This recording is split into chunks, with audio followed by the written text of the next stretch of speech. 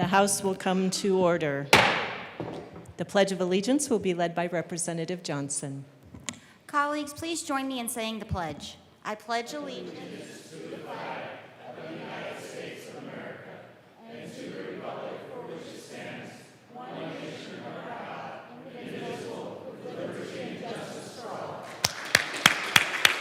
Mr. Schiebel, please call the roll. Representatives Bacon, AML Bacon, Excused. Barone, Basenecker, Bottoms, Bradfield, Representative Bradfield, Bradley, Brooks, Brown, Caldwell, Camacho, Representative Camacho, Excused. Carter, Clifford, DeGraff, Duran, English, Representative English, Excused. Espinoza, Foray, Flanell, Froelich, Garcia, Garcia Sander, Gilchrist, Goldstein, Gonzalez, Hamrick, Hartsook, Jackson, Johnson, Joseph, Representative Joseph, Excused. Kelty, Leader, Lindsay, Luck, Representative Luck, Excused. Lukens, Mabry, Marshall, Martinez, Morrow, McCormick, Wynn, Pascal, Phillips, Richardson, Ricks, Representative Ricks, Excused. Rootenell, Representative Rootenell, Excused. Ryden, Sirota, Rep. Sirota, Excused. Slaw, Smith,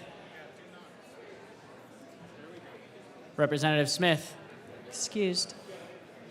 Soper, Stewart K, Stewart R, Story, Sukla,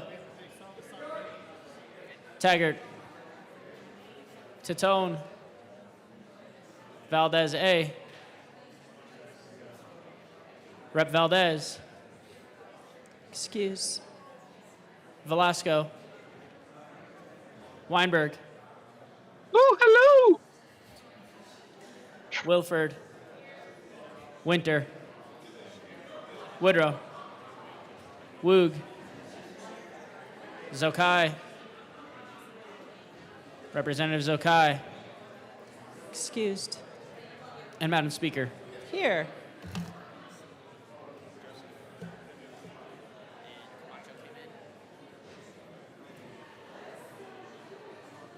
With 57 present, 8 excused, we do have a quorum. Representative Johnson. Thank you, Madam Speaker. Friends, colleagues, we have rain. We have moisture that we've long been awaiting. But with moisture comes slick roads, and we have estimations of snow coming later today. So colleagues, please be careful. This is more of a PSA, public service announcement, that while you're going home tonight after a long, vigorous day on the floor and many of us heading to committee, please make sure that you all stay safe. And with that, and for the rain, Madam Speaker, I move that the Journal of Monday, May 4th, 2026 be approved as corrected by the Chief Clerk.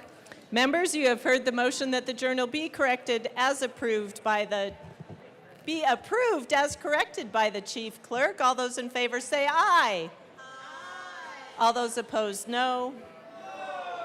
The ayes have it. The motion is adopted. Members, we are moving into announcements and introductions. Representative Stewart. Representative Stewart. Thank you, Madam Speaker. Today is, we're recognizing World Ovarian Cancer Day, and we have some folks here in the gallery, and Rep. Gilchrist is going to read the short tribute that we have. Please proceed. Thank you, Madam Speaker. World Ovarian Cancer Day, observed annually on May 8th, raises awareness of ovarian cancer and supports those impacted by this disease. Established in 2013, this global initiative seeks to improve early diagnosis and advance better outcomes for women worldwide. In 2026, the 2026 theme, No Woman Left Behind, highlights the importance of health equity and ensuring that all women have access to timely diagnosis and quality care.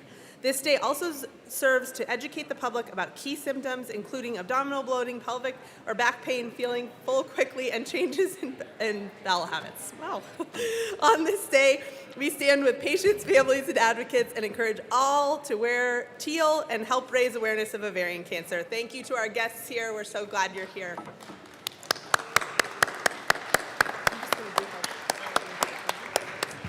Representative Gilchrist. Shifting gears, thank you, Madam Speaker. Health and Human Services Committee will meet today upon adjournment to hear Senate Bill 66, Senate Bill 162, Senate Bill 17, and Senate Bill 138.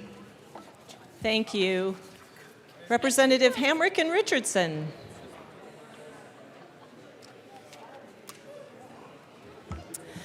Thank you, Madam Speaker. DeMolay International is proud to be celebrating its 107th anniversary. Founded in 1919 in Kansas City, Missouri, as a direct response to the end of World War I for the boys who had lost their fathers in the war, DeMolay has helped develop leadership and public speaking skills to thousands of young men around the globe, based on the core principles of love of God, love of home, and love of country. Noble members were entertainment giant Walt Disney, football player Fran Tarkington, Edward J. Peterson of Peterson Air Force Base, President Bill Clinton, Governor of North Dakota Edward Schaefer, actor John Wayne, voice actor Mel Blanc, radio journalist Paul Harvey, John Steinbeck, and many more. Okay, so visiting us today on the floor is John R. Sellers, a Denver, Colorado resident and local business owner of All American Stair Company. He was elected among the adult leaders of this organization and is currently serving as their 94th International Grand Master. With him is Thomas Goodwin of the Aurora portion of HD 56, who is currently attending the University of Colorado at Boulder on a full scholarship. He is a musician who plays the oboe. He was elected and is currently serving as the International Master Counselor for the DeMolay Congress. So he covers all 50 states and I believe 36 countries. The DeMolay Congress is a youth-led, Senate-style body, some might say representative body, where 2 voting members represent each DeMolay jurisdiction. The delegates meet once a year and elect an international master counselor who leads and serves as the head of the body for that year. Representative Hamrick. And I'm proud to say that Denver was the second DeMolay International post after Kansas City, Missouri. These 2 positions are the 2 highest ranking elected officials within the organization, the international organization, and both are from the great state of Colorado. Members, please give a warm welcome to our guests.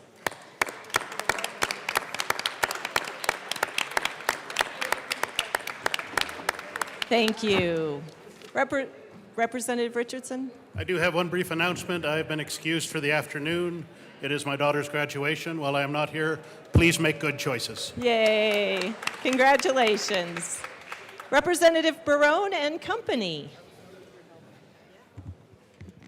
Thank you, Madam Speaker. Happy Cinco de Mayo, everybody.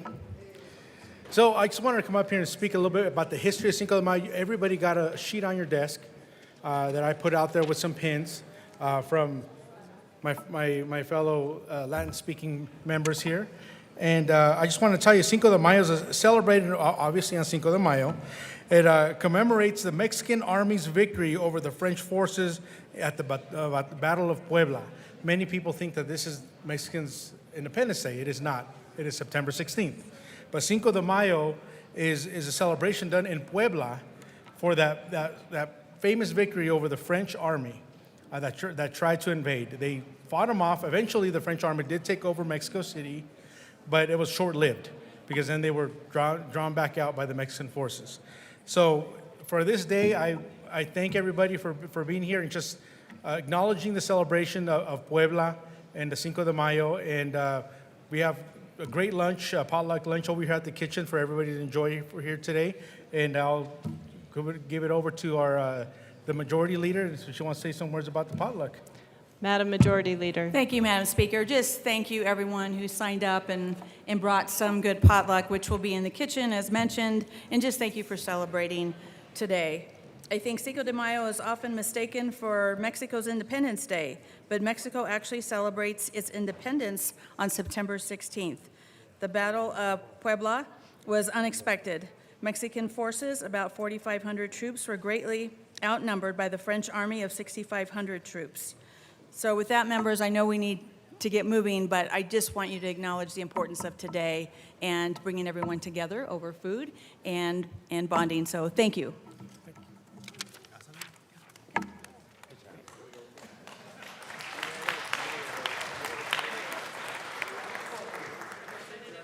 Representative Mabry. Thank you, Madam Speaker. Judiciary Committee members, we're going to be meeting in room 107, 10 minutes upon adjournment.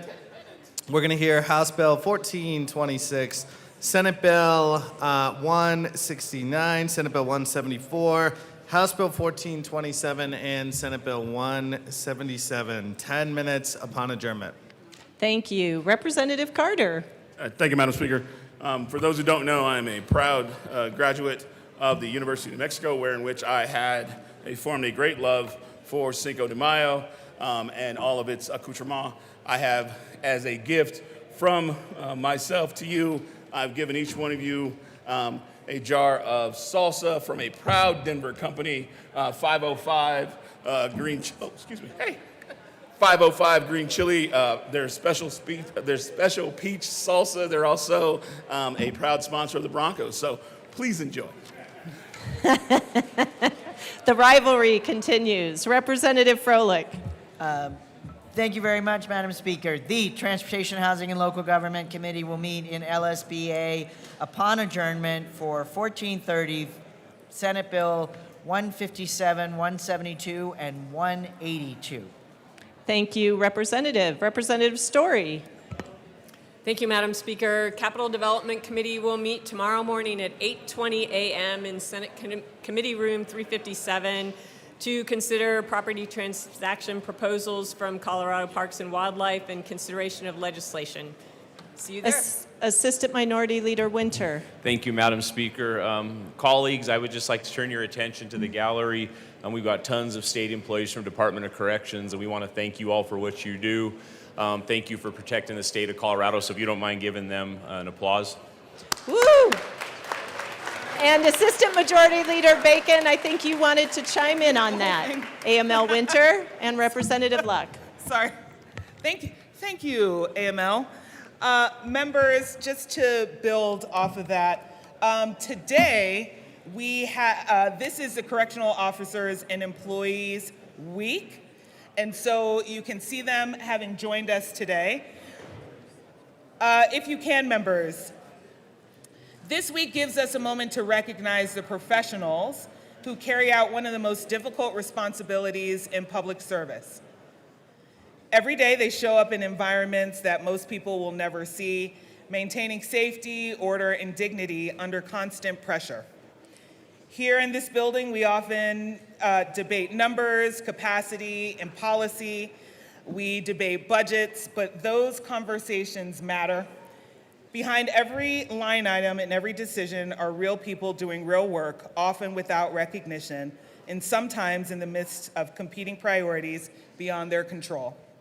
The men and women in our correctional system are steady in ways that don't always make headlines. They adapt, they endure, and they serve with professionalism in a system that asks a great deal of them. This week, and hopefully every week, we can recognize their commitment to public safety and to the communities that we all serve. Ultimately, members, I do want to again say, you see myself here along with Representative Luck, and many of you know that I often talk about DOC. But the one thing that has been the common through line through our discussions are how do we support our staff? And so for those who work in corrections, whether you're a correctional officer or our teachers who are sweeping or our folks who are doing work outside of their scope, we do want folks to know that despite the conversations we might have around beds or sending people through processes, we do always believe in supporting working people and that they are able to provide a living for themselves and support their families. And so I did want to say thank you to the team for allowing me to talk about this because I do hope that they have heard throughout all of the bills and all the conversations, the through lines have always been, how do we support people to keep our buildings safe, and how do we support people within the jobs that we're asking them to do, because they've been doing much more than has been expected. And with that, hand it over to Representative Luck. Representative Luck. Thank you, Madam Speaker. I want to thank all of you for coming today. I know a number of you drove here from my county, from Fremont County, or that you work in Fremont or Pueblo or other places around the state. And I want to thank you for taking the time to get up here today in the weather and in the traffic so that we could have this opportunity to look at you and say thank you. Genuinely to say thank you. We are grateful for the work that you do. It is a tireless work, made more tiring by the fact that not all of the positions in your prisons are filled. It is a stressful work, a work that doesn't allow for the stress to just stay in the building, but often comes home with you and impacts family, impacts emotional and mental health, impacts relationship.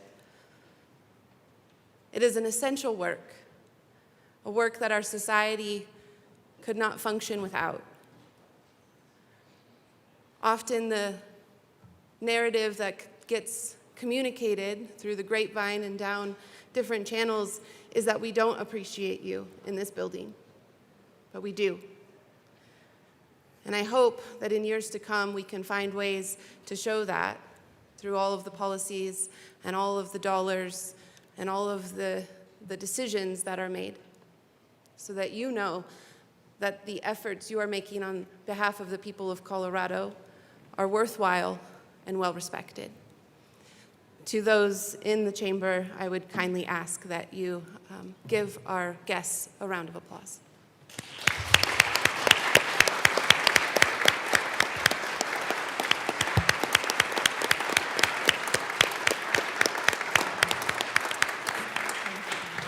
Thank you, members. Representative Brown. Thank you, Madam Speaker.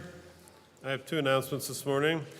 At 8:15 tomorrow morning, the House Appropriations Committee will meet. We will hear 6 bills. We will hear 1029, 1418, 1429, Senate Bill 20, Senate Bill 23, Senate Bill 36, and we also may hear any other appropriation or bill that has been referred to appropriations. I also want to just say that tomorrow, Wednesday, May 6th, please join the National Alliance of Mental Illness outside the old Supreme Court from 7:30 to 9 for breakfast to mark Tardive Dyskinesia Awareness Week. Tardive dyskinesia is a movement disorder that causes a range of repetitive muscle movements, and so please join those folks in celebrating that awareness week tomorrow outside the old Supreme Court for breakfast. Thank you. Thank you. One announcement, Representatives Brown, Sirota, and Taggart are excused at such time as necessary for joint budget committee meetings. And Mr. Schiebel, please read reports of committees of reference. Committee on Appropriations, after consideration on the merits, the committee recommends the following: House Bills 1100 as amended, 1309 as amended, and 1425 as amended, and Senate Bills 113 and 135 as amended be referred to the Committee of the Whole with favorable recommendation.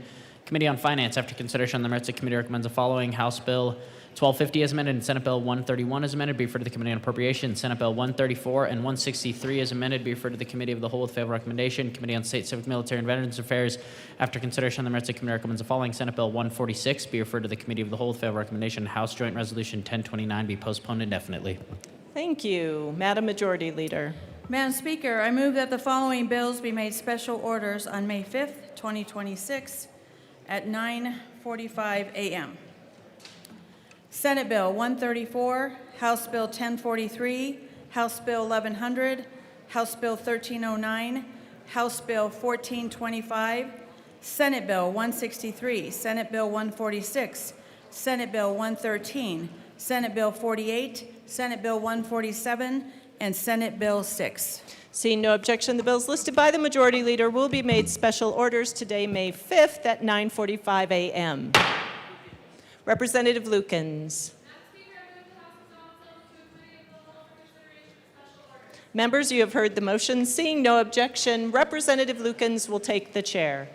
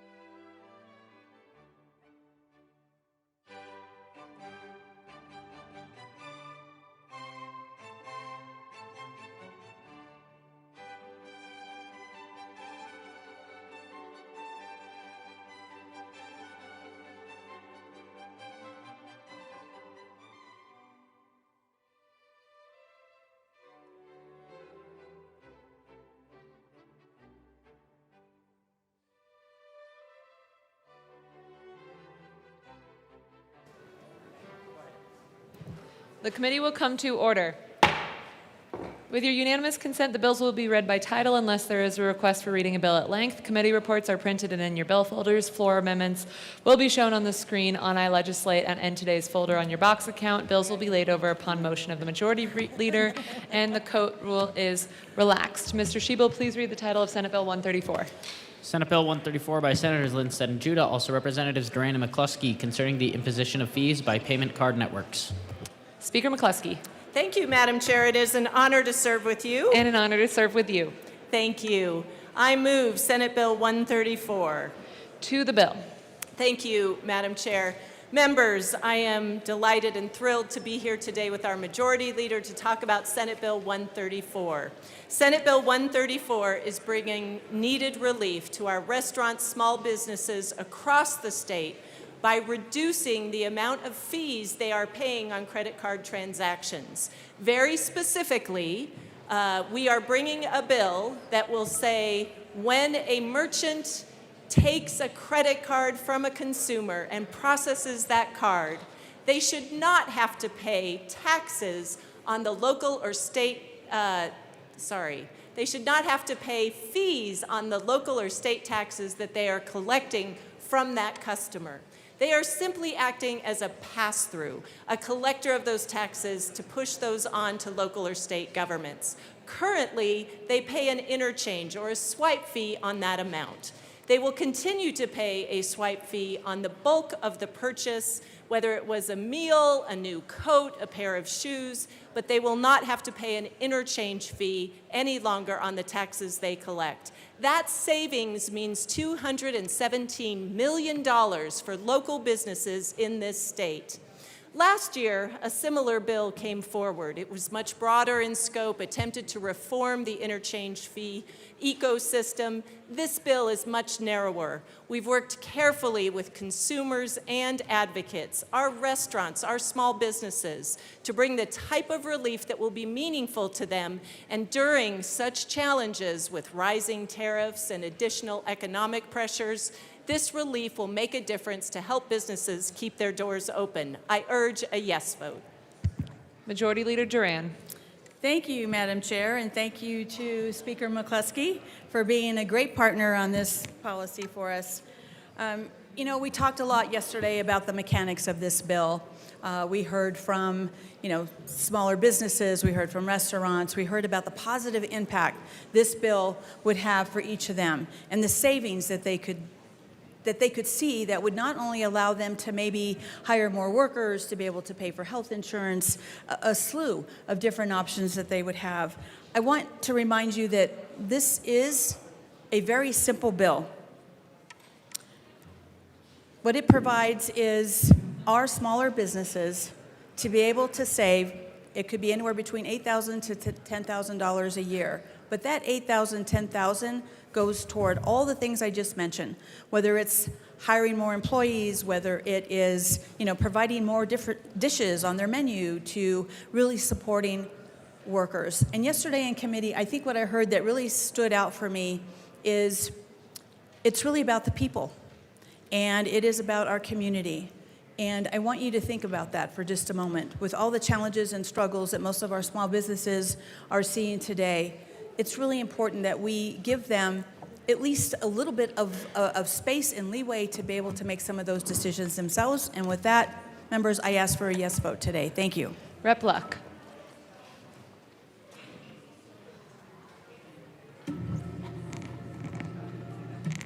Thank you, Madam Chair. This is an interesting bill, and it's an interesting conversation. Small businesses are, by our laws, required to collect taxes for government.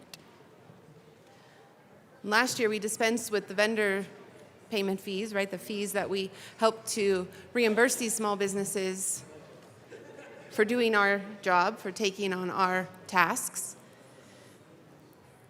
And yet costs remain.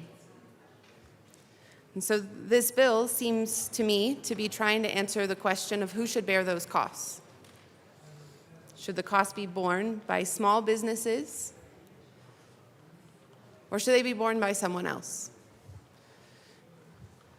$200 million is a sizable amount of money. $8,000 to $10,000 for a small business is a sizable amount of money. And I agree that small businesses shouldn't have to bear that cost. They shouldn't have to bear the cost of doing a service for the government. But similarly, I don't believe that banking institutions, whether small or large, whether the largest of sorts, should have to bear that cost either. If we want someone to do something for us, we should be prepared to pay for it. And so I think that a better way to address this is not to burden shift from the small businesses to the big banks, but instead to say that the government will pick up the tab. Whether that's through a tax write-off, where businesses can say this is how much we spent in these transaction fees on taxes, or whether it's some sort of revival of the former vendor fee. I think that's a more just approach. If we want people to do a service, we should be prepared to pay them for it. Rep. DeGraff.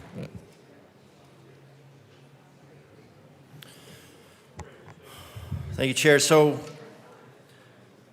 Yeah, you feel like you have to support, justify a vote against this because it's posited as, and it is actually, in a sense, relief for industries, critical businesses in the state that actually do need relief. And what they need is relief from this building, from this room specifically, is what they is that which they need relief from. So if you look at it, a $100 bill, $4 in tax, Ford would have a $4 vendor fee, or a $4 fee for swipe fees, roughly. That $20 plus that $20 a tip plus a $5 in tax would be a $1 fee. So that would be charged to the customer and not passed on. So it adds up pretty quickly into real money, and there's no doubt about that. And I don't have any issue that I think the banks can handle the complexity. I think the banks can handle the cost. What we're ultimately paying for is an addiction to credit, and that addiction to credit is borne out in this room with our spending actually into credit, and then also selling credits, unused credits. I mean, that is literally a credit card that we are spending more. We got this room to pretend that it's all of a sudden concerned about small businesses after it got rid of vendor fees and said, well, you can work for the state for free. And then it retaxed tips and made a specific effort to retax those dollars that were specifically given to the individual to improve or to reward performance. So this room, in attack after attack after attack on small business, then you throw a bone to this small business, and who is it borne by? Well, you could say, well, it's not actually borne out by the credit card companies, but it is on their back. And again, I think they could easily handle the cost. They have a cost that they are putting in place, and it is based on the market, what the market will bear. The citizens have said, this is the individuals who use that credit card have made the choice, on that free market choice, to say that this is a service that I'm willing to pay for. Fine. If we want to really address this, then the citizens can reject credit cards in general. That would probably be a better thing for the economy because it keeps those swipe fees in the system. I mean, going with cash would be better for the business, because if you go with cash, that $100 bill goes and stays $100 inside the restaurant, inside the community, as opposed to $4 of it being shipped off someplace else. And as you've seen, that adds up. But let's look at the taxation in relation to that. This room adds taxation and fees at every level, and then says, well, it's only a little bit, it's only a little bit, it's only a little bit, it's only a little bit. And we keep loading those straws onto the camel's back over and over and over again. And then you have this straw over here that all of a sudden we point to and say, well, that's the critical straw. That's the critical straw, and we're going to pretend that straw is the one that's the one critical piece. Well, we continue to load it up and load it up. Here's another fee. Here's another tax on your insurance policy. Here's another tax on your home, whether it's asbestos or whether it's fire codes or whether it's imposing international building codes on all new developments. All of these costs are major costs. And this room passes them without even a blink. Massive costs, millions of dollars to the economy, sucked out of it by what this room passes. And then comes to the table and says, I think we have a solution. This isn't a solution. My main concern about this bill is, what are the unintended consequences? Because one thing you know about any time this room passes a bill is that the only thing that is guaranteed to occur are the things that are unintended. There's a lot of complexity. There is complexity. What would be the solution? What would be the easy solution for any card? The easy solution for a card would be to say, Colorado has increased its complexity, we're going to up the rate to 5%. That goes across the board. That would be justified based on complexity. I'm not suggesting that, I'm just saying that that's the sort of thing that could happen. What are the unexpected outcomes? We know what we want to achieve from this, but what is actually going to happen is we don't know. But if we want to actually help businesses, if the state wants to help business, it should not be done. The ideas that we come up with should not be something that we just say, all right, we want to help business, so we're going to put the cost on somebody else. If you want to help business, you start with your own house, and our house is this house.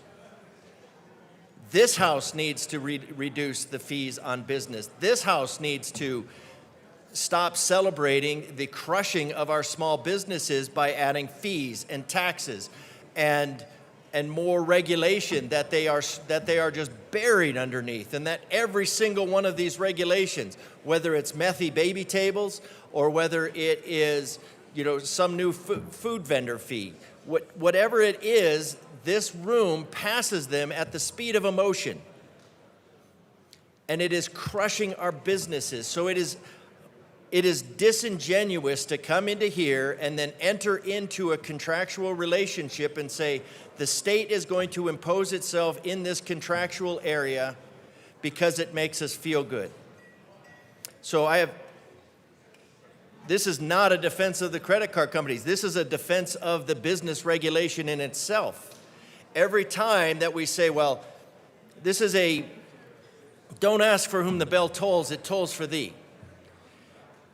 When you say a progressive income tax, when you say that, I'm okay with taxing this person at a higher rate. Then what you're saying is the next person can come back and say, I gave them permission to tax me at a higher rate.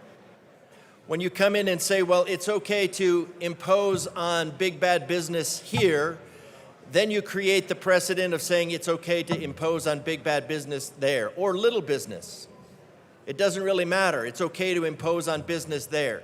Why? Because it makes us feel good. This is a Fees for Feels program. Again, it makes the General Assembly feel good, so we'll assign that fee to somebody else. Can they absorb it? I suspect they seriously can. Could they handle the complexity? I suspect they seriously can.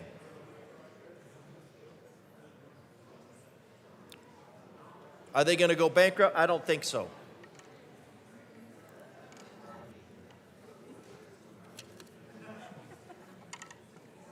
At least there's a smiley face. But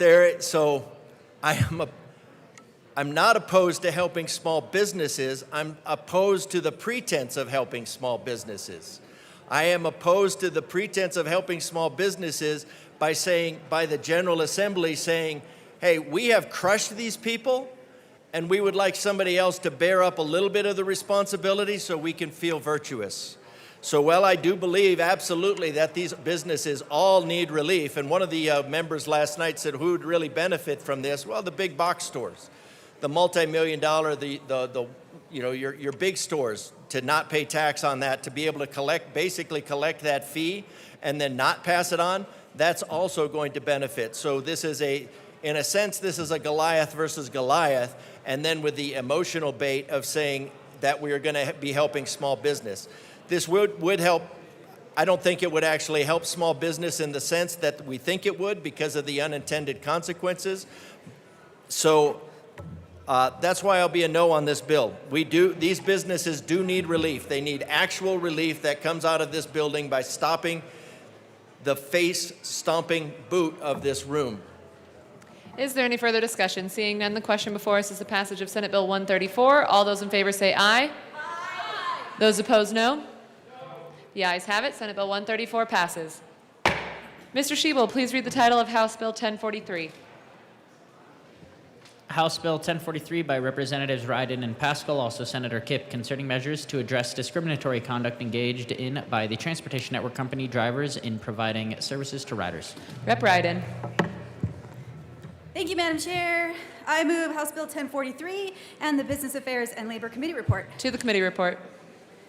Thank you. To the committee report, I also move L002 and ask that it be displayed. One moment.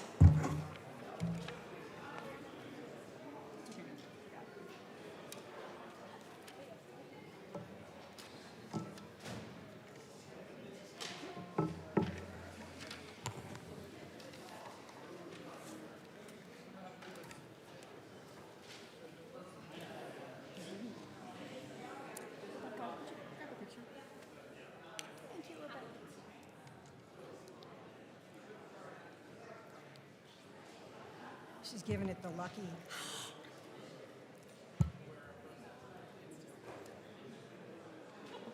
It's well loved.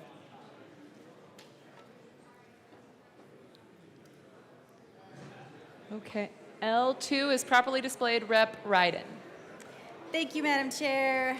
This amendment, Hop Skip Drive, qualifies as a rideshare company in TNC, but it has extensive reporting requirements. It also has other contracts with counties. We're very comfortable carving out aspects of it, and so what this amendment does is just reinforces that they still abide by anti-discrimination laws. So we ask for a yes vote on Amendment L002. Is there any further discussion? Seeing none, the question before us is passage of L2. All those in favor say aye. Aye. Aye. Those opposed, no. The ayes have it. L2 passes. To the committee report. Rep. Ryden. Thank you, Madam Chair. We ask for a yes vote on the committee report. Is there any further discussion? Seeing none, the question before us is the passage of the Business Affairs Committee report as amended. All those in favor say aye. Aye. Aye. Those opposed, no. The ayes have it. The Business Affair report as amended passes. To the bill. Rep. Ryden. Thank you, Madam Chair. So the problem that this bill is seeking to address is I have the Colorado Center for the Blind in my district, and these lovely humans when they are ordering a ride share, many of them have service animals, those rides are canceled. And as a result, they are left stranded, which is not okay. And it's also against the law if the reason for that cancellation of that ride is because of their service animal. So what we are looking to do with this bill is to address that. And we're doing 3 specific things in order to do that. First, we are requiring reporting. So right now, a lot of these rideshare companies have an opportunity on their app to report discrimination. We're asking for that practice that's already in place to be put into law. We are also asking that instead of an annual report that the TNC company provides to our Public Utilities Commission, that those reports are a little bit more regular, so that those who are being denied these rides can see publicly if it's tracking. There's serious mistrust amongst our blind community that their reports are falling on deaf ears, if you will, and nobody is investigating them. And truly trying to root out the discriminatory behavior. So we're hoping to do that with monthly reporting. And then we're allowing the Public Utilities Commission to issue a fine. It was $550. We're increasing that to $1,300. But also making sure that we recognize that, these are independent contractors, and there is behaviors that to some extent the rideshare companies cannot control. So we want to make sure that they have an opportunity, the rideshare company, to address the behavior, and that the PUC can take that into consideration before they are fined. We think that's really important. So we'd ask for a yes vote, and I would love my colleague to talk a little bit about what she has experienced in her community. Rep. Pascal. Thank you, Madam Chair. So I just want to tell you a little story. I got onto this bill because I have a constituent who is blind and has a seeing eye dog, and he had a situation where he asked for a ride. The ride shows up, saw the service dog, and took off. And like every good American, he expressed his frustration by getting on social media and ranting about it. So that's how I knew it happened, and I was like, oh, that doesn't seem right. Let's see if something can be done about this. And I had the advantage here that lovely Rep. Ryden was working on this bill, and she is a very hard worker who works her bills, so she did all the work, and I'm just the eye candy here. And I also had a suggestion that I wanted to mention for the rideshare companies.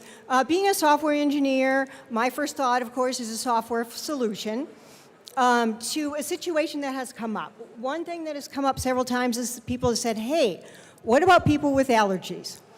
How can they pick up an animal, and we don't want them to get fined or in trouble for not picking someone up. And I totally get that. I am allergic to so many things. I have asthma. I totally get it. So I just want to let people know that they can opt out of needing to do this by just documenting that they need an accommodation. And, you know, animal allergies are real easy to test for. You get a patch test. There are some allergies that are tough to test for. Dogs and cats are not them. And my thought, as a software engineer and always thinking about solutions, is that you know, the rideshare companies could easily set up their application so the drivers can say, hey, I'm opting out of this, I have an accommodation, and the riders could, when they're looking for a ride or in their profile all the time, however, say, hey, I have an animal that I need to bring. And the software could just not even match them, don't even bring it up. I think that would be an easy solution. So anyway, that's just my suggestion to the rideshare companies, and I think this is a fantastic bill, and I urge a yes vote. Rep. Bradley. Thank you, Madam Chair. I just took over. I have a question then. So if a driver has an allergy or just doesn't want animals in their car, what happens on Section 2 of the amendment? It says a driver shall complete the mandatory service animal education no later than 6 months, or the transportation network company may restrict or suspend a driver's access to his digital platform. Are they going to be opted out of that if they have allergies and cannot pick up a service animal? Rep. Ryden. Thank you, Madam Chair. Whenever there are two different accommodations, so that would mean that the individual with that severe allergy, first of all, to get an accommodation, it has to be medically necessary. It has to meet medical necessity. They would submit that to Uber. And then just like what my colleague was saying, there would be opportunity. We think that the algorithms would be such that they would never be matched then with somebody if they opted in and had a service profile that they had a service animal. And I don't know the question if they didn't opt in, whether they would be matched to that, but there is an investigation that takes place when these complaints happen, and that is if somebody who, again, has applied for that accommodation, has that severe allergy, if they canceled that ride because of that, that would show up during the investigation, and that would not be discriminatory.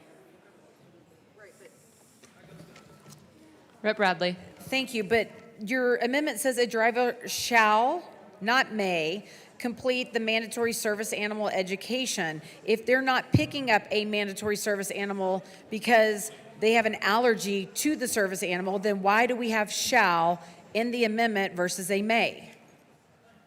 Rep. Ryden. I think your question about the education requirement? Yes. Because all drivers need to be educated on what the law is, regardless.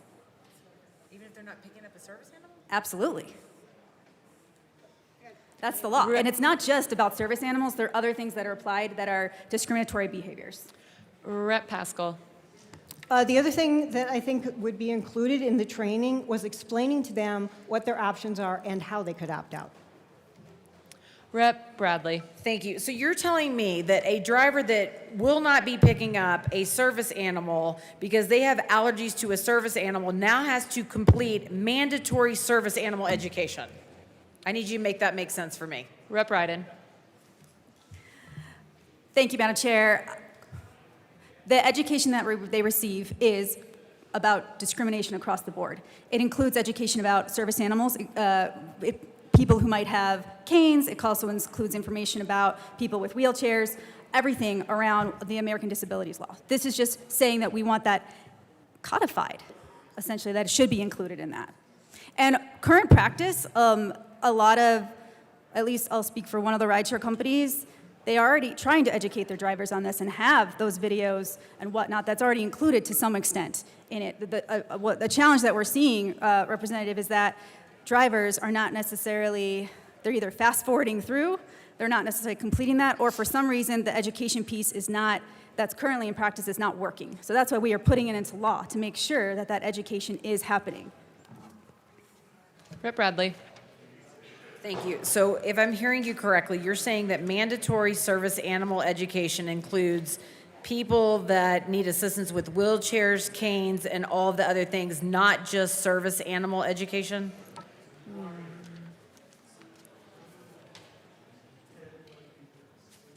Rep. Ryden. For the purposes of the bill, we wanted to make sure to specify that service animals were included, but yes, that education will include more broader things, but that is not specific in the bill. Rep. Bradley. Thank you, Madam Chair. Maybe I should just ask the dialogue. So why wouldn't it just, so this is my question that I'm trying to get, I'm not trying to be argumentative. If a driver is allergic and is not going to take a service animal in their car, wouldn't the better alternative in the amendment be to take ADA required courses to better facilitate those people with disabilities versus mandatory service animal education? Rep. Ryden. That is a new question that I had not thought of. Let me take that back to my coalition and ask them.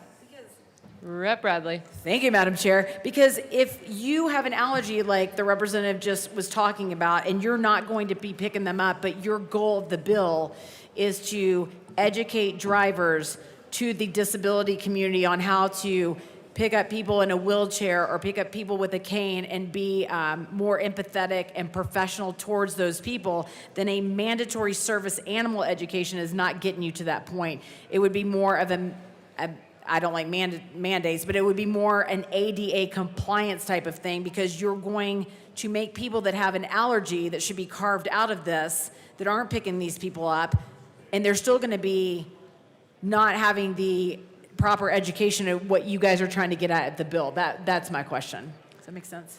Rep. Ryden. Yes, thank you. So I think the question is, the concern would be that because they're only getting extra information on service animal education, that they would be necessarily missing out on the other things.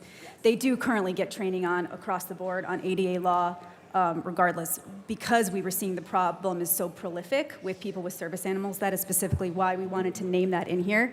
But I think you're saying, well, if those people are going to be exempted out because of their allergies, why should they have to take this extra training? And I would say that number is so small. And I would also say that, we need to be clear that there is a difference between if you have an allergy that is discomfort and an allergy that is your own disability. And I would want to make sure that person is very clear if they just have an allergy but they have not requested that accommodation, and that does not excuse them from providing this service. That is not excusable under anti-discrimination law. So I want to make sure that they're still educated on the difference between the two. Rep. Bradley. Thank you, Madam Chair. I know, but even if they're excused because they have, and I've seen some kids and some people with some allergies to animals, and I wouldn't say it's just discomfort. They're now mandated, according to this, because you have not carved them out. You haven't said, except for people with allergic reactions to animals, they are still mandated to take this, even though they're not going to be picking up people with service animals. Rep. Ryden. I will take your broader request to my coalition of folks. I'm happy to do that. Rep. Johnson. Thank you, Madam Chair. I like Rep. Dusty. Following that conversation, my question is, how do we ensure we have Ubers or Lyfts that are completely animal for free? So it might not be the driver, but it might be someone traveling with a high sensitivity.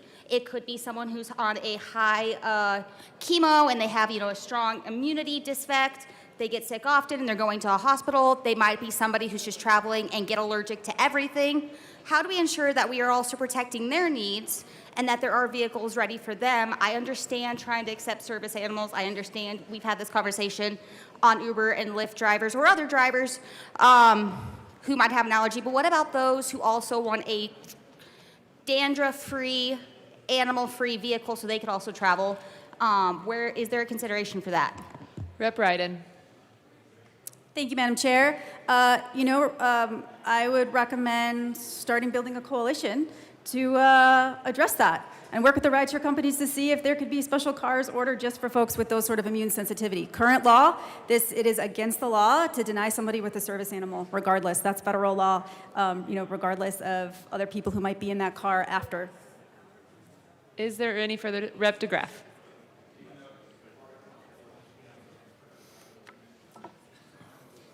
Okay. So like my previous colleague, I won't try to be argumentative. I can just do it without trying. So my concern, I heard this in committee, and I see once again that we have this, the state has imposed a value. The state has said, we have a value. And how do we handle that value that we have, or that preference that we have?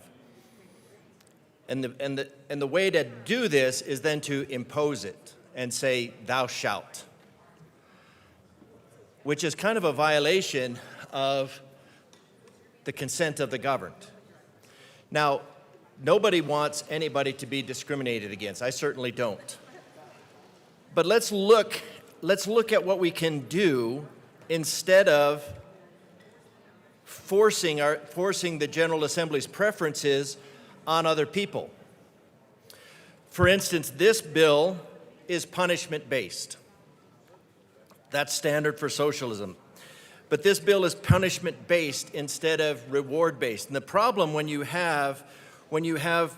rely on compelled labor, why compelled labor fails, is because it requires a compeller. It requires somebody in the background to compel that labor, whether it's by physical pain, or whether it's by financial pain, or whether it's by emotional pain. Compelled labor works on pain. The free market works on gain. From each according to their motivation, to each according to their utility. If you're motivated and you're useful, you're going to make money. And then who is the compeller in the free market system? The compeller becomes the individual themselves. They become the driver, literally in this case. They're motivated and they're useful.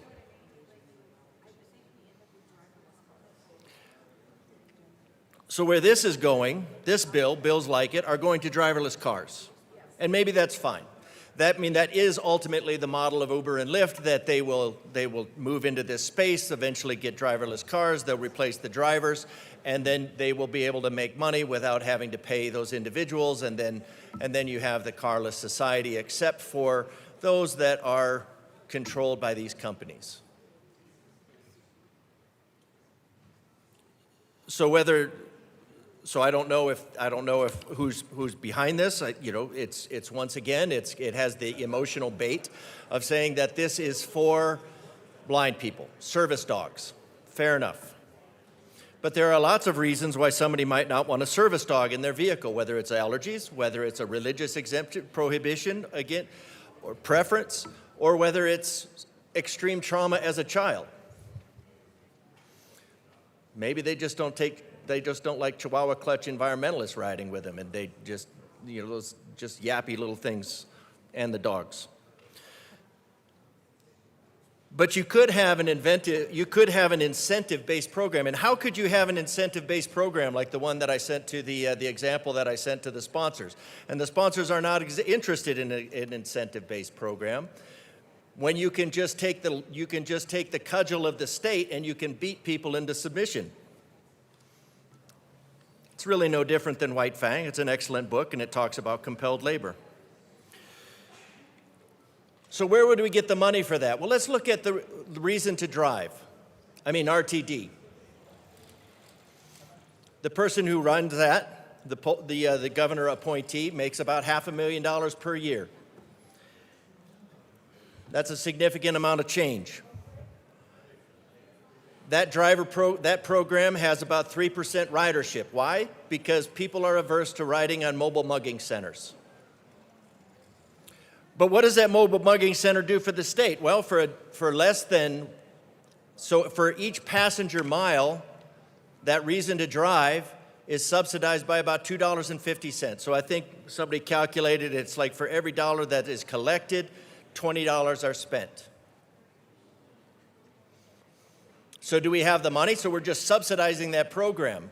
Programs like Uber and Lyft, gig rides cost about $1 to $2.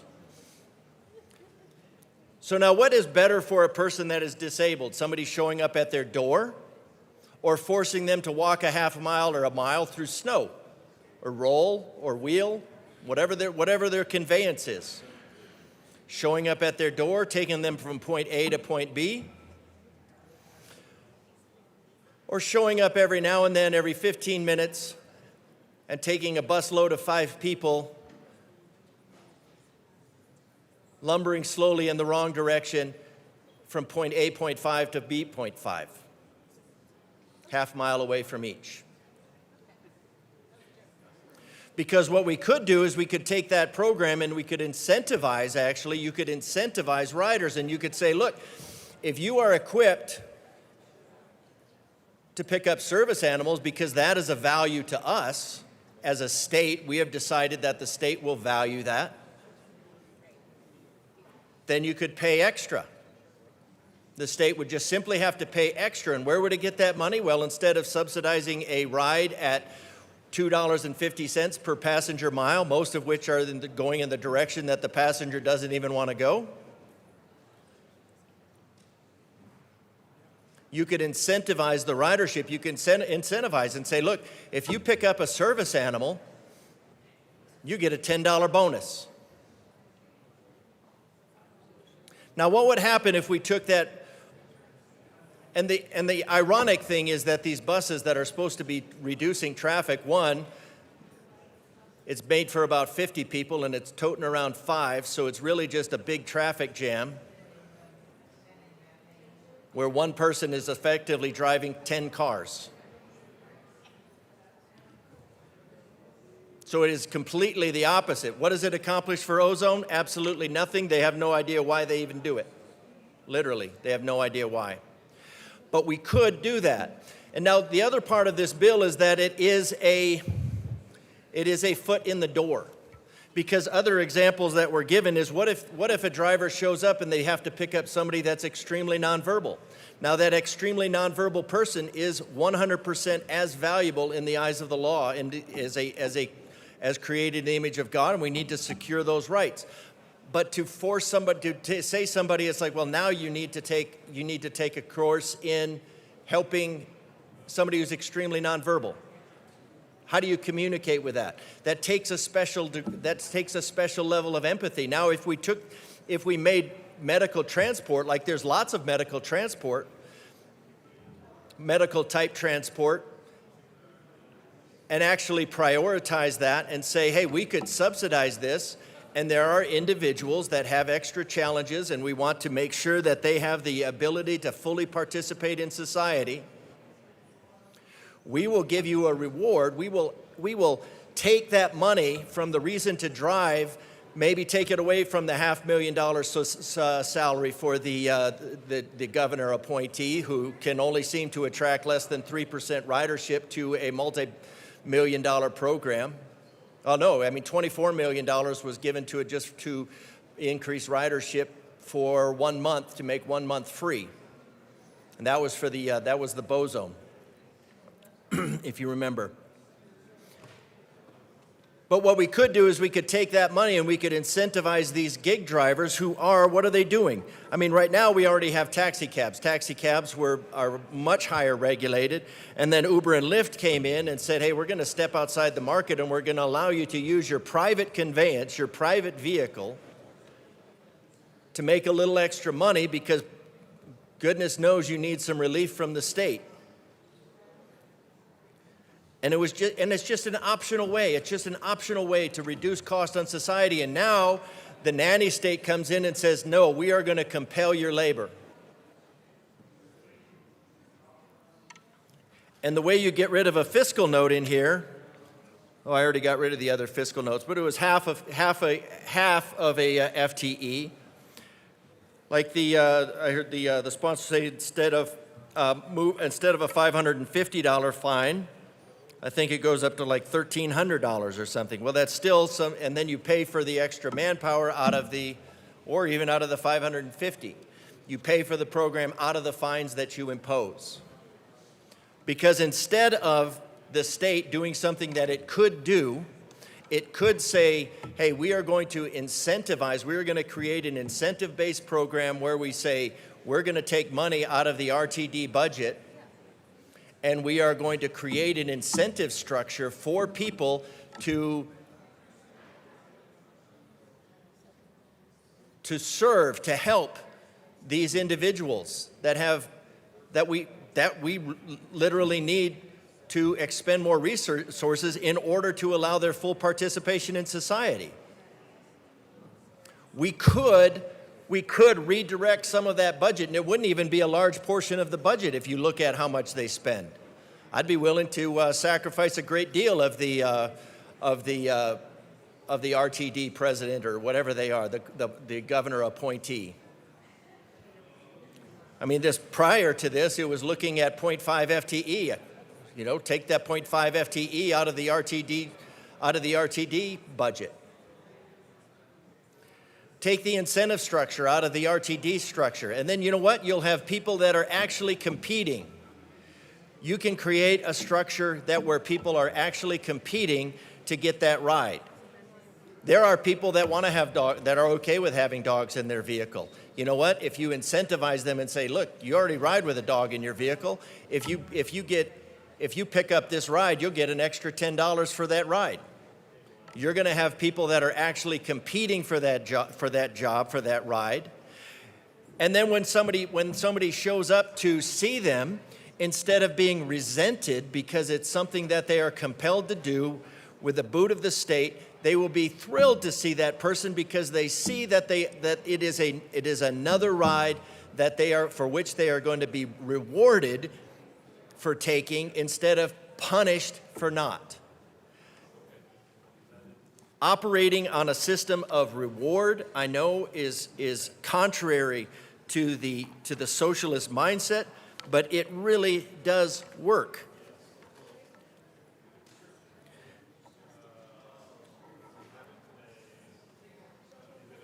There is an interface that would go the same with blind. It would be so much better to have somebody who is rewarded for taking the class and being that better steward of the money and saying, hey, there are some people that would be great, would specialize, could really serve the blind community so much better. And all you have to do is take money out of the buses that drive around 3/4 empty. But isn't it funny how there's no solutions that come with taking money from RTD? None of the solutions come with taking money from government programs. You just impose more compelling onto the citizens of Colorado. And so what do you have? You have, okay, if this voluntary service doesn't work, and you say to the driver, and you say, hey, if you don't do this right, you're going to get fined $550. Well, that's probably like 50 trips that person has to, they just lost 50 trips. That's a pretty significant chunk of driving that you just took from them. What's their incentive to stay in this program at all? What you're ultimately doing is you're encouraging people to exit this program instead of enter the program. Instead of encouraging them to enter the program with bonuses, you're encouraging them to exit the program by the compulsion that you are compelled to.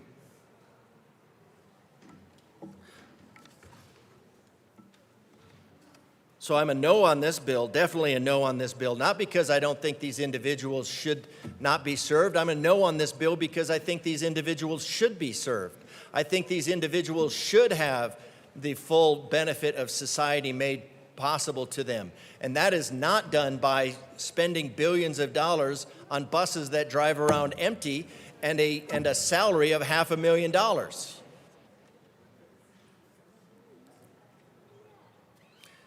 I would like to see these individuals not have to transport themselves through the snow, wind, or rain a half mile just to get on a bus, to ride on a bus where you're having trouble getting drivers for those buses because they don't like the crime situation on them. This is an easy solution. Take the money, create an incentive-based program. You already have the money. You're just wasting it. So the RTD budget is just another thing where the only purpose in that spending is taxation and pretending like you're doing something. If you want to actually help these individuals that you're pretending to help, actually help them. Create an incentive-based program where they'll be welcomed instead of resented, and then you're onto something. Then you have drivers that are competing for these rides instead of dreading these rides, or worst case, exiting the situation entirely. Stop feeling like it's your job, that it's your duty, that it's your obligation. Now, we did hear at the beginning of the year that it is our right to rule, and that is 100% contrary to the oath that you took. So I ask you to actually scrap this, go with an incentive-based program, make it a program, take the money from places that we already have it, easy enough, and create a program where these individuals can be valued in society instead of resented. This bill creates resentment, and it will create scarcity. Rep. Sukla. Thank you, Madam Chair. We're not just targeting bad actors. We're creating a system that assumes guilt and grows bureaucracy in the process. This question is whether solving a problem or simply expanding government control. And I believe this bill goes too far in the wrong direction. I do a lot of ride shares. They got a lot of nice cars. They should have the right to say who rides in their car and who doesn't. There is another way. And I think this bill goes too far, and I would suggest voting no. Is there any further discussion? Seeing none, the question before us is the passage of House Bill 1043. All those in favor say aye. Those opposed, no. The ayes have it. House Bill 1043 passes. Mr. Schiebel, please read the title of House Bill 1100. House Bill 1100 by Representatives Stewart R. and Espinoza, also Senator Snyder, concerning updates to guardianship for incapacitated adults. Rep. Espinoza. Thank you, Madam Chair. I move the Appropriations, Finance, and Judiciary Committee and the bill number HB 1100. So moved to the Appropriations Report. Rep. Stewart. Thank you, Madam Chair. The Appropriations Report actually struck the Finance and Judiciary Committee reports, and I actually have another amendment that I'd like to move. So I move L004 to the Appropriations Committee report and ask that it be properly displayed. One moment.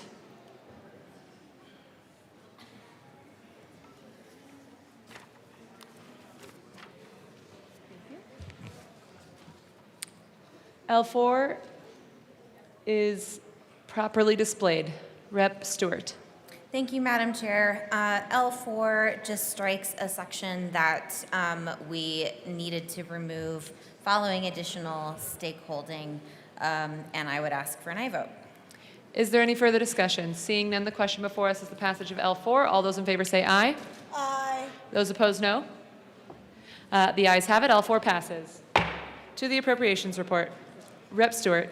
Thank you, Madam Chair. The Appropriations Committee report reflects what we needed to do to this bill in order to not drive a fiscal note. So the bill now really is a guardianship bill of rights without a lot of the additional processes and hearings in the judicial department that we were hoping to get through in this bill this year. But it does set us up really well to continue working on this issue for our friends in the disability community who really deserve our advocacy in this space. And I would ask for an aye vote. Is there any further discussion? Seeing none, the question before us is the passage of the Appropriations Report as amended. All those in favor say aye. Aye. Those opposed, no. The ayes have it. The Appropriations Report as amended passes. So that means that the finance report and judiciary report are struck, and now we are to the bill. House Bill 1100, Rep. Espinoza. Thank you, Madam Chair. As my good co-prime has indicated, what we are now left with is a Bill of Rights, which is the foundation that we will attempt to build on. I originally got on this bill last year when it was 180 pages because it's uniform law reenactment of the whole provisions under guardianship and a certain title. That being too large a task last year, this year we attempted to just focus on the adult guardianship portion of our statute in the probate area. We did not touch youth or conservatorships, but it was still too big a lift in our financial circumstances to make an adjustment and potentially have a two-tier system. We believe, however, that this Bill of Rights is a proper step, and as my good co-prime has said, it sets us up for further discussions and negotiations, perhaps to bring the rest of our statute into alignment, and again, give value, this at least gives some more value and recognition by some definitional changes as well, that will allow people who are subject to these proceedings to have more individual dignity based on renaming and determining the quality and humanity of the people that are going through these proceedings. And we believe this is a good step in the first place and ask you to support the bill. Is there any further discussion? Seeing none, the question before us is the passage of House Bill 1100. All those in favor say aye. Aye. Those opposed, no. The ayes have it. House Bill 1100 passes. Mr. Schiebel, please read the title of House Bill 1309. House Bill 1309 by Representatives Froelich and Story, also Senator Wallace, concerning measures related to forms of abuse in cases regarding a separation of a relationship. Rep. Froelich. Thank you, Madam Chair. It's an honor to serve with you. And an honor to serve with you. I move House Bill 1309, the Appropriations and Judiciary Committee reports. To the Appropriations Report. Rep. Froelich. Thank you, Madam Chair. In appropriations, we ran 2 amendments which zeroed out the fiscal note and allowed us to proceed out of appropriations, and I ask for a yes vote. Is there any further discussion? Seeing none, the question before us is the passage of the Appropriations Report. All those in favor say aye. Aye. Those opposed, no. The ayes have it. The Appropriations Report passes. To the Judiciary Report, Rep. Froelich. Thank you very much, Madam Chair. In Judiciary, we presented some significant changes to the bill in an attempt to help with the fiscal note, and we had a robust discussion. And we continued to have those discussions after committee, and that resulted in a request for an amendment from domestic violence advocates, and therefore I move Amendment L6 to House Bill 1309 and ask that it be properly displayed. One moment. To the committee. Oh, I move this to the committee report, Judiciary Committee report. L6 has been moved to the Judiciary Committee report and is properly displayed. Rep. Froelich. Thank you, Madam Chair. As previously mentioned, this was an option for when you're trying to make decisions about mutual decision-making, that the court just needs to be aware that this is happening without coercion, intimidation, retaliation, or risk of harm and to the child, and we ask for a yes vote. Is there any further discussion? Seeing none, the question before us is the passage of L6. All those in favor say aye. Aye. Those opposed, no. The ayes have it. L6 passes. To the Judiciary Report. Is there any further discussion? Rep. Slaw.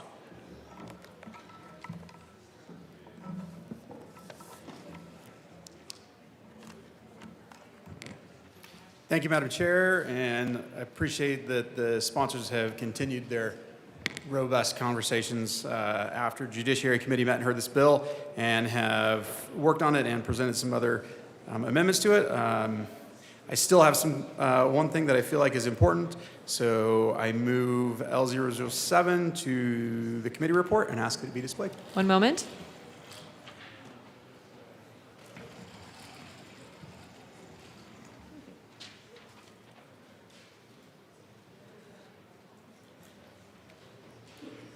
L7 is properly displayed. Rep. Slaw. Thank you, Madam Chair.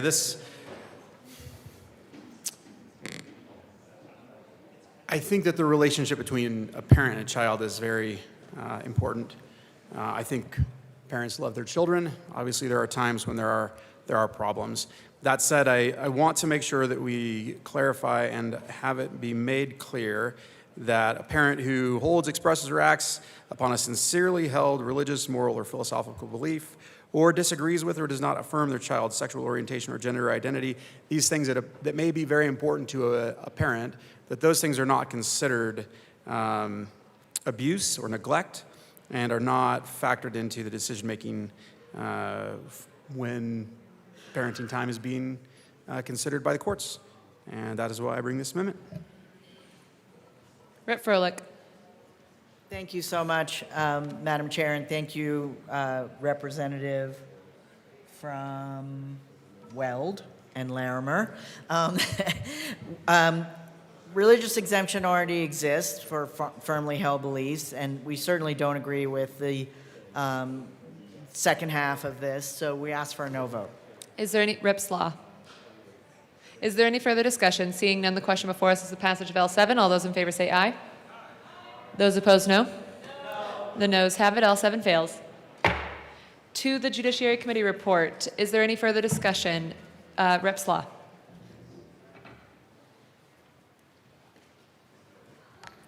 Thank you, Madam Chair, and thank you to the sponsors. I understand and kind of expected that might be the case, that there was some concerns with some of the language, so I had some of the language removed and asked that L008, I move L008 to the committee report and ask that it be displayed.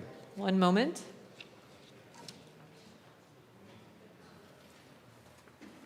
L8 is properly displayed. Rep. Slaw.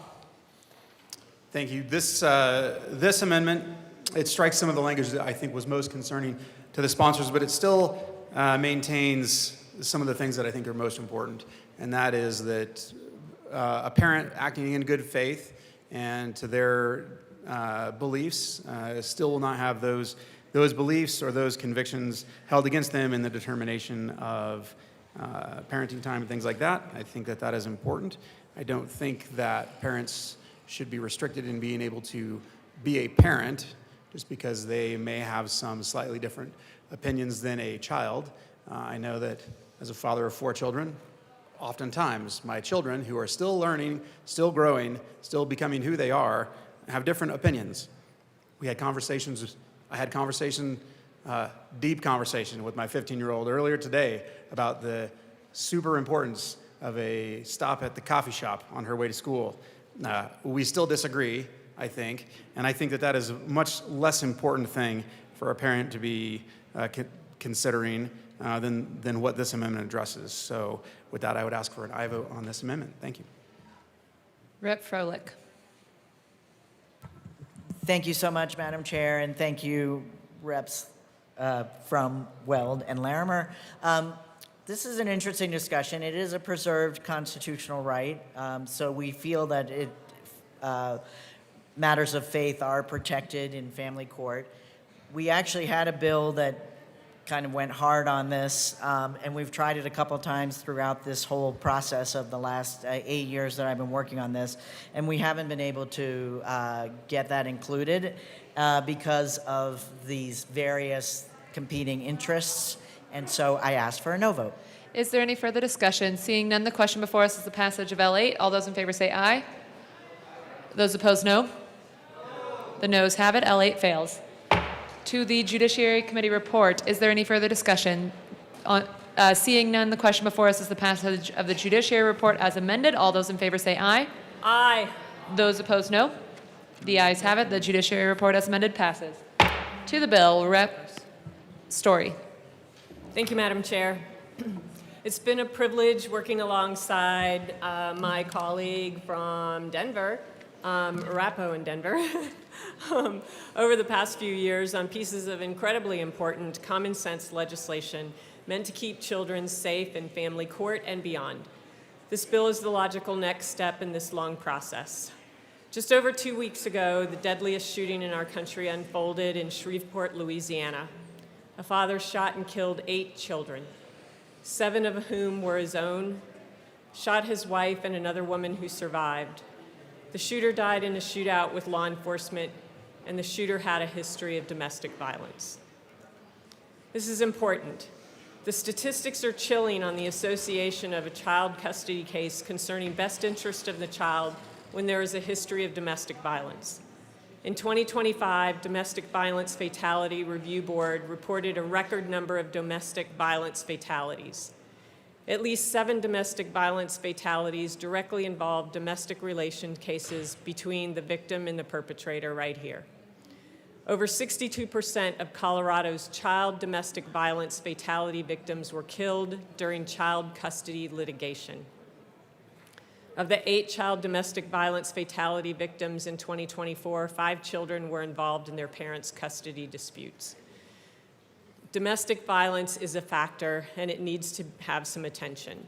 So HB 261309 works to ensure that judges consider domestic violence and child abuse as they allocate parenting time and decision-making. Specifically, it requires that the court has reason if the court has reason to believe domestic violence, child abuse, or sexual assault has occurred, the judge must determine the truth by a preponderance of the evidence and make specific findings on record. The goal is to provide a framework and a roadmap to ensure judges can competently identify warning signs of violence earlier in a case without bias. Child safety must be paramount to the best interest of the child. I urge you to support this vital legislation to protect our kids and ensure that no more Colorado children are placed back into homes where they are being harmed. Rep. Froelich. Thank you very much, Madam Chair, and thank you to my colleague from Jeffco for this, and to our Majority Leader for this long effort. The central issue that we are addressing in this bill, and as was mentioned, this is our 5th bill on this, is how to get judges and magistrates to place the safety of the child first and foremost when they are making custody decisions. When judges ignore or minimize or dismiss domestic violence and abuse and award custody to the abuser, it has terrible and sometimes deadly consequences. This is a national movement, a bipartisan national movement, and as the children who have suffered through family court for decades reach maturity, they are increasingly telling their stories and advocating for reform. These bills go by the name of deceased children, which is horrifying. In Connecticut, it's Jennifer's Law, plural. In Pennsylvania, it's Cadence Law. In Utah, Ohm's Law. In California, Peque's Law. In New York, Kira's Law. So in Colorado, we're actually unique in that our first effort on this is called Julie's Law, and Julie is a survivor who was returned home to her mother after 10 years living with her sexual and child abuser. We went into this, again, focused on judges and magistrates, and the number one ask from the advocates was, can judges and magistrates please be trained on domestic violence? They clearly don't understand domestic violence if they are behaving in this manner when they're awarding custody. We quickly found out that that is the bridge too far. And so all the attempts have been to do everything we can think of in that courtroom, minus training of judges. And so everyone in the first law in 1228, the first law trained everyone in the courtroom except for the judge on domestic violence. In 23, we upped that and complied with the federal then Cadence Law. That gave us the opportunity to get $1 million in funding through the Violence Against Women Act if we only train judges. Still unable to do that, and so we still are giving up on that money. Then in 1108, we said, why can't we train judges? So we formed a task force to look at training judges. They came forward with a series of recommendations, none of which have been implemented. And that was the hard work of the Majority Leader, and it was bipartisan. And then in 24, we passed, with my colleague from Jeffco, additional parameters in the courtroom. We said, listen to the child. How about if the child spoke, would you then believe domestic violence is occurring? And here we are, we just had the most disastrous year in terms of child fatalities of kids caught up in this family court system. So here we are at 1309, which just does, as my colleague outlined, condenses all of the definitions of domestic violence into one place. So judge, here is your list of what you're looking at. And then it says the first decision you're making is on the safety of the child. Is the child safe with both parents? And therefore, that needs to be where your first custody decision takes place. And just to illustrate that this is a national movement, almost this exact same bill passed in Tennessee. We have the recording, and our trustee aides transcribed it. It took 10 minutes. For the purposes of this, I will be playing Senator Hatcher, and Rep. Story will be playing the Speaker of the House. Rep. Story. That was the gavel. Senator Hatcher, on the bill. And also for the purposes of this dramatic Rep. Froelich. rendering, we are both elderly Southern gentlemen.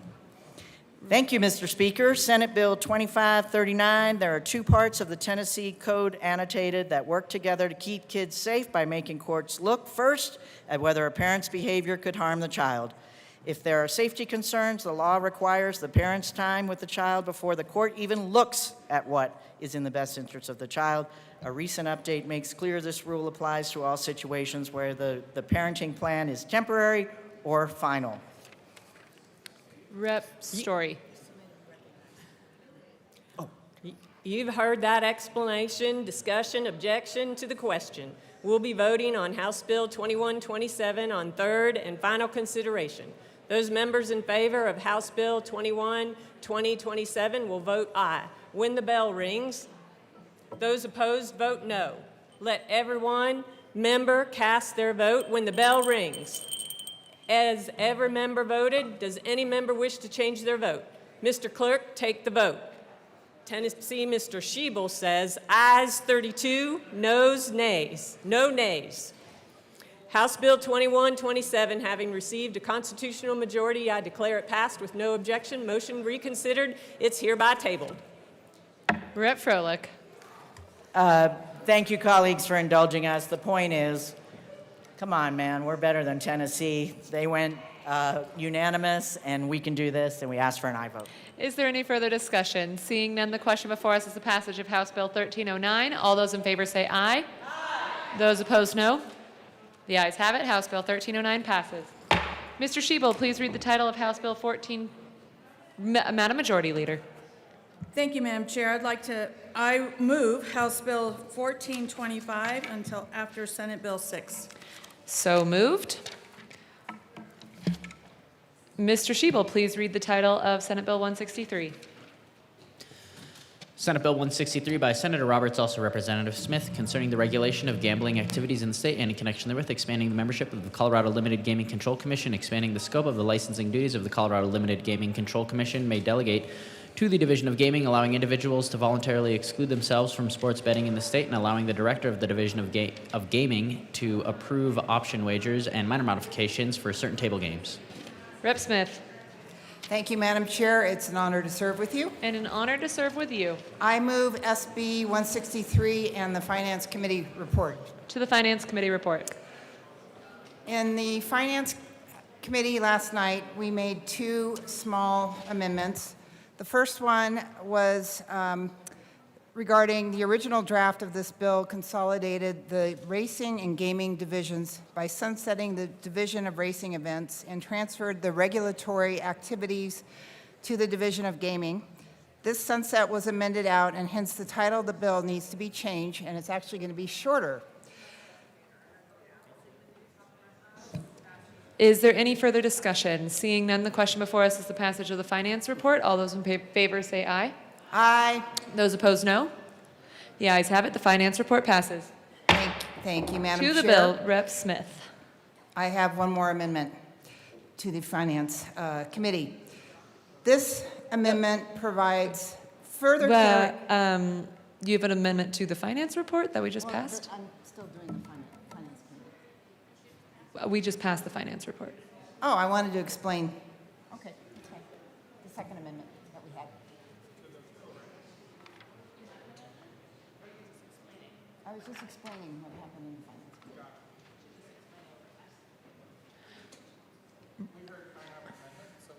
Oh, I'm sorry. I said that I had 2 amendments in committee last night.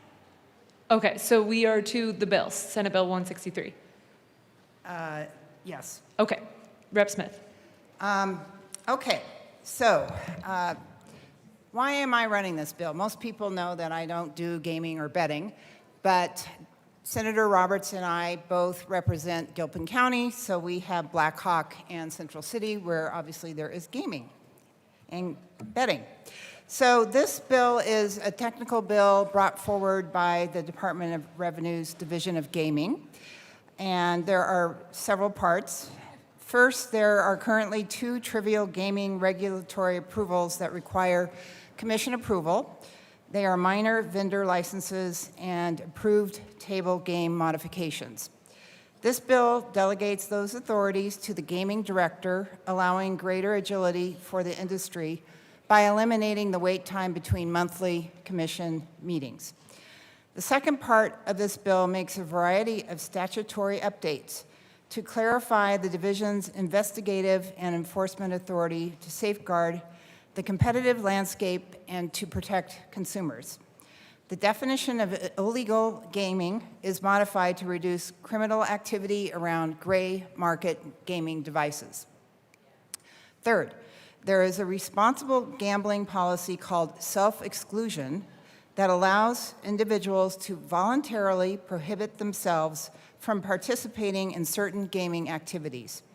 This bill adds references to sports betting operations, and internet sports betting operations to existing exclusion language in 44-30-1703 to clarify individuals can be excluded across all gaming licenses. Finally, an amendment was adopted in the Senate that clarified requirements around FBI fingerprint background checks. A bill in 2025 passed updating many definitions. However, racing were deemed insufficient. The department worked with the Colorado Department of Public Safety on modifications to the language to better align with federal requirements and ensure the fingerprint background program can continue to operate in compliance with the law. These changes eliminate administrative delays, strengthen enforcement capability, and improve regulatory consistency with no fiscal impact. And I just want to say on the record, I made a mistake last night when I said that we only have one racetrack that runs races just one day, and it turns out it's a longer period and it's one match. And with that, I please urge you to vote yes. Is there any further discussion? Seeing none, the question before us is the passage of Senate Bill 163. All those in favor say aye. Aye. Those opposed, no. The ayes have it. Senate Bill 163 passes. Mr. Schiebel, please read the title of Senate Bill 146. Senate Bill 146 by Senator Cutter, also Representative Froelich, concerning restricting the distribution of single-use food serviceware. Rep. Froelich. Thank you so much, Madam Chair. I move Senate Bill 146. To the bill.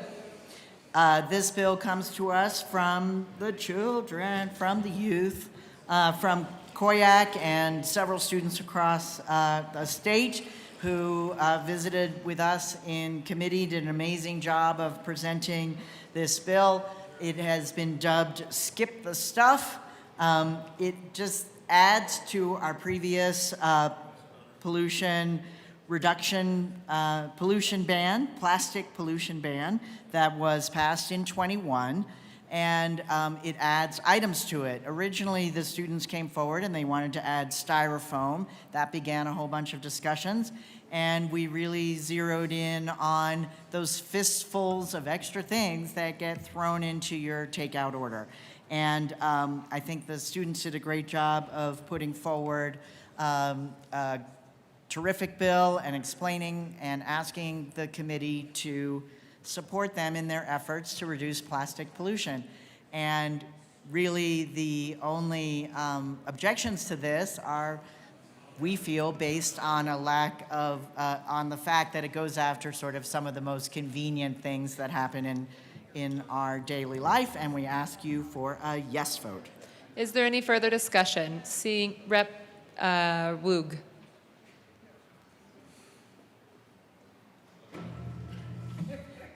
Thank you, Madam Chair.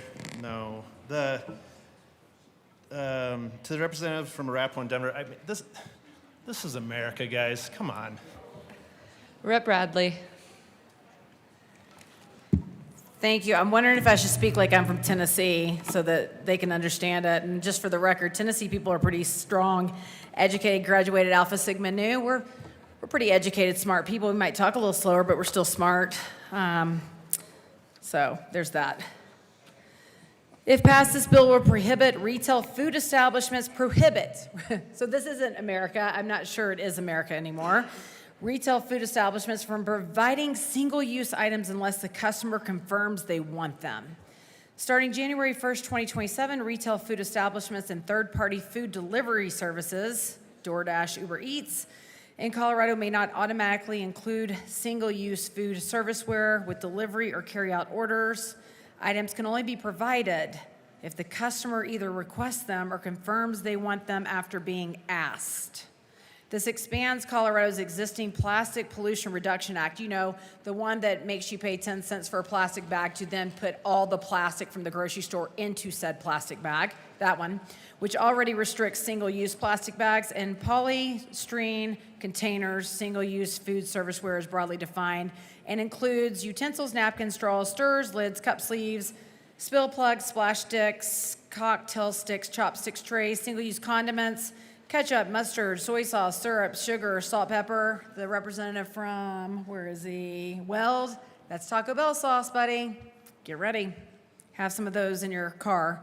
Packaging necessary to contain food for delivery, bowls, clamshells not covered. Styrofoam's not covered because we use those for school cafeterias to put all of our kids' food on every day, so that's not covered.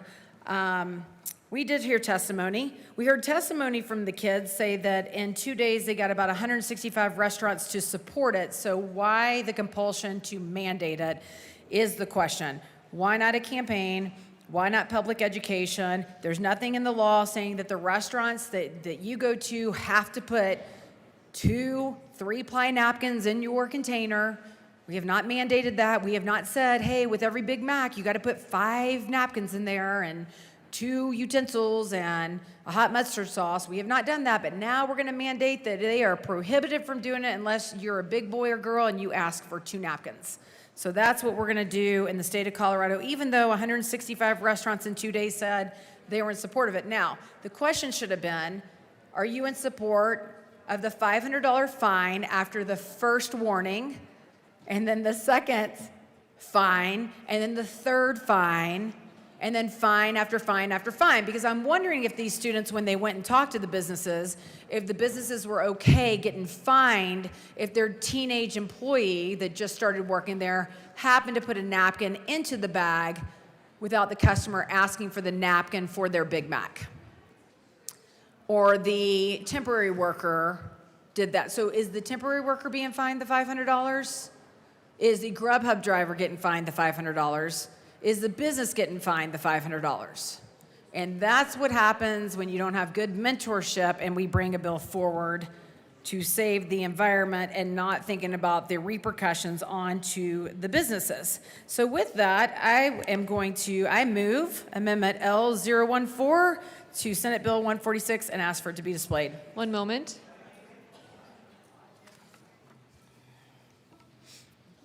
Taco Bell sauce, out. Out. L14 sauce has out. been properly displayed. Rep. Bradley.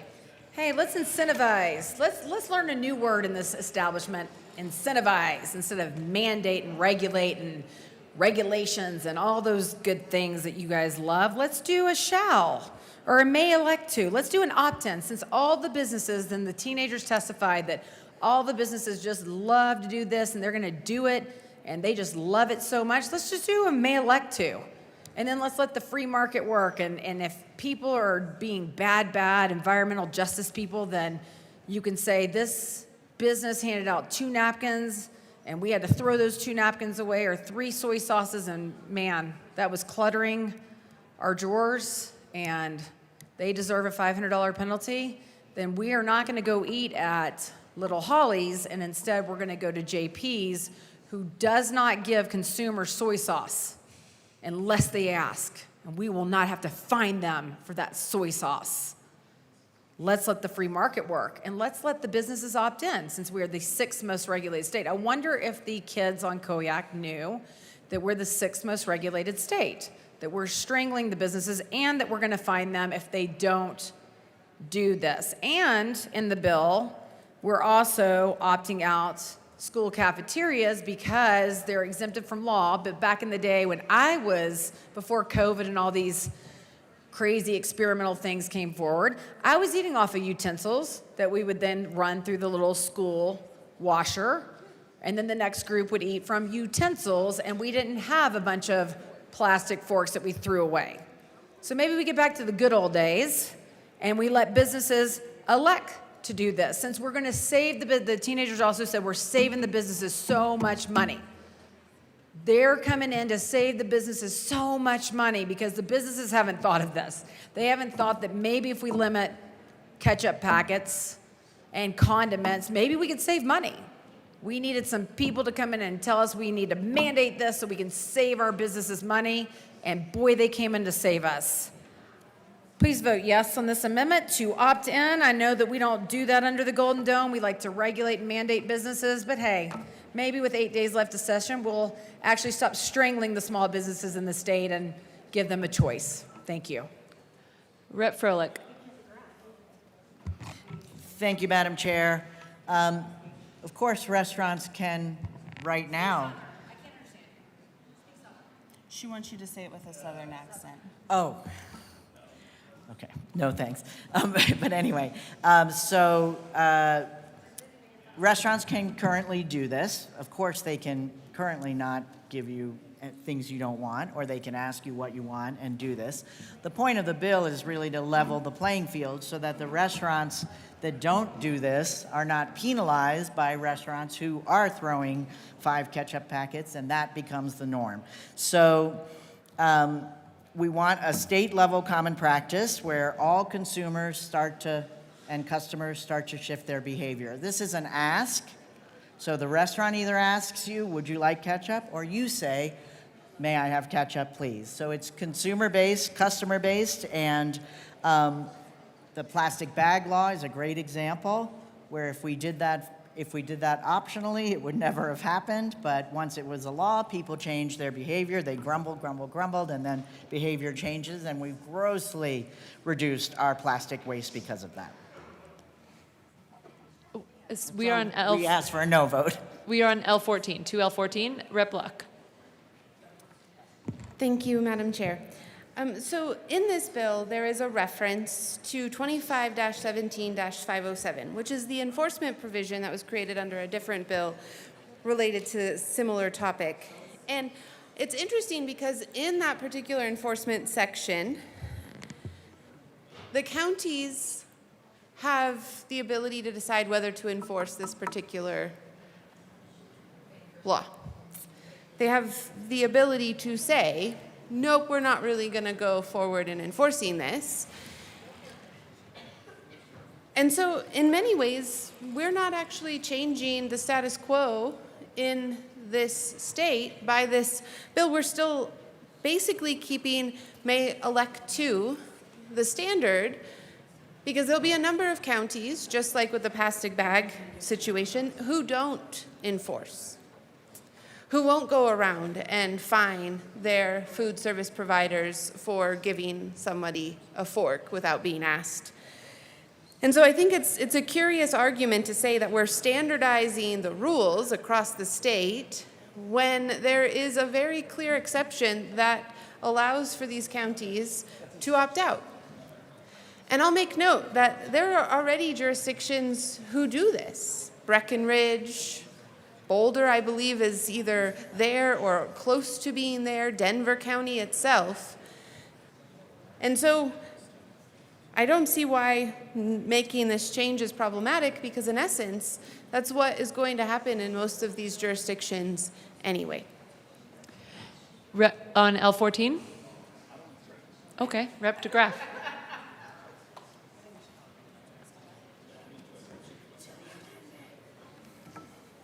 All right, the sponsor wants me to talk to the amendment because that's on the Jumbotron. All right. So,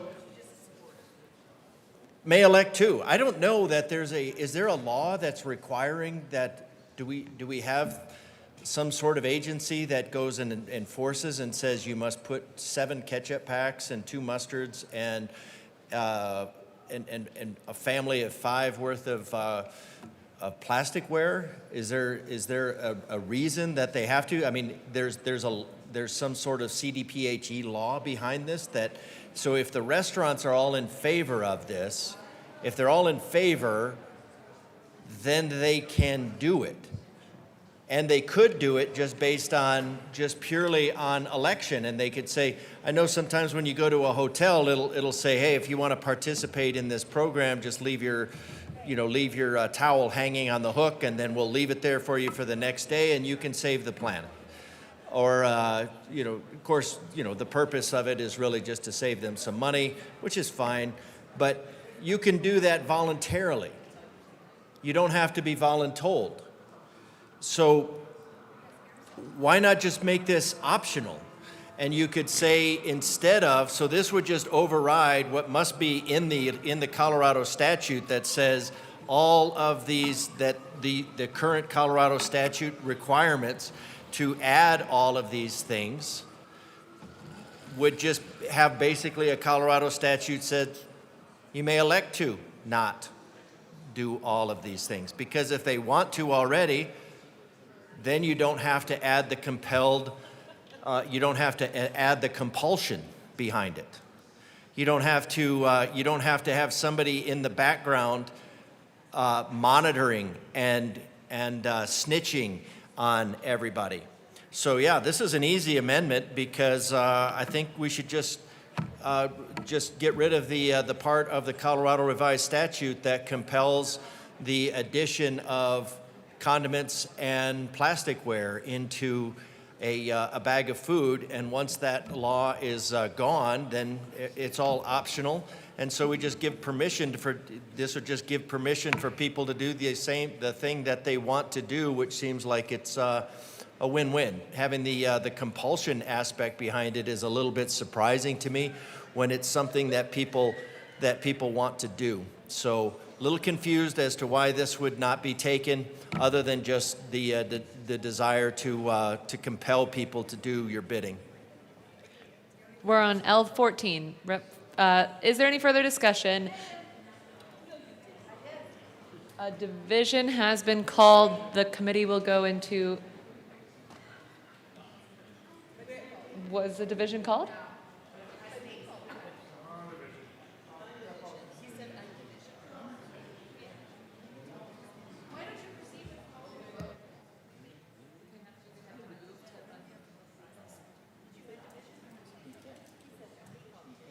If you would like to withdraw the division, can you please state so on the record? Rep. Bradley.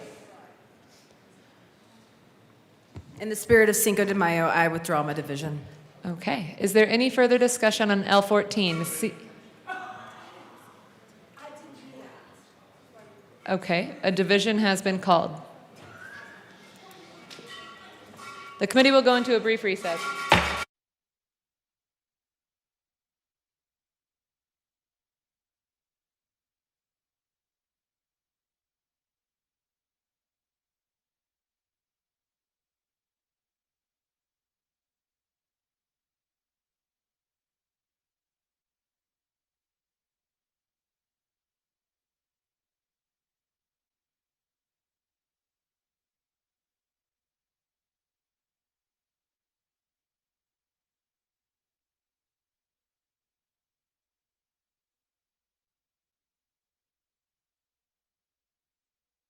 It's okay.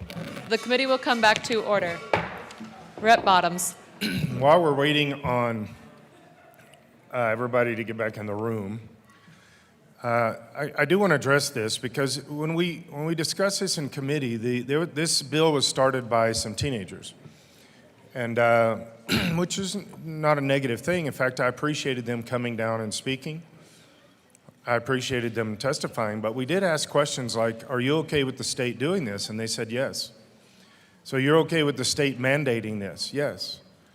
Do you think that this is the job of the state? They said yes. If the state doesn't mandate this, the restaurants won't do it. And then they said, but we got 165 restaurants on board to do it.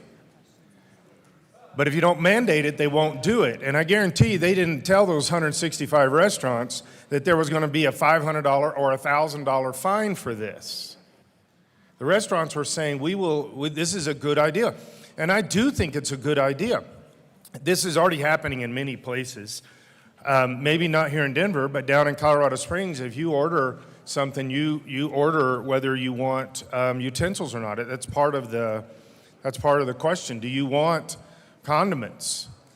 I made the huge mistake of going through Taco Bell recently, and they asked me, do you want sauce?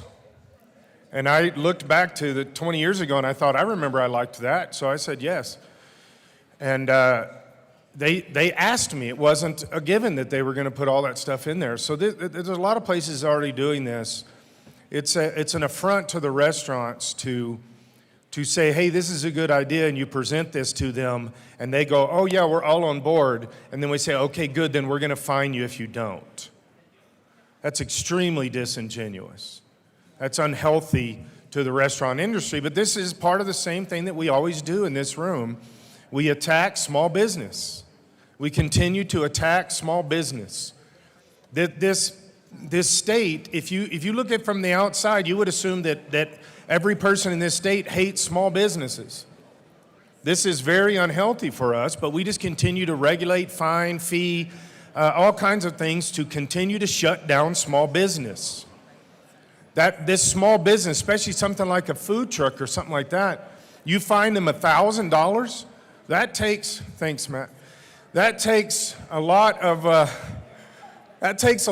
things. A $1,000 fine would harm them, and some food trucks are so much on the wire that it could really hinder them or even put them out of the business. We just attack small business so much, so much. When does this stop? When do we stop attacking businesses? When do we stop feeing, fining, taxing? When do we stop doing this? This bill is just another bill. You could have stopped. You could have stopped with the first thing and made it a suggestion. That's what the amendment is you just take the first half of the bill and say, well, we're going to make this a suggestion. Businesses, we're going to get behind you and help you say, would you like to request something? Sure, I have no problem with that. I still think it's overreach, but I have no problem with that because I think a lot of businesses are already wanting that to happen. But then to say, oh, wait, this business doesn't agree with it, we're going to beat you down with a fine. Oh, this business doesn't agree with it, we're going to try to destroy your business with a fine. This business doesn't agree with it, we're going to mandate this with some kind of enforcement group that's now going to be created by the state to walk around like the condiment police and attack these businesses. Why do we keep doing that stuff? It just hurts businesses. Well, you better step in line with the state of Colorado's mandates. You better step in line with this new police force we're going to have to police condiments and forks.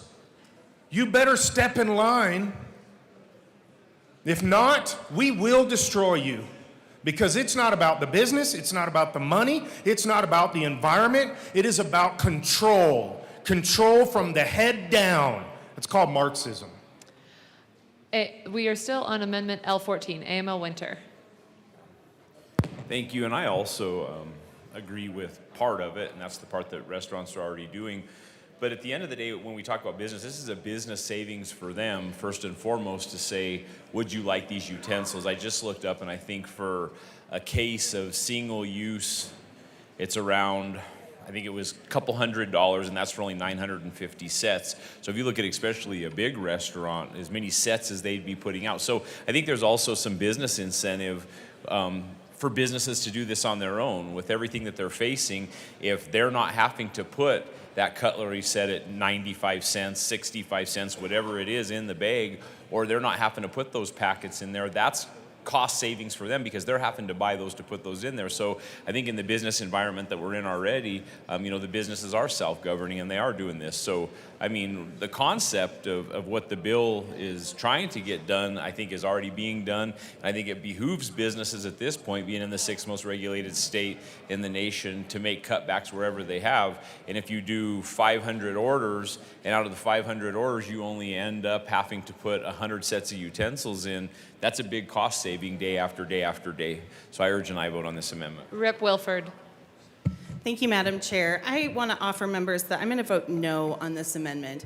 I appreciate what my colleagues are trying to do here in terms of making the bill permissive, but I think that ultimately misses the mark of what we're trying to accomplish here.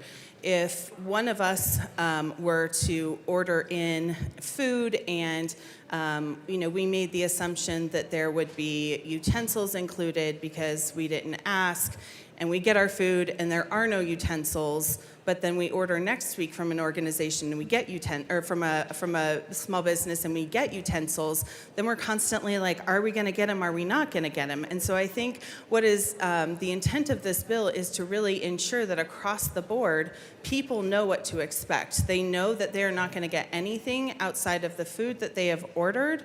And if there is anything else that they want, that they have to ask for it. And I think that that is ultimately fair because businesses can't read the minds of their consumers and what they want or expect in the bags. I think that's on us as consumers to ask the businesses for what we want and what we need. So I would encourage a no vote on this amendment. Rep. DeGraff.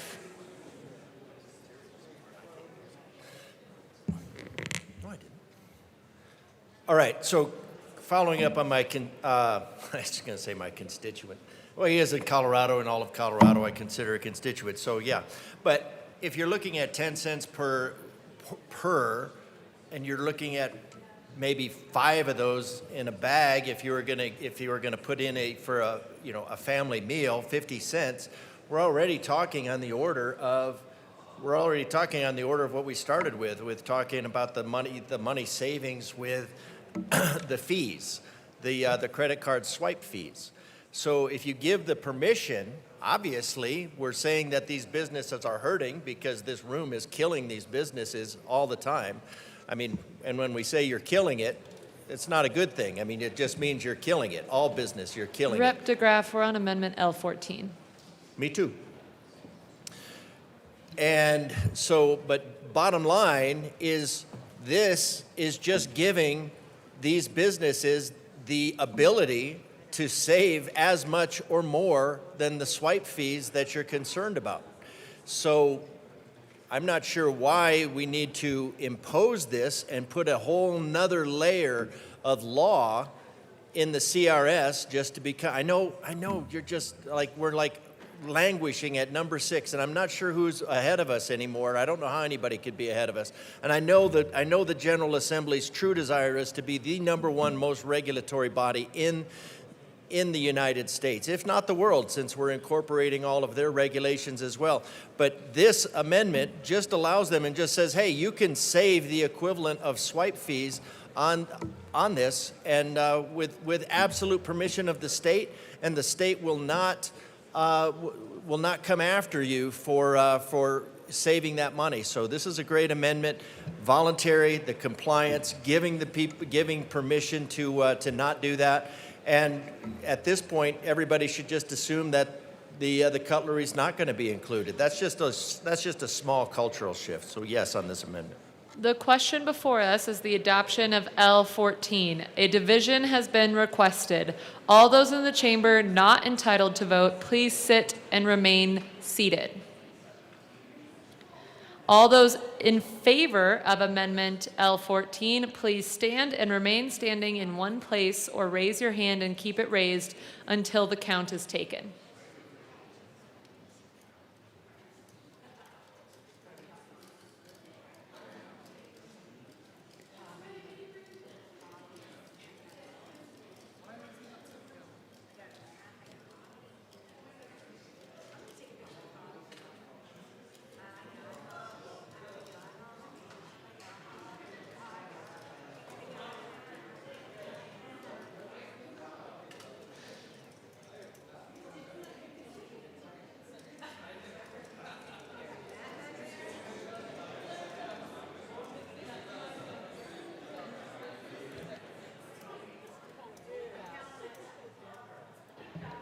People need to not be walking around, please. Please just stay in one place.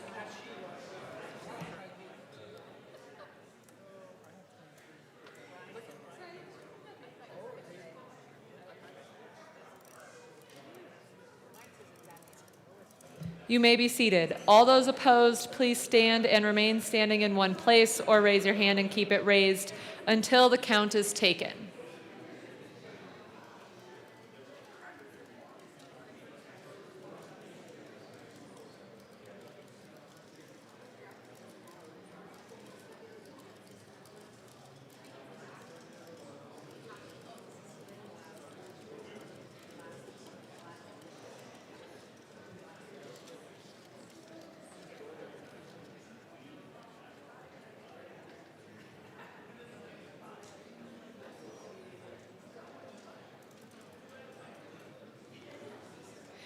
You may be seated. L14 is lost. To the bill, is there any further discussion? Rep. Flannel. Thank you, Madam Chair.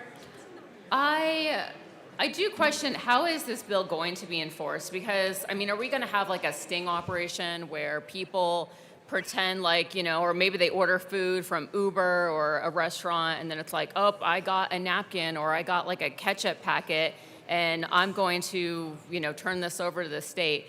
I don't even know how this is going to be enforceable.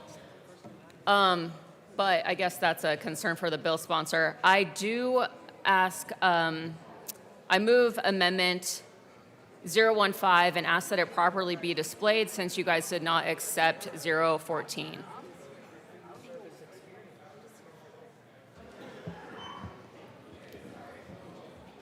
Hello.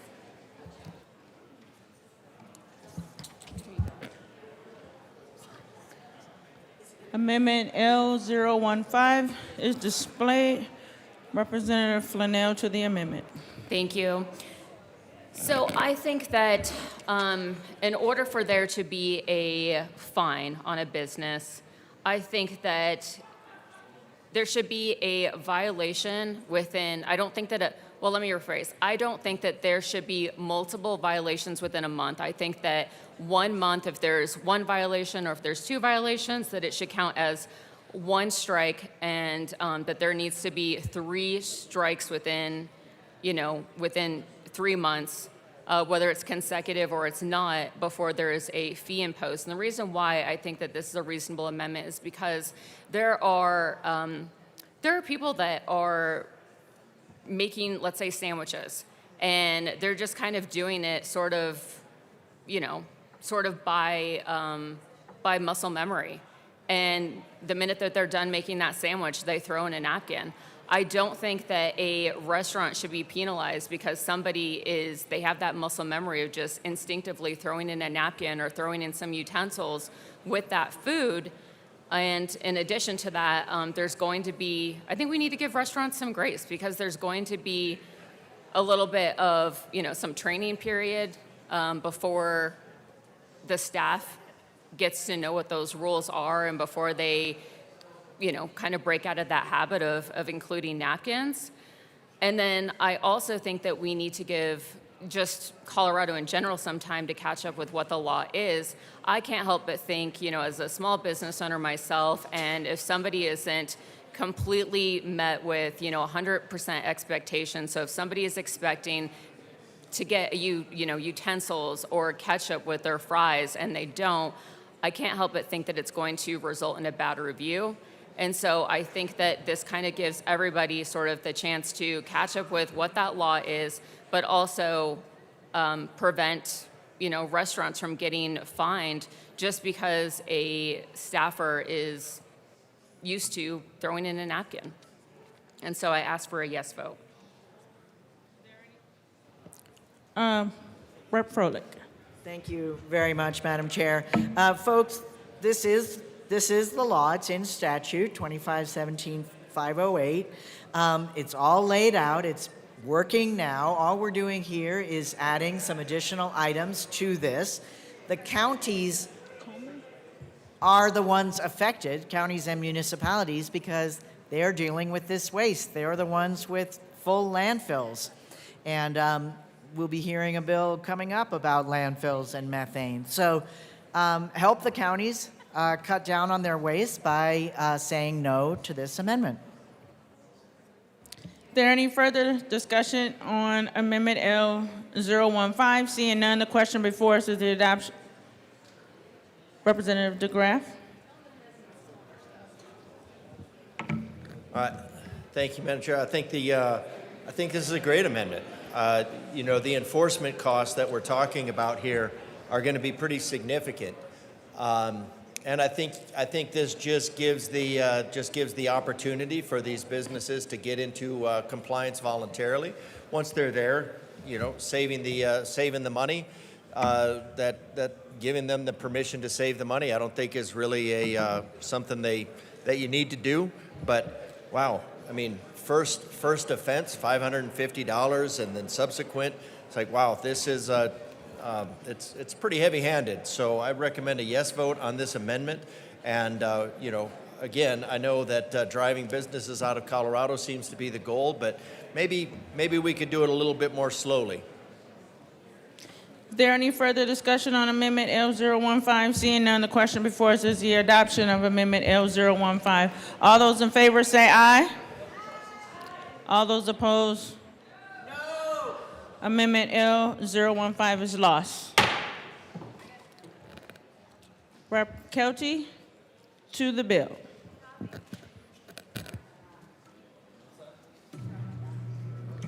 Thank you, Madam Chair.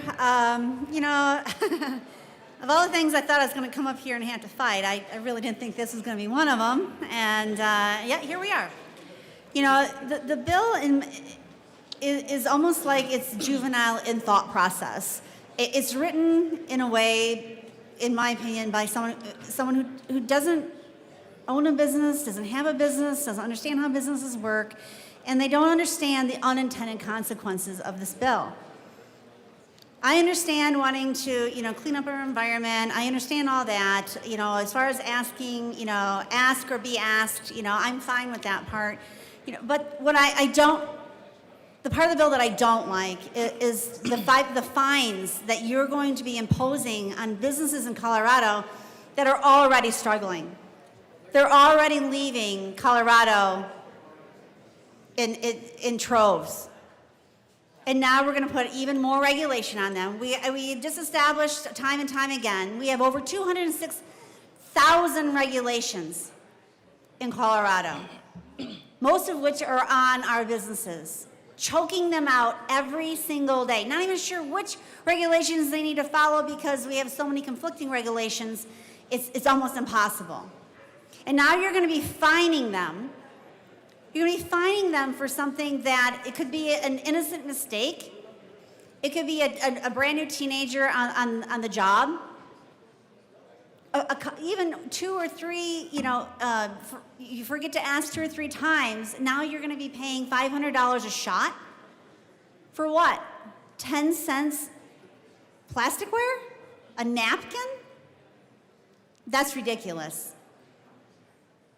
The $500 fine can make or break a small business, especially if you multiply that. There's absolutely no ability to enforce this bill unless you're going to have fork and napkin police out there, ketchup packet police, going business to business. How absurd does that sound? Tell me, how absurd does that sound? And not only that, there are no protections for businesses in Colorado against someone who makes a fraudulent claim. It's their word against the other.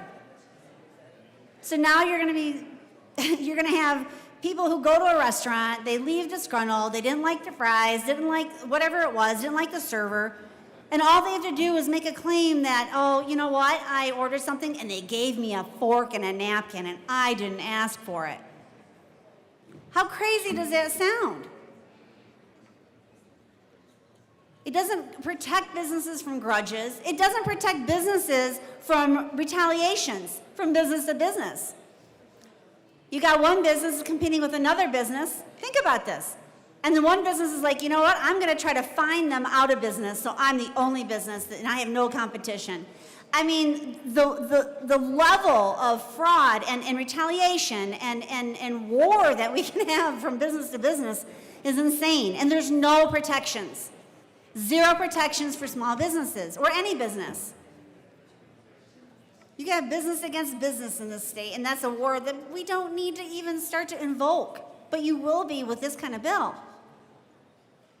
Like I said, it's very juvenile in the thought process of what you're intending to do, and in fact, with the fines. I understand wanting to lower our, finding plasticware or napkins in landfill. I understand that.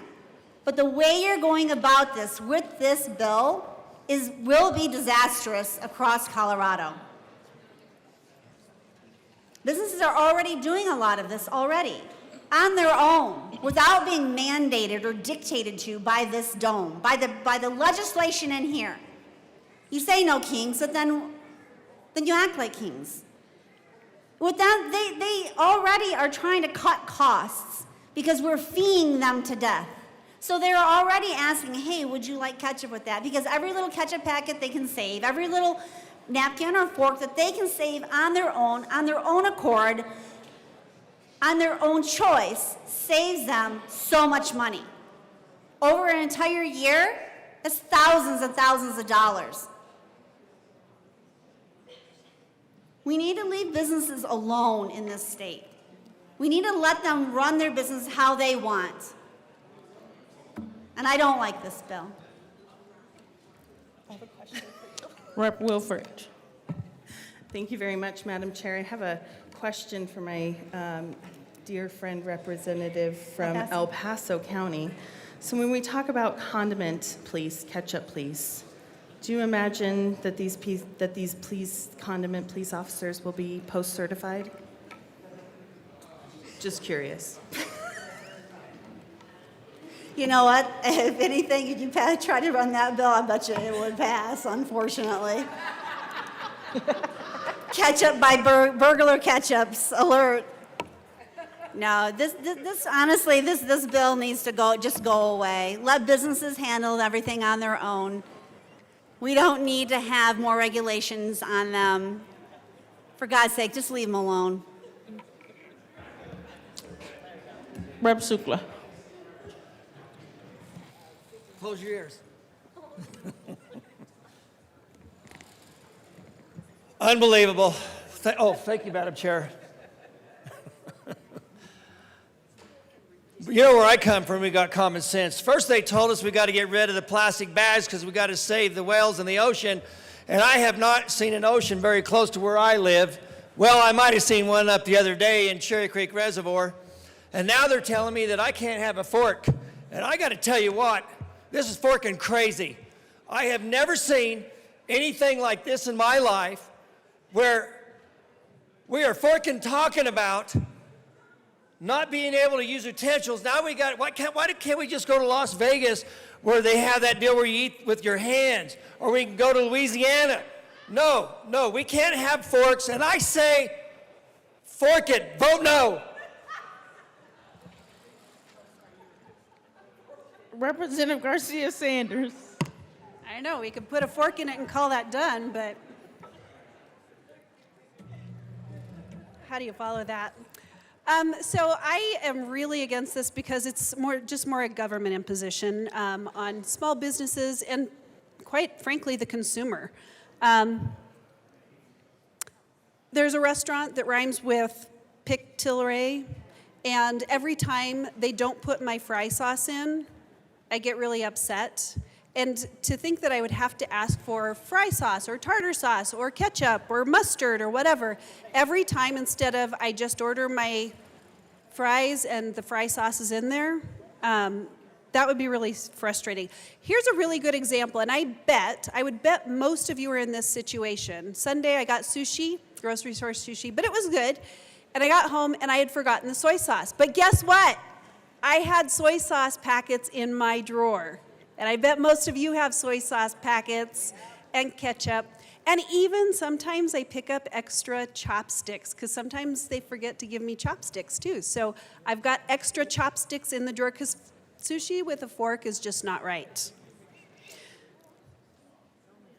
I think this should really be up to the business owner. And I think in Colorado, there are a lot of businesses that are already socially and environmentally conscious. And I think there are a lot of individuals who are already socially and environmentally conscious. In fact, the good representative from Douglas County this morning was looking at my reusable bag that I brought in my limes for our lunch. And she's like, oh, I love that bag. I said, it's like 25 years old. This is my second set of reusable bags. I was not compelled to get these cloth bags. I chose to get them, and I love these reusable bags, and I think it matters. I didn't want to have piles of plastic bags in my closet. I think that people can make good choices, restaurants can make good choices, and they can let people know. There's signs on their doors, please ask for utensils. We saw that a lot right around COVID when we started having single use, that people had to ask for straws, people had to ask for utensils. And honestly, I think it's really gross, and I think we'll have a public health concern if people start carrying around their forks and spoons and knives in a little silicone pouch when they go to restaurants. Because not everybody washes their utensils in hot water with soap, and so they'll use their utensils, stick them.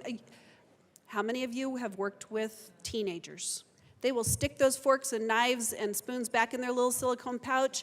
They'll lick them clean, then they'll bring them out for their next meal at Arby's or Carby's or wherever.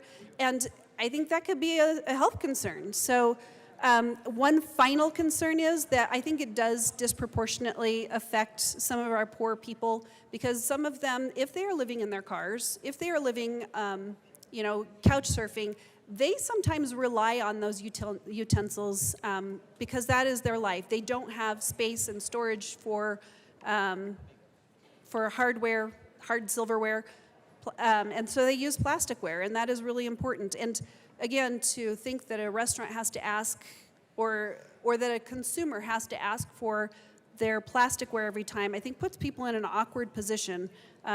So I think there's a lot of reasons that this bill just doesn't make sense. Number one, it's government imposition on what should be individuals' choice to be socially and environmentally conscious about asking for it, but also the restaurant's position for saying, if you don't want it, please let us know. Otherwise, we're going to give them to you because we know that it provides a service.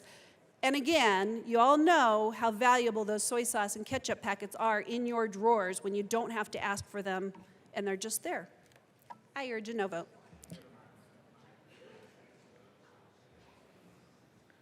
Rep DeGraff or Rep Bradley. Y'all play too much. You can't just come up here and... Thank you, Madam Chair.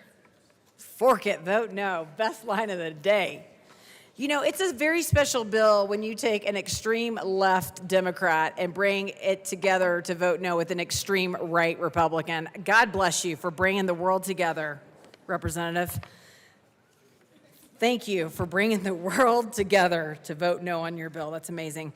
So, you know, when we heard testimony, I couldn't help but think about all the kids that testified for this bill that were talking about how much they Grubhub. And I sat there listening thinking, man, I must be the meanest mom ever that I don't let my kids Grubhub or Uber Eats because of how expensive it is. But these kids, man, they were talking about Grubhubbing like 3, 4, 5 times a week. And so I thought to myself, man, we are just not in touch with what's going on in some of our other districts when we're testifying about how much we Grubhub. So I asked them also, did you talk to any food trucks? Did you go to any farmers markets? Did you talk to any of these businesses about the penalties or how you guys do business or any of that? All 165 restaurants that they petitioned were Asian food restaurants, just for the record.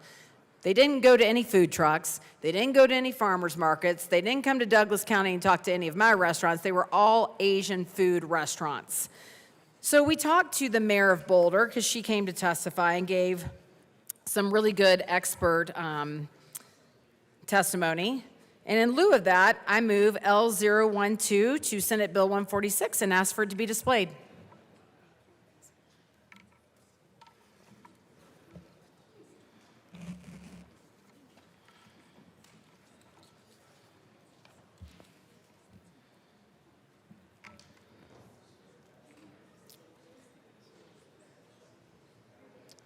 Amendment L012 is displayed. Representative Bradley to the amendment.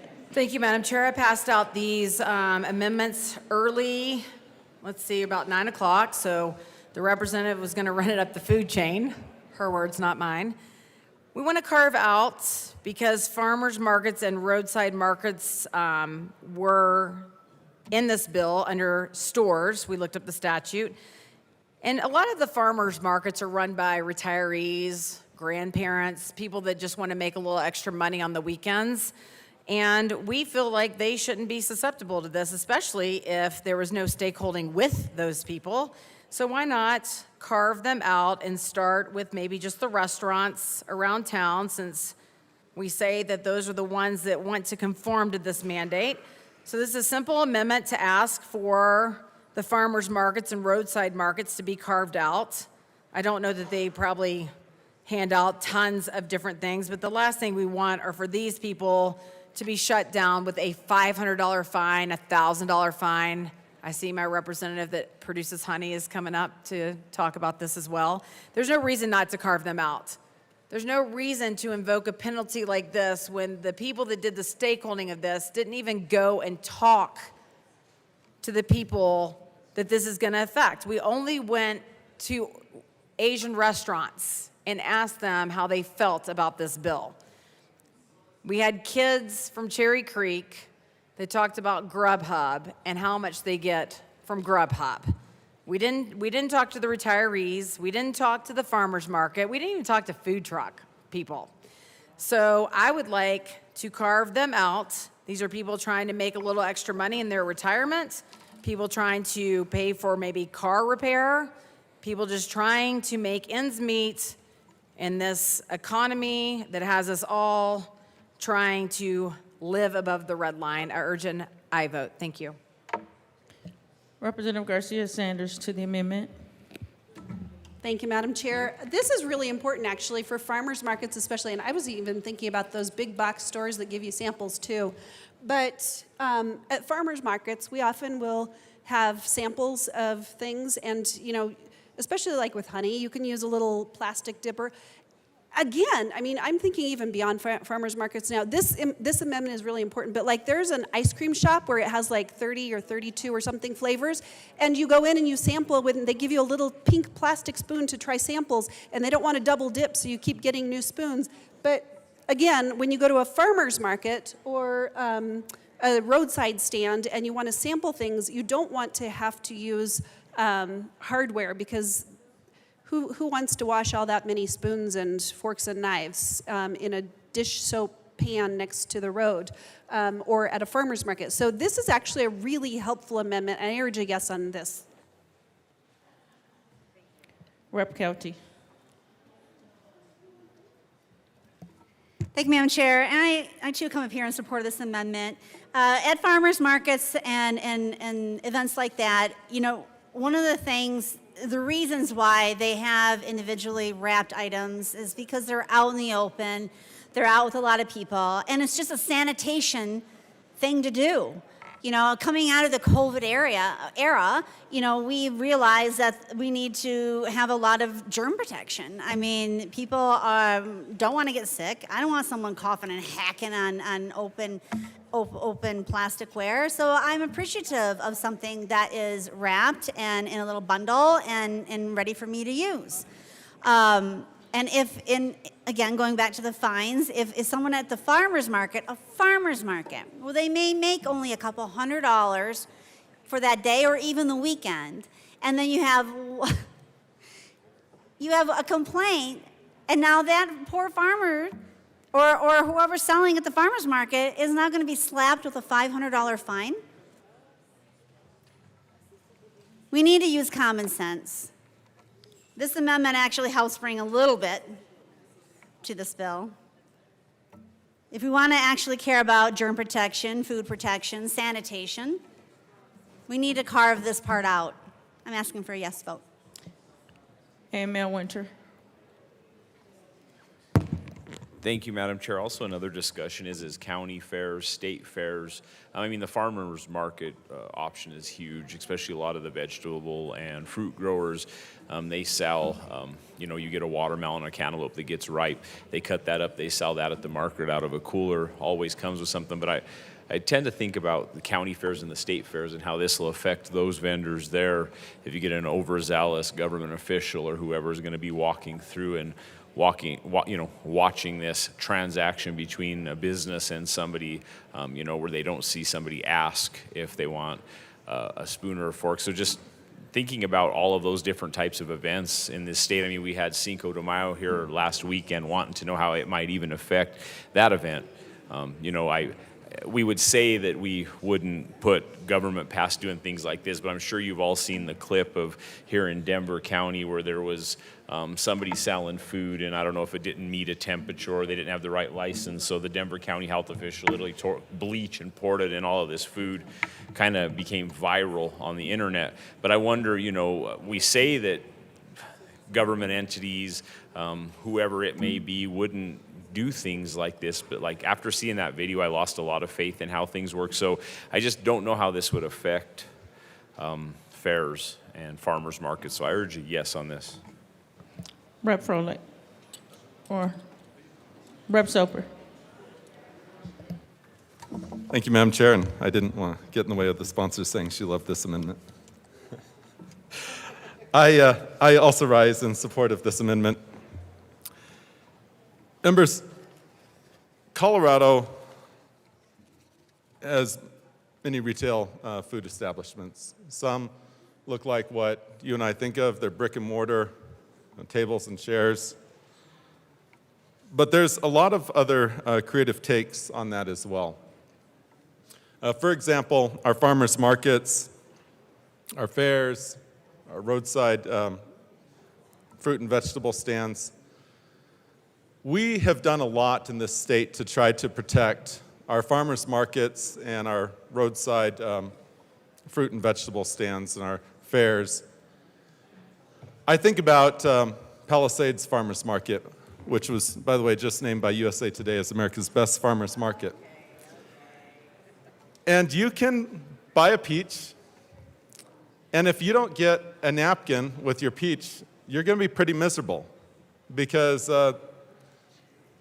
picked at the height of ripeness, it's going to be very juicy, especially something like Globehaven, Red Haven, Alberta.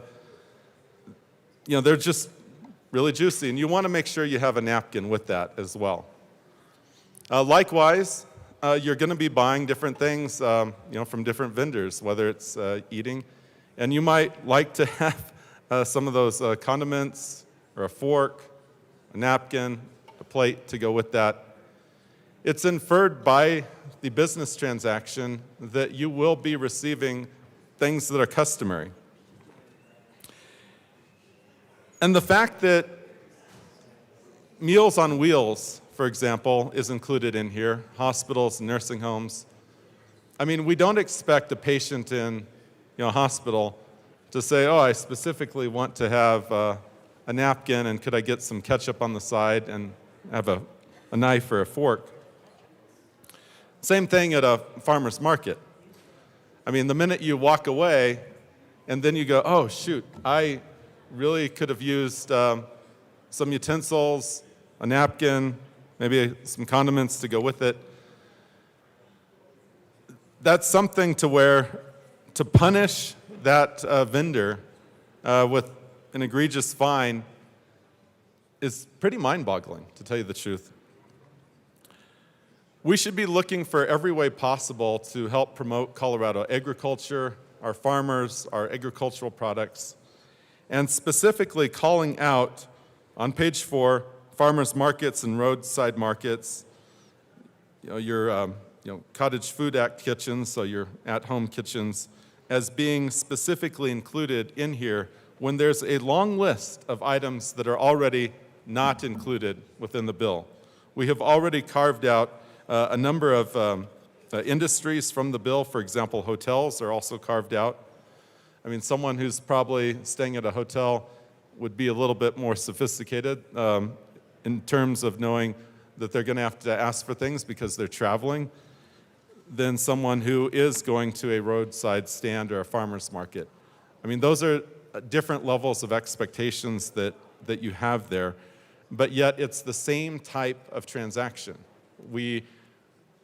It's an arbitrary parsing out of what's so magical about a hotel versus a farmer's market. What makes that so special that one gets to be carved out, but the other one doesn't? And that's why this amendment is incredibly helpful. I will be in full support and thank the sponsor for the amendment. Rep. Froelich.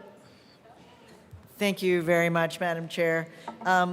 Folks, the whole point of this is that there's a conversation that takes place.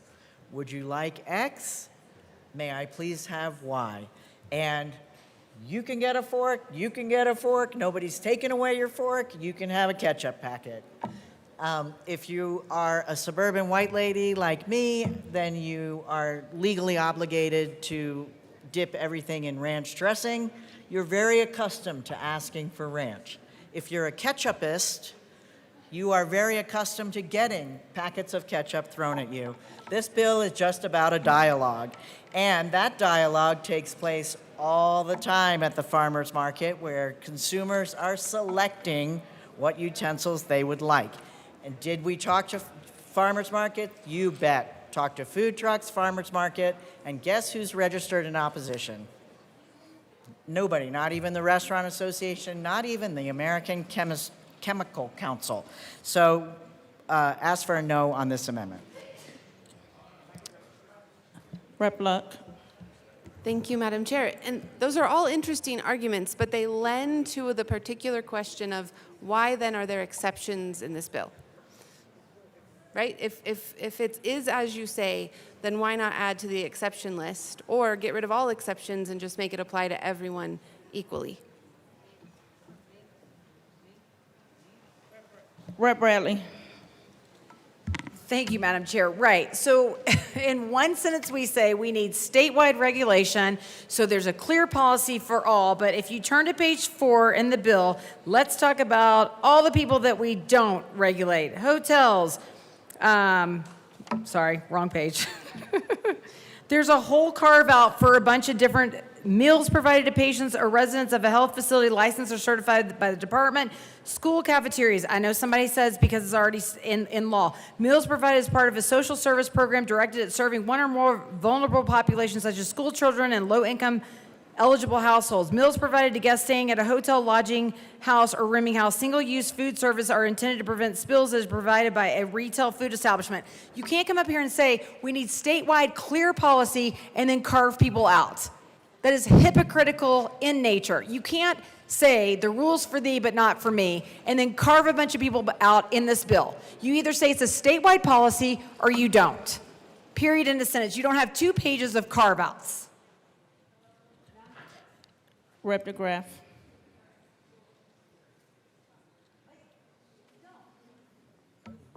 I like the idea of having this nice conversation between the individual going to the store or the restaurant and whether or not they want this. And then it turns into, the conversation just kind of becomes less nice, however, when there is the force of law behind it and the threat of fees. And again, what is the enforcement behind this? What is the enforcement mechanism? Is it just whatever time a law enforcement orders something that it becomes part of an investigation? So let's just make this is. I know we're spending a ridiculous amount of time on a ridiculous bill, but this is the kind of stuff that adds to the regulation of Colorado, and it makes it untenable to do business here. So this is it's a good amendment. Vote yes. Rep. Soper. Thank you, Madam Chair. It was brought to my attention one other reason for why this amendment is so important. We look to law to make sense and to be logical. And when we struggle, that's because there's not necessarily a logic to the nexus of what the exceptions are. I understand the exceptions being hospitals, long-term healthcare facilities, Meals on Wheels, because that's probably someone who's a shut-in. Those individuals may have difficulties asking for forks, napkins, so it's included. However, someone at a hotel, that's a little bit different. Why are they excluded? The amendment brings more clarity to that because, in particular, farmers market, roadside stand, there's a lot going on there. And that's if you're putting together kind of a package, let's say it's, you're selling singular peaches and it includes a couple of napkins, it takes time to have to wait for, would you like a napkin? Yes, I would. May I please have a napkin? Not really something you want because you know that person is going to need a napkin. Why have that conversation? But what I don't see in the bill that is really troubling is something that really carves out individuals who are protected by the Americans with Disabilities Act. So someone, for example, who's mute, who can't talk, someone who is blind, who doesn't realize what the change of law is, maybe something's been posted. Those are individuals that I worry about by this not being specifically touched upon for individuals with an ADA-recognized disability. Because those individuals will have difficulty asking. And if our nexus is to carve out places where those individuals might be, a hospital, a long-term care facility, a shut-in requiring Meals on Wheels, then we need to go one step further and also recognize other places where those individuals also might be. They're going to be at our farmers markets. They're also going to be buying from someone who's taking advantage of the Cottage Food Act, for example, a tamale. And they probably would like to have a fork and a napkin and maybe a paper plate, maybe some hot sauce. I have heard from some of our colleagues that that's very much essential. And without this amendment, there has to be that additional conversation. It's like going to the grocery store and forgetting your reusable bag. All of a sudden, it's a moment where you're like, oh, I certainly hope the grocery store has a paper bag for me to buy at 10 cents or more. Or another reusable bag at probably $4 or $5 or more. Otherwise, hopefully you buy enough things that, or few things that you can carry them out with your two hands. I do appreciate using less, being really mindful. I think that should be a goal of everyone, to reduce our waste. And so I really do think the sponsors do come from a good position here. But even in the plastic bag ban, we exempted farmers markets. and roadside stands. And all we're asking is that farmers markets and roadside stands be exempted from this bill as well. There's plenty of reasons for why that's a good exemption. It's pretty tough to say when you're actually at a roadside stand. My brother and I used to sell corn, albeit we didn't have the butter and salt to go along with it. You had to do that at home. But when things are really busy, I mean, you're selling very quickly. I mean, people are very excited about our Colorado agricultural products. And to have to stop and to have an additional conversation back and forth when it's something that has always been inferred in the transaction that's included. It's part of this business transaction that's there. I mean, if you're buying, for example, it is popular at farmers markets to have roasted corn. And so when you're buying that, you're kind of inferring that the butter and salt comes with it. And a napkin, because it can be quite messy and your hands get quite oily. And so that has been inferred as one whole contract, not parsing it out, not government stepping in and dividing up the contractual terms to really have a secondary contract that has to take place. It's not just a barter for exchange. I ask for whatever good that I'm buying. Now law is telling me I have to have a second contract take place. And that, I'm afraid, could even violate the Contracts Clause in the Constitution.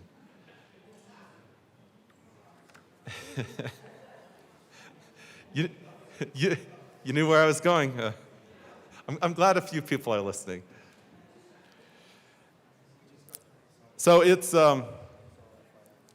fraught certainly with multiple layers where it's ripe for being challenged, whether it's under the ADA, and there's no provision for carving out individuals who are disabled, who maybe can't talk. Whether it's the Contracts Clause and the government forcing a secondary contract to have to take place. Because what happens if the retailer says, no, I'm not giving you a napkin or ranch dressing or paper plate. I only have to provide the food. As a customer, you can come in with everything else.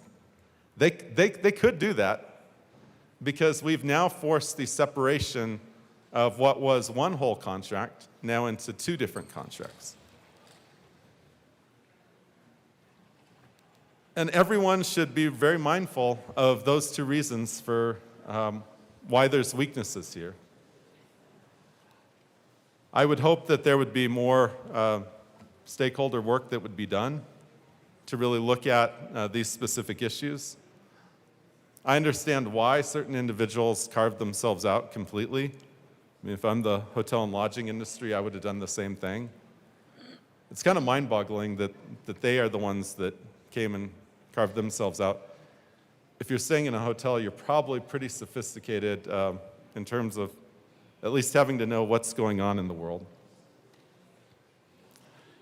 For all those reasons, I am once again in full support of the amendment and would ask for a yes vote.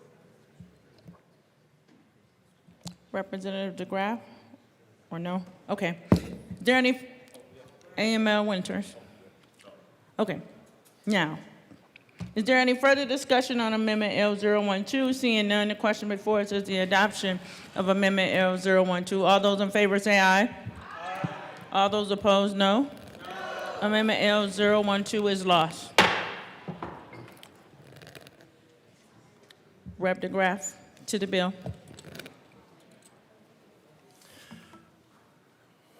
Okay. So we have another bill that accomplishes nothing except more regulation. Here's an idea that was specifically banned, and I've been looking up some numbers on it. And there's the idea of waste to energy. Now, last year we talked about paralysis of using a lot of energy to create a little bit of energy. Incredible waste of it, but it made people feel good.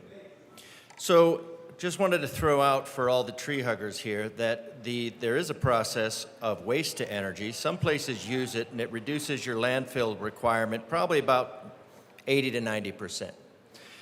And in the end, because you end up generating electricity and heat, and then reducing the hydrocarbons to ash, and then you can also liberate a lot of additional recyclable materials. So if you clean the recycled material first out of it, what you can, pull out the aluminum, you pull out the glass, you pull out anything that you can, and then you burn the rest, and then you create, and then you liberate another level of recyclables.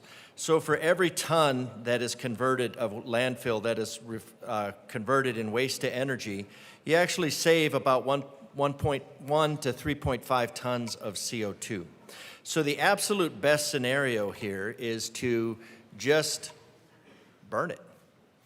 Convert those hydrocarbons that are the actual materials that whether the paper or the plastic, that can be used to generate electricity.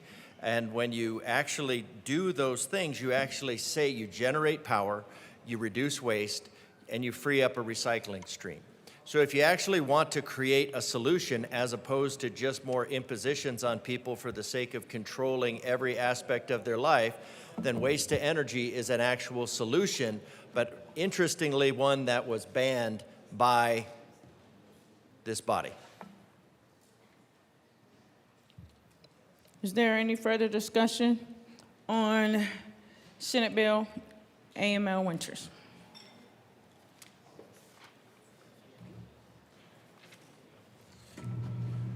Thank you, Madam Chair. I'd like to run Amendment L017 to Senate Bill 146 and ask that it be properly displayed. Or I move, sorry.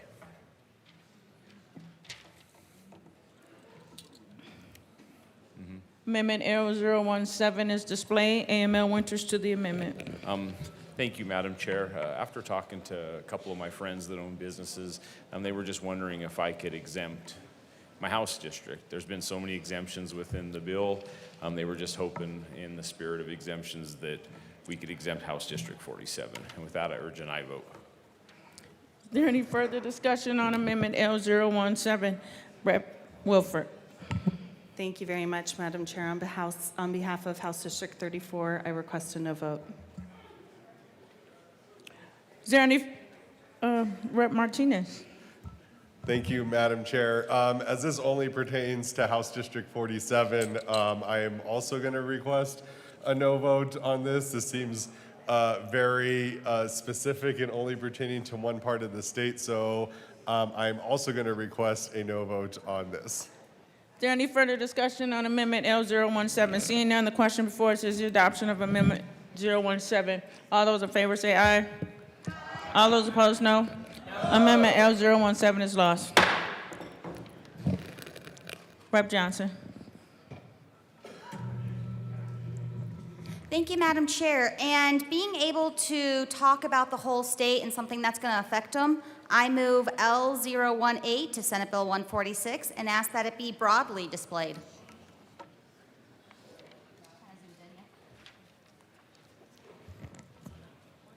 Make it bigger.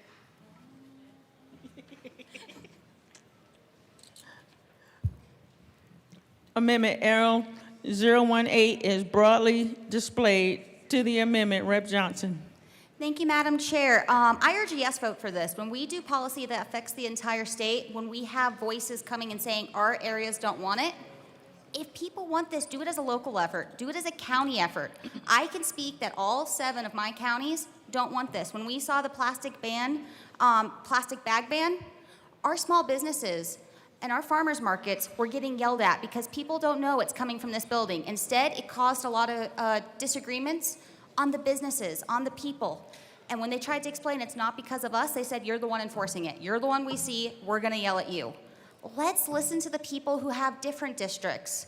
Let's listen and stop doing one size fit all. on behalf of House District 63, I urge a yes to carve us out of something that we do not want to participate in. Is there any further discussion on Amendment L018? Seeing none, Representative Martinez. Thank you, Madam Chair. Again, as this only pertains to House District 63, I'm going to request a no vote on this amendment. Is there any further discussion? Rep. Johnson. Thank you, Madam Chair. And as we all are here elected to represent our specific districts, if another district feels like they don't want this, they can come forth and make that known. But we should stop including the entire state on things that are a Band-Aid fix, a one-size-fit-all, more mandates, just for our small businesses, just for our farmers, just for all the businesses and all the organizations to be the ones that get yelled at. Rep. Froelich. Thank you very much, Madam Chair. So I guess some folks want to work on Mother's Day. You'll be ordering in to the Capitol. We're in Denver, where they already have skip the stuff law. So you'll have to specifically ask for your forks. So please vote no, and let's skip the stuff. Is there any further discussion on Amendment L018? Seeing none, the question before us is the adoption of Amendment L018. All those in favor say aye. All those opposed, no. Amendment L018 is lost. Rep. Kelty.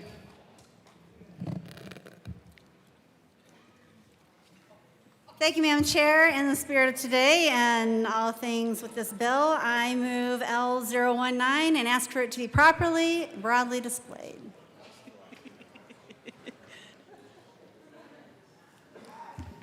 You know what? Amendment L019 is displayed. Representative Kelty, to your amendment. Well, thank you, Madam Chair, and thank you, everyone, for allowing me to bring forth this amendment. I feel this amendment is absolutely ridiculous, and it's as ridiculous as I feel that the fines that we are putting on to the small businesses here in Colorado. My amendment says, and I want to exempt an individual with blonde hair, blue eyes, with German-Scottish heritage who loves cats. Is it ridiculous? Yes. Is it something that we should vote for? No. And I'm asking also for you to vote no on this bill in spirit of protecting our businesses from being fined to the oblivion when they don't deserve to be. Thank you very much. Is there any further discussion on Amendment L019? Seeing none, the question before us is the adoption of Amendment L019. All opposed, say no. I'm sorry. All in favor, say aye. It was the amendment that had me tripped up. All opposed, no. Amendment L019 has been lost. Rep. Wilford. AML Winters.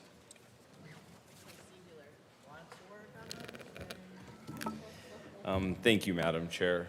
And with that, so I've had a colleague down here asking to vote no on many of the amendments that we've brought. And I think my good colleague, I can smell what he's cooking.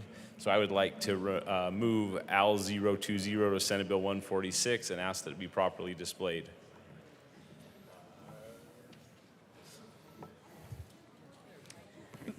Amendment L020 is displayed. AML Winters to the amendment. Thank you, Madam Chair. You know, in the, like I said, the spirit of bipartisanship, my colleague has been coming up and asking for no votes for carving out specific House districts, but I figured if I carved out Southern Colorado, I could get some bipartisan support on this. So with that, I urge a yes vote. Rep. Martinez. Thank you, Madam Chair. This is an amendment I can support. This is Southern Colorado. So I urge a yes vote on Amendment L20. Rep. Johnson. Madam Chair, I would urge a no unless this amendment had a amendment to it, because when some areas ask for a yes, we should also acknowledge the other areas that ask for a yes. Is there any further discussion on Amendment L020? Seeing none, the question before us is the adoption of Amendment L020. All those in favor say aye. All those opposed, no. Amendment L020 is lost. Rep. Soper. Thank you. Yeah. Thank you, Madam Chair. I move Amendment L021 and ask that it be properly displayed.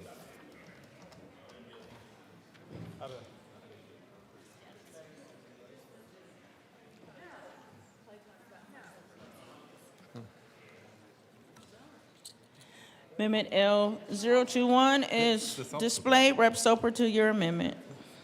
Thank you, Madam Chair.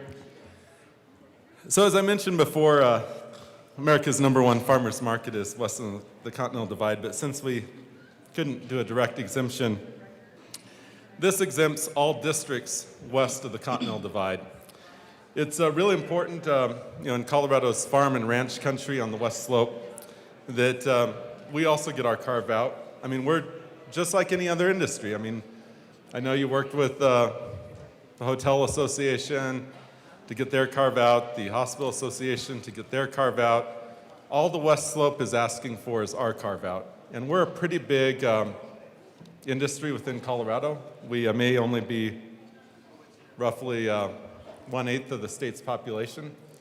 But the residents who live in Western Colorado, if you look at them as an industry in and of themselves, we are bigger than the hotel industry, we're bigger than the Hospital Association, we're bigger than Meals on Wheels.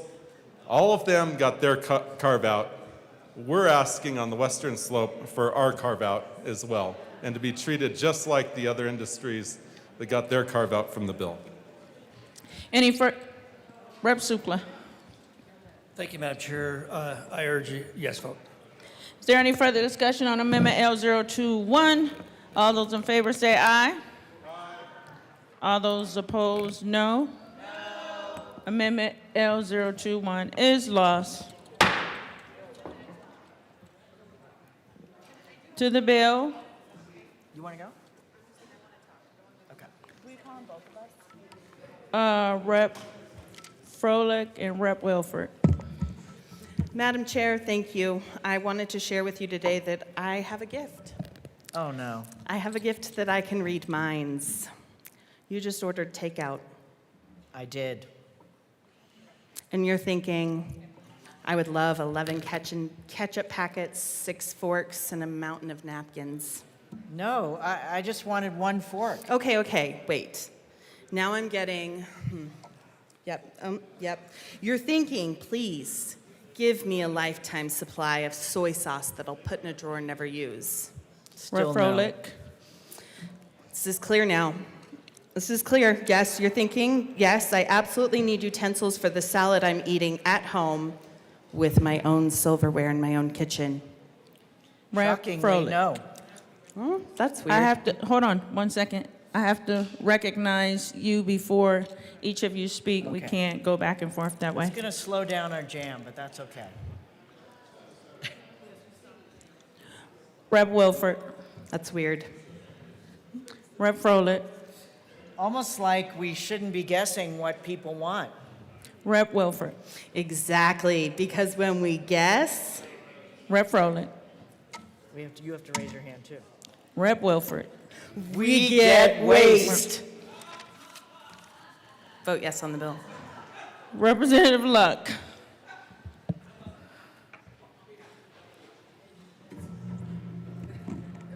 I'm not sure how to follow that, but I'm going to try. No, that's okay. I'm not going to do any duets. I've had enough of those the last couple days, so run in solo. Appreciate the thought, though. So yesterday in committee, we did, as has been mentioned numerous times, hear from students. And these students have some good ideas. They made some good points. One student said, quote, "When things are free, people take more than they need."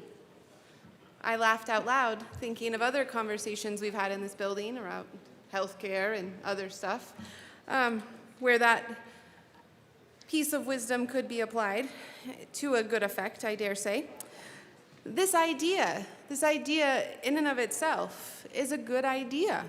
It's a good idea that restaurants not anticipate what people desire, but instead ask.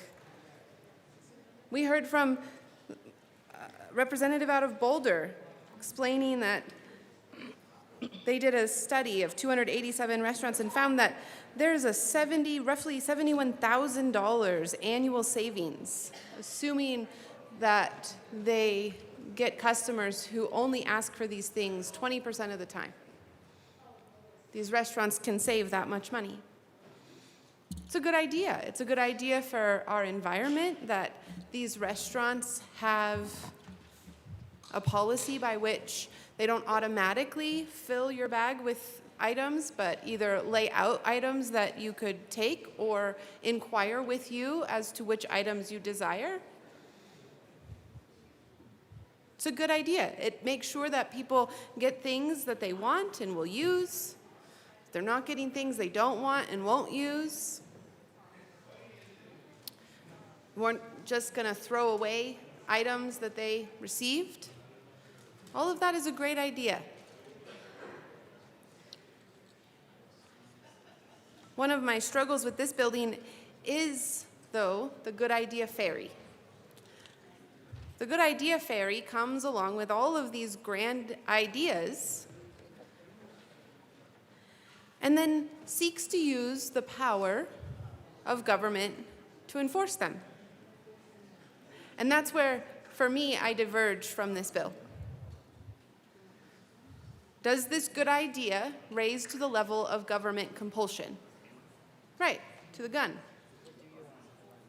Or is it a good idea such that it'll just be adopted in community and can be? We heard from a representative from a culinary foundation who put out an email or put out a request to members, and within 2 days received 100 responses back that said, yeah, we support this idea. We support the idea of not proactively providing all of these different supplies at a higher cost to us and with a recognition that many of them will end up in the trash can or unused. We support that idea. The student who brought this forward, she too had taken 2 ideas to connect with area businesses, area restaurants, and 65 restaurateurs said, hey, this is a good idea. In 2 days, 165 entities were like, yeah, we're on board. Imagine what a week or 2 of calling the area chambers of commerce and floating this idea might result in. We heard from some restaurateurs who said, we love this idea, please pass this law. And my question is, well, what's keeping you from doing it already? Is there a law that I didn't know about that keeps you from providing all of these things? If you think it's a great idea and it's a cost savings and it's environmentally friendly, market yourself that way and go and do. I encourage it.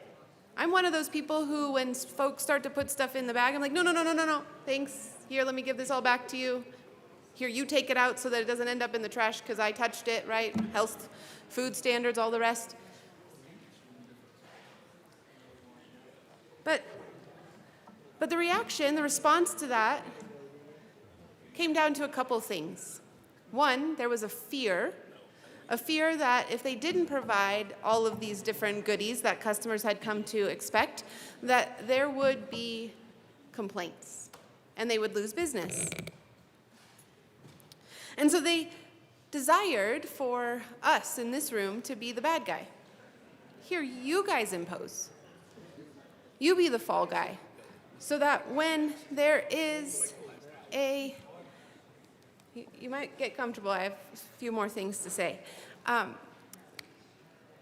That they want us to be the bad ones, so that when their customer goes in and says, hey, why didn't you give me my traditional XYZ that you've given to me for the last 30 years when I've come to your business? Oh, well, that state legislature, they're at it again. Those people always meddling in, right? And it becomes a local conversation. Everybody's all up in arms. You know what I'm talking about. Instead of it being a conversation about, hey, you know what? Small businesses, we're struggling. We also are conscientious about the future. We want to make sure that we are being good stewards of our money, so we're not increasing your costs, because we have these increased costs providing stuff that people throw out. And we want to make sure it doesn't end up in landfills. It's a beautiful opportunity to teach, and I bet you a lot of people, after their rah-rah-rah is over, will be like, hey, that's cool, I get it, I'll just ask next time. My struggle with this bill is not in the underlying good idea. It is, it's a good idea. I live this way. I encourage other people to live this way. Don't take more than you need. Don't be poor stewards. But what struggle I have about this is that it speaks into this other narrative, this other theme that we have in this building about agency. And who has agency, and do we strengthen the agency that people outside this building have, or do we continue to weaken it? Do we build a culture of people who are courageous enough to shift the norm in their restaurants as to how many napkins they provide, or do we build into a culture of cowardice?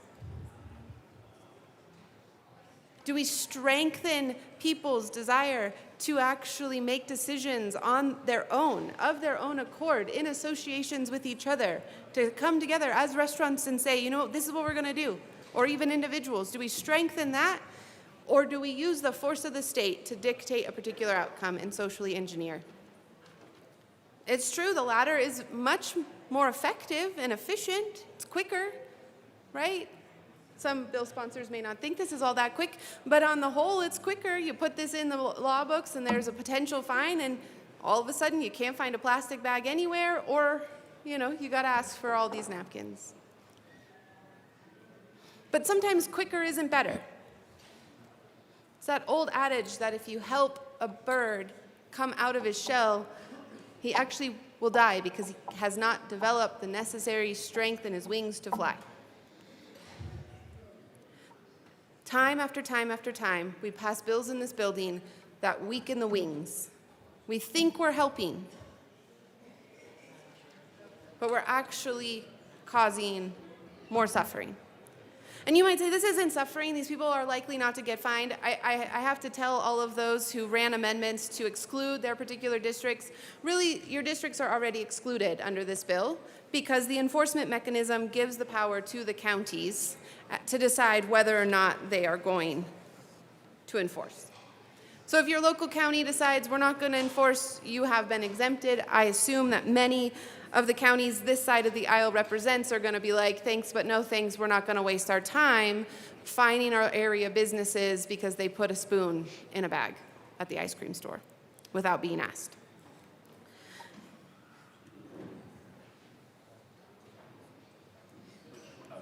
I will say, there was another statement made by these students. They spoke of how this bill is a choice for customers. This bill represents choice for customers, which again goes back to the idea that we are diminishing agency in our state. We are infantilizing people by continually making these provisions. There was a recognition in their mind that this allows for choice, but the reality is choice already exists. It's already there. And this whole notion that we have to run to the government for help, that we can't do these things on our own, creates a dependency that is unhealthy. It's unhealthy.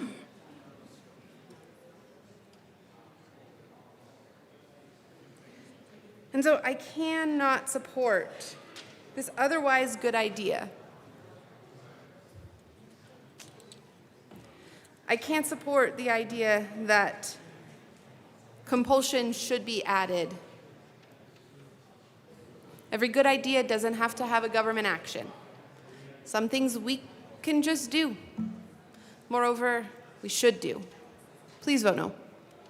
Is there any further discussion on Senate Bill 146? Seeing none, the question before us is the adoption of Senate Bill 146. All those in favor say aye. Aye. All those opposed, no.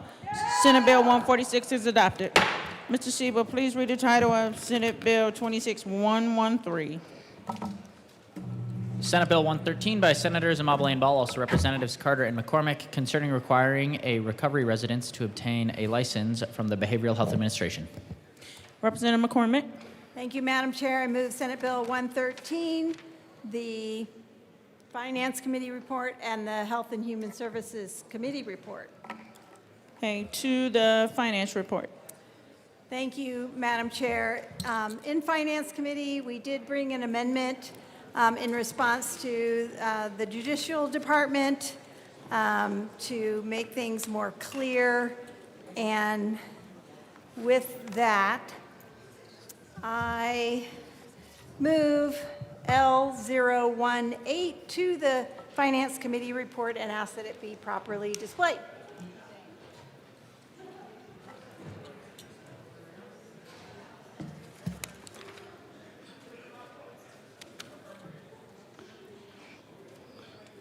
Amendment L018 is displayed. Representative McCormick to the amendment. Thank you, Madam Chair.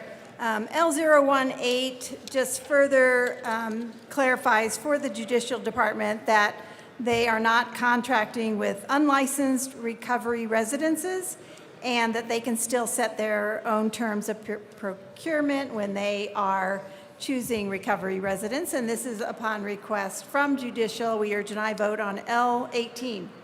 Is there any further discussion on Amendment L18? Seeing none, the question before us is the adoption of Amendment L18. All those in favor say aye. Aye. All those opposed, no. Amendment L18 is adopted.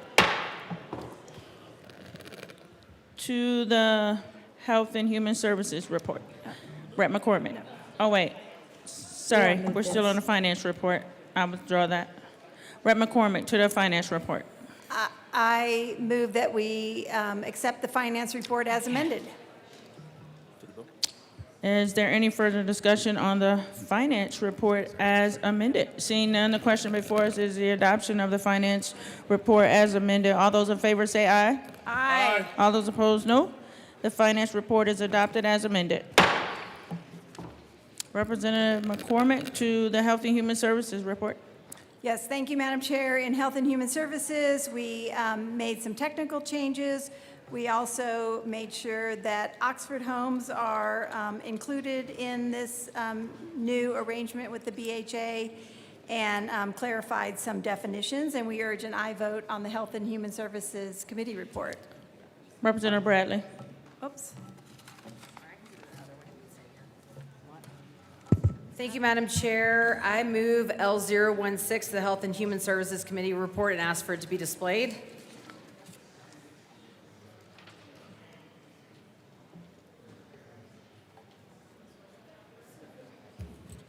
Amendment L016 is displayed. Representative Bradley to the amendment. Thank you, Madam Chair. In committee, I discussed this with the bill sponsors. We had a robust conversation. I'm just kidding. That's their word, not mine.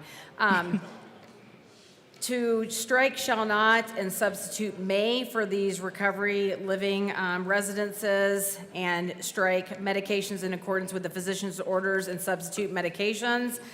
What I don't want are controlled medications for some of these recovery models. This is very personal to me. I had a family member very close to me struggle with serious opioid addiction for a very, very long time, in and out of jail, in and out of treatment facilities. And I think that he should be allowed to pick a recovery residence that does not have other people in a recovery residence that have opioids just there.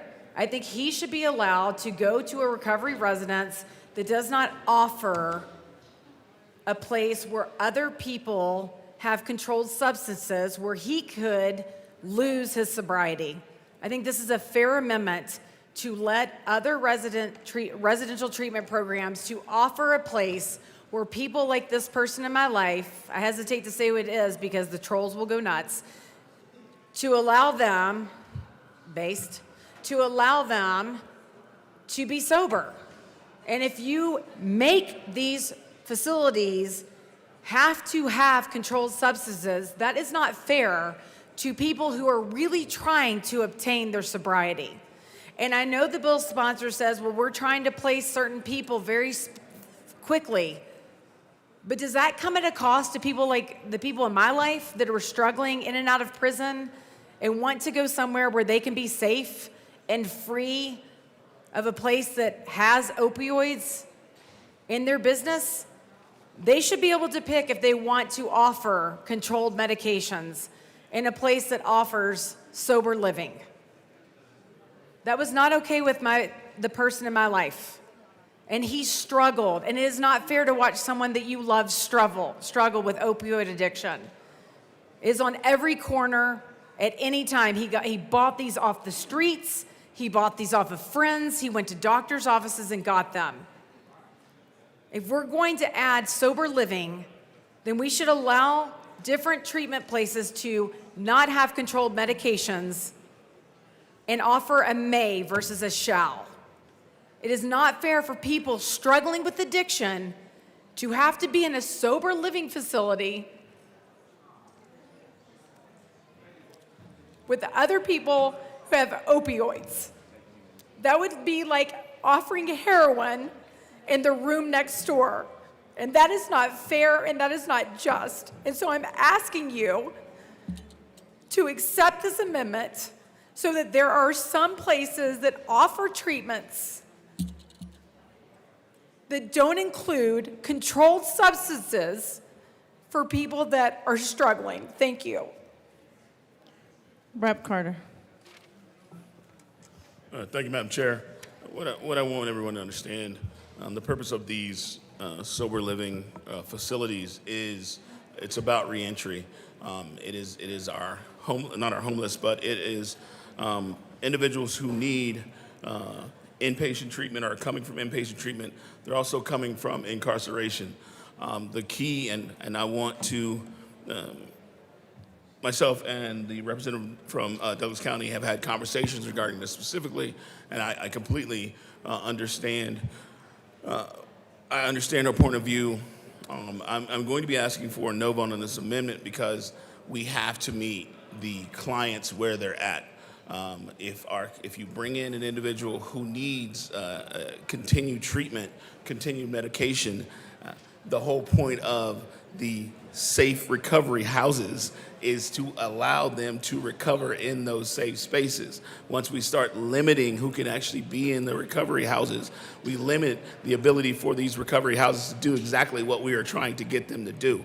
I understand the good representative from Douglas County. I understand her emotion, but the purpose of these recovery houses is to put people in a position where they can recover, and we have to treat them, or we have to accept them exactly how they come to us. And so I'm asking for a no vote. Rep. Bradley. Thank you, Madam Chair. And I respectfully disagree. That is not fair and just to the people who are sober and are struggling with addiction with opioids and benzodiazepines or stimulants to make people to mandate on these sober living facilities.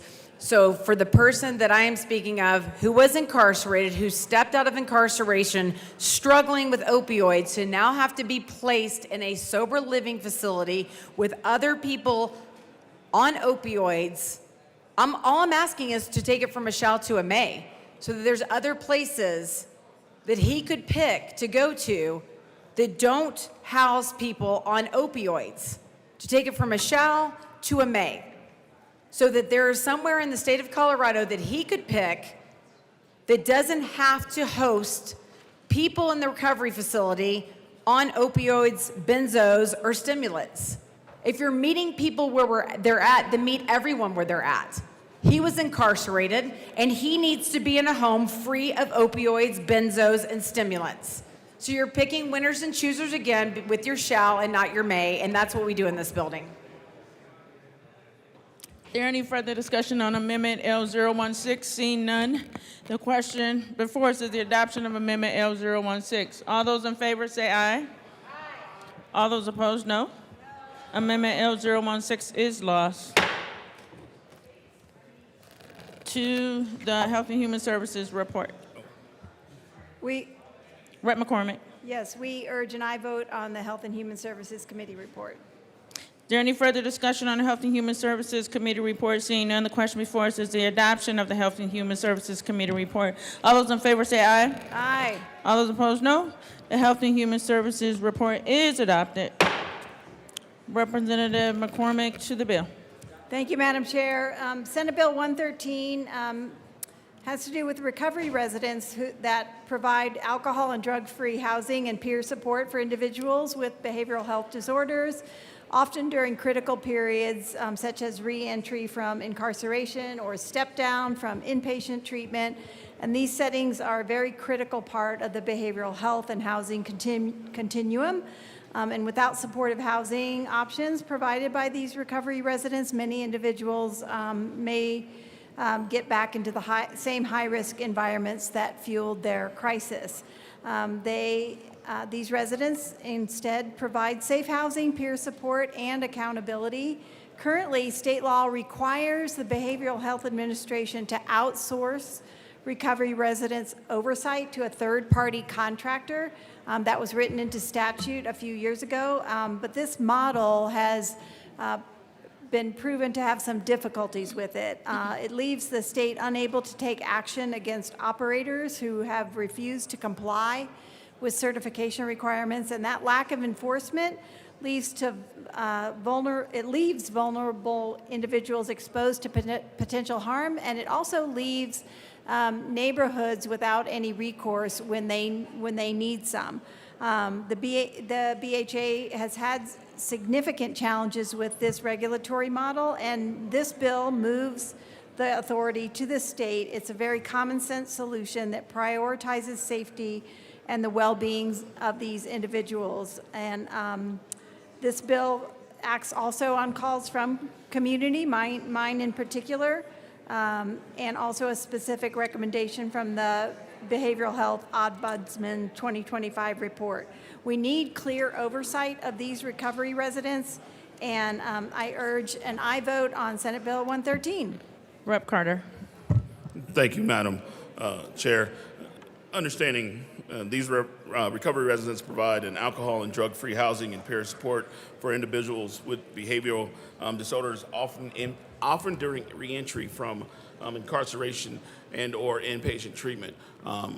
To put it briefly, the best way to ensure an individual does not go back into either the Department of Corrections, county jail, or into some type of drug addiction is to provide these treatment facilities.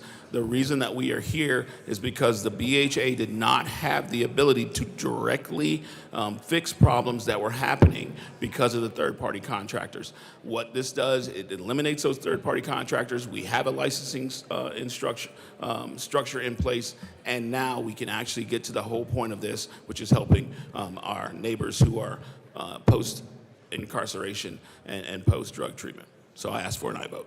Is there any further discussion on Senate Bill 113? Seeing none, the question before us is the adoption of Senate Bill 113. All those in favor say aye. All those opposed, no. Senate Bill 113 is adopted. Mr. Sheba, please read the title of Senate Bill 48. Senate Bill 48 by Senators Hendrickson and Marchman, also Representatives Joseph and Garcia, concerning removing the exception that authorizes a minor who is 16 years old or older to marry with judicial approval and in connection therewith reducing an appropriation. Representative Joseph. Thank you, Madam Chair. I move Senate Bill 48 in the State Civic, Military, and Veterans Affairs Committee report. To the State Civic, Military, and Veterans Affairs report, Representative Garcia. Thank you, Madam Chair. In this committee hearing, we adopted an amendment to the bill that changed the blanket ban on marriage for minors to mirror our statutory rape law, meaning that if you are within 10 years of your spouse, you still have to go through the regular process that's already outlined in law. Otherwise, it's banned. However, there was confusion on whether or not this actually included 16 and 17-year-olds. So we just want to be clear. And with that, we move L004 and ask that it be displayed.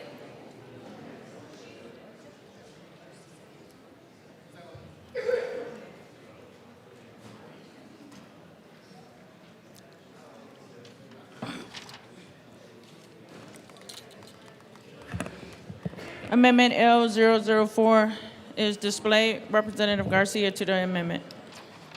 So this amendment strikes that amendment in the committee report, and it basically just outlines our intention that as long as the difference between the two parties to the marriage does not exceed 10 years, then the parties of marriage can actually then engage the process of receiving permission to marry should one of the members or both members be minors. And we ask for an aye vote. Representative Luck. Thank you, Madam Chair.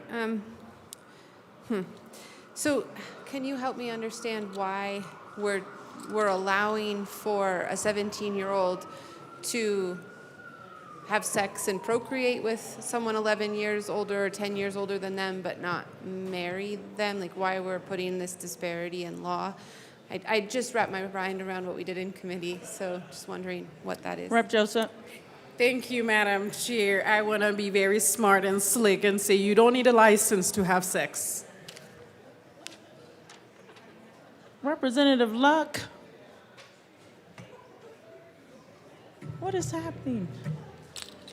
That depends on what faith tradition you come from. Some faith traditions do require you to have a license before you have sex, but putting that aside, in the state of Colorado, we have statutory rape laws which say that if a 16-year-old has sex with someone 10 years or older than them, then that's statutory rape. And those individuals can be, the older partner can find themselves criminally liable or responsible.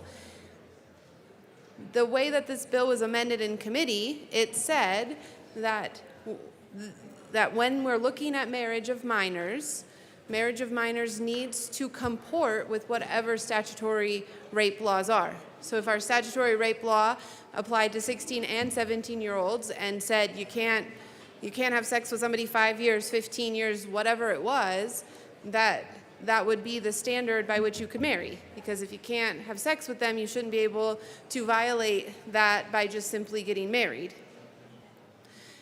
But now we're creating a difference in law such that whatever that statutory rape standard is may or may not be different than what the marriage rate is. And in this instance, it is different because at 17, you can have sex with whoever you want, whatever age they are. But when you're at 16, it's 10 years. And so I guess I'm just wondering why that, instead of keeping it the way that it was decided on in committee.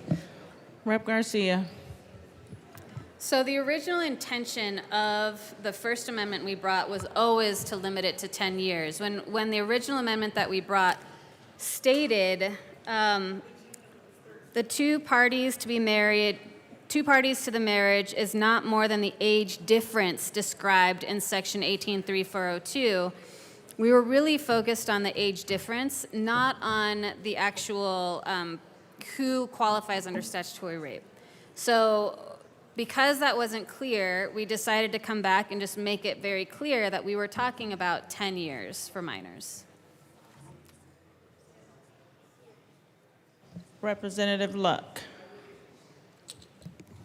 Thank you, Madam Chair. So I voted no on this bill in committee, and then I slept on it, and I understood it, and I came down here with the expectation of supporting it because I got behind what was done in committee, this idea that 16 and 17-year-olds should be allowed to marry, and that the boundaries of who they marry should comport with the boundaries that we have set for statutory rape. So I was all on board and so excited to come down here and support.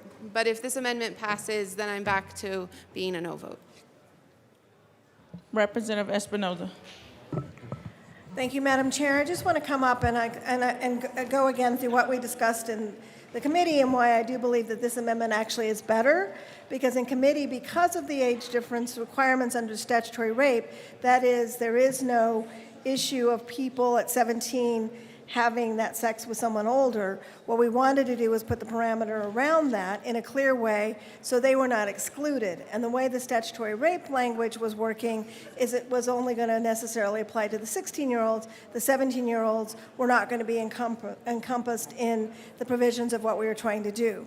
So this amendment is to clarify and ensure that. In terms of having sex or trying to get married to someone younger than you, you cannot apply for the judicial procedure that this is referring to unless you qualify for the other age. So on one hand, we're trying to address the statutory rape time frame, but the other thing we're doing is, in our current statute, you cannot get a marriage license if you're 16 or 17 without going through a process. And so I believe that this amendment does do a clarification of the concerns that I had in committee, that we were, by using the definition, mixing an apple and orange circumstance that would not have protected individuals who were at the age of 17 to get the license, and they would have been precluded under the judicial procedure to seek a license. But the guardrail we're putting in is that the person must not be more than 10 years older than the individual in order to minimize the concerns about being used in some inappropriate way as a minor if there's that large of an age difference. So once they become 18, of course, if they are marrying someone who's 11 years older than them, they're no longer subject to any limitation. But this was a compromise, as the original proponents wanted to eliminate any potential for marriages between 16 and 17, which we already have an amazing statute. I think the numbers we heard in committee were, when we made that statutory change, it has led to very few marriages being approved through the larger process, because the court's system and approval appears to be working in terms of minimizing the exploitation of the young people, which is ultimately the aim of this statute, and I think the aim of the people who are bringing the statute to us. Representative Luck. Thank you, Madam Chair, and thank you for the conversation. I understand what is being sought here, and I don't disagree with the 10 years. What I struggle with is the inconsistency this then creates in law between what our standard is for statutory rape and what our standard is for marriage. And so if 17 were to be set such that they are considered having been statutorily raped by a 27-year-old, then it would be I would be fine with it. But now that we have these two standards, one for when you're having sex outside of marriage and one for when you're having sex inside of marriage, I just think that's an inconsistency that I don't support. Is there any further discussion on, are we still on the committee report? Yes, no, the amendment. The question before us is the adoption of Amendment L004. All those in favor say aye. Aye. All those opposed, no. Amendment L004 is adopted. To the committee report. Is there any further discussion on the State Civic, Military, and Veterans Affairs Committee report? Seeing none, the question before us is the adoption of the State Affairs Committee report as amended. All those in favor say aye. Aye. All those opposed, no. The committee report as amended is adopted. Rep. Joseph to the bill. Thank you, Madam Chair. I ask for a yes vote on Senate Bill 26. This bill addresses a serious and often overlooked gap in our current law regarding underage marriage. Right now, Colorado allows individuals as young as 16 or 17 to marry with judicial approval. While that process is intended to provide oversight, it does not go far enough to ensure these young people are truly protected. What this bill does is pretty straightforward and responsible. It maintains the requirement for judicial approval, but it adds an important safeguards. It limits the age difference between a minor and their prospective spouse to align with existing protections in our criminal statute. In other words, it ensures that the law governing marriage is consistent with the law designed to protect minors from exploitation. This is about common sense and consistency. If we recognize in other areas laws that large age gaps involving minors create power imbalances and risks coercion, then we should not ignore those same concerns when it comes to marriage. Marriage is one of the most significant legal commitment a person can make. For minors, that decision carries even greater weight and potential consequences. It is our responsibility to make sure that when exceptions exist, they are narrow, thoughtful, and focused on protecting young people, not exposing them to harm. This bill does not eliminate judicial discretion. It does not remove the court's role. What it does is provide clearer boundaries to guide that discretion and ensure that we're not inadvertently allowing situations that put minors at risks. Members, this is a measured step that strengthens protections without overreaching. It aligns our statutes, reinforces our values, and prioritizes the safety and well-being of our young Coloradans. And I respectfully ask for a yes vote on Senate Bill 48. Representative Garcia. Thank you, Madam Chair. Members, I imagine many of you, if not all of you, have been receiving outreach from a certain organization, national organization, demanding that you kill this bill because it is not an outright ban, with the messaging of all or nothing. Because the bill that's coming before you now, especially with this amendment, quote unquote, only helps some kids.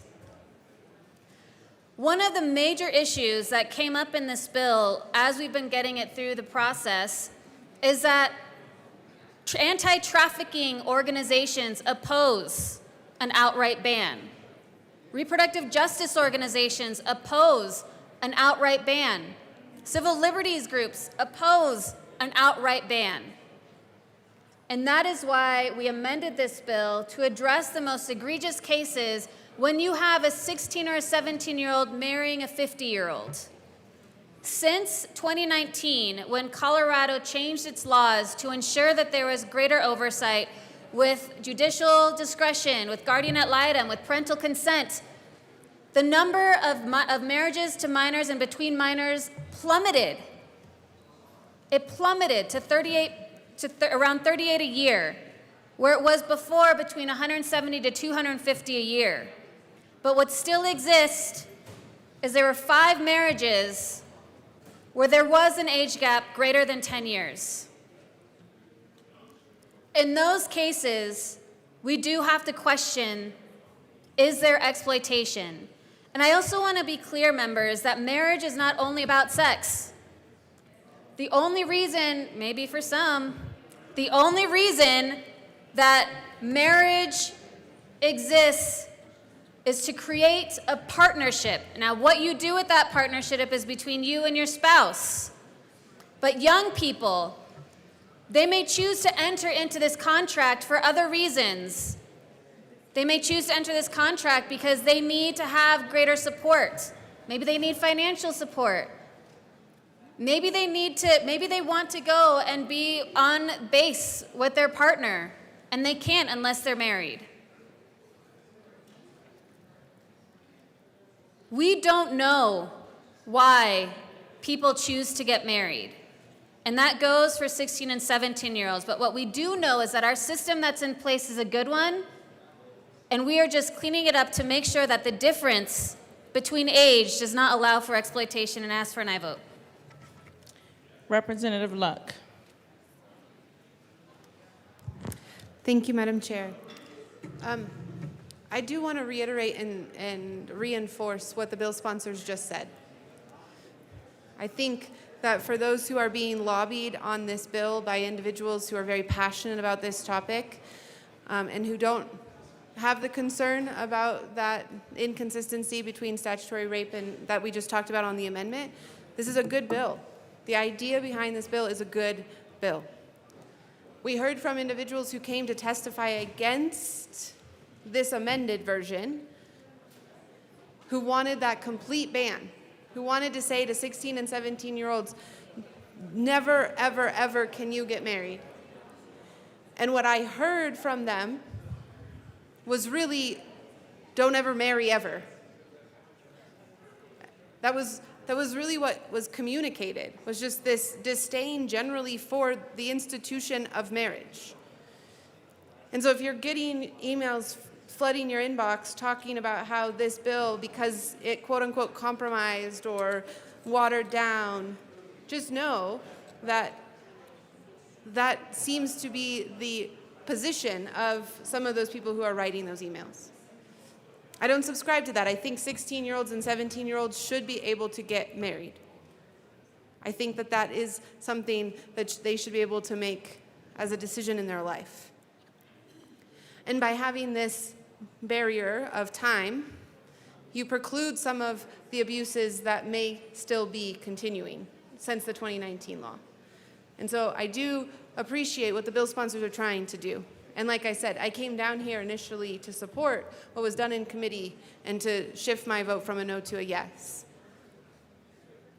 because of my understanding of the other dynamics that we talked about just a minute ago. I won't. But I think overall, if you don't have that quirk of an understanding or that quirk of an issue, it's a good policy to advance. Is there any further discussion on Senate Bill 48? Seeing none, the question before us is the adoption of Senate Bill 48. All those in favor say aye. All those opposed, no. Senate Bill 48 is adopted. Mr. Sheba, please read the title of Senate Bill 147. Senate Bill 147 by Senators Cutter and Peltonar, also Representatives Johnson and Froelich, concerning the regulation of lobbyists and in connection therewith making appropriation. Representative Johnson. Thank you, Madam Chair. I move Senate Bill 26-147 to the Committee of the Whole. To the bill. You just moved. Yeah, that's okay. Thank, No, we're just moving the bill. To the bill. Thank you, Madam Chair. This bill passed unanimous out of both House, State, Veterans, Military Affairs, and the House Appropriations. Colleagues, this bill is different than what you would have heard when it was in the Senate. What it does now is just adding the same lobbyist requirements onto the executive branch, the judicial branch, and the liaisons who act as lobbyists with the governor's office. What we're asking for is a fair playing field. We're asking that we have the same accountability for the 72-hour, 3-day reporting on Secretary of State when someone decides to act on a bill. This doesn't mean that they're just reading the bill and talking in-house, but they decide to act, whether it's support, oppose, amend. But we are asking for that transparency, especially to the public. When different agencies and branches come in, the people deserve to know what's happening, and this will, again, create a fair playing field, and I will let my good co-prime. Representative Froelich. Thank you, Madam Chair. Thank you to the good representative from Morgan, from Morgan and a bunch of other counties. Let's just level the playing field. All lobbyists are lobbyists, and please vote yes. Representative Luck. Thank you, Madam Chair. So I support the bill. I'm not here to challenge the text of this bill. I am, however, here to add in, since it has this very wonderfully broad title related to lobbyists. So in that regard, I move L014 and ask that it be displayed.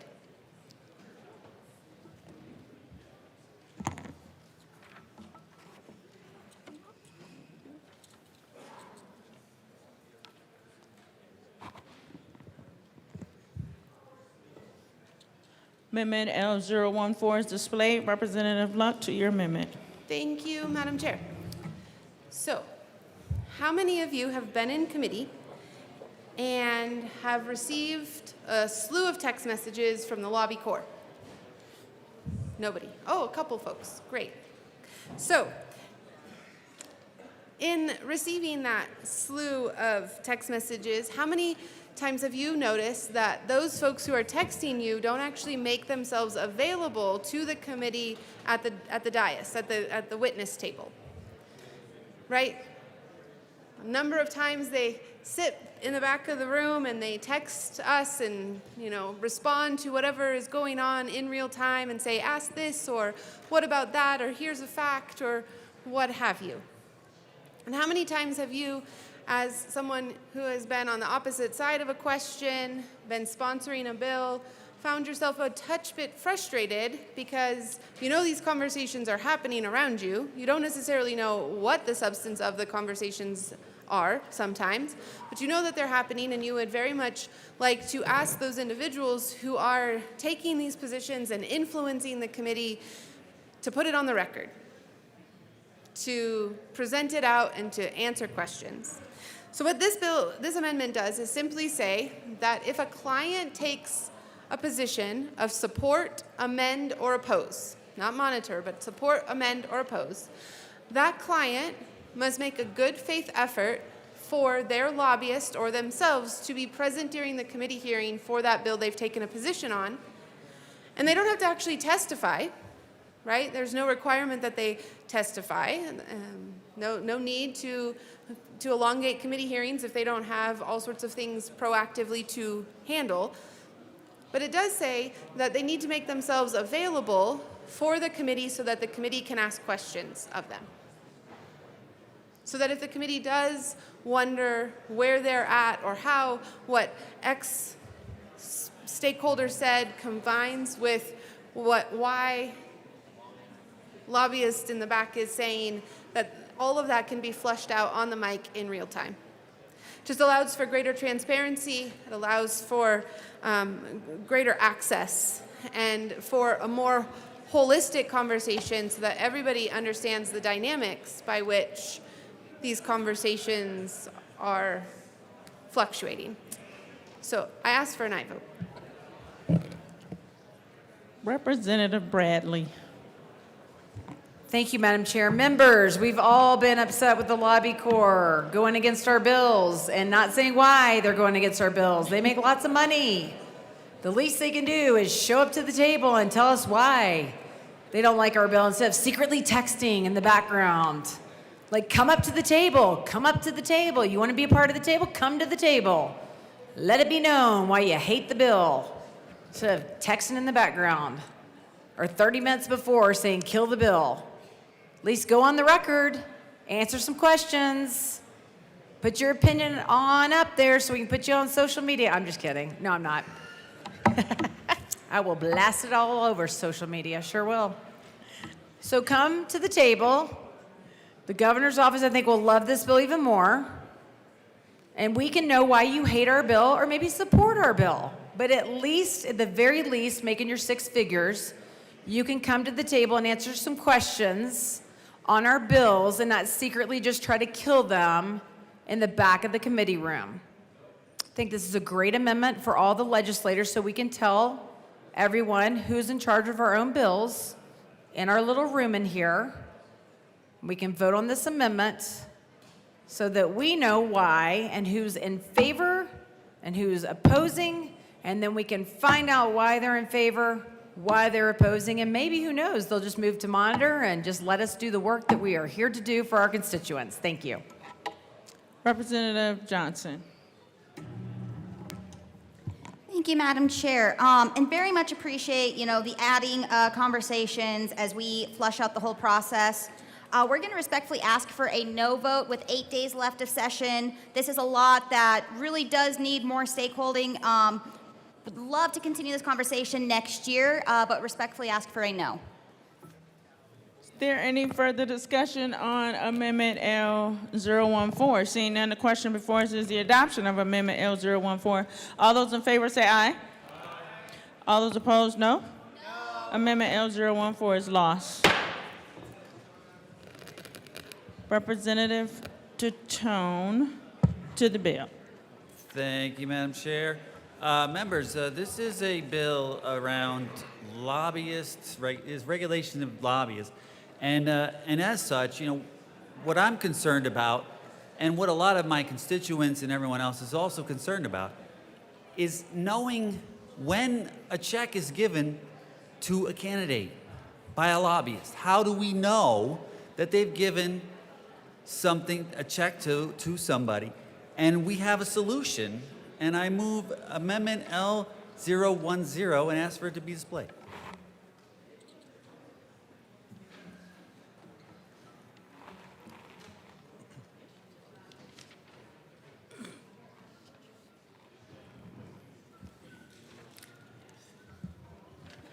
Amendment L010 is displayed. Representative Tatone to the amendment. Thank you, Madam Chair. So this amendment's really simple. It actually just has some requirements around the check itself and a little bit more about it.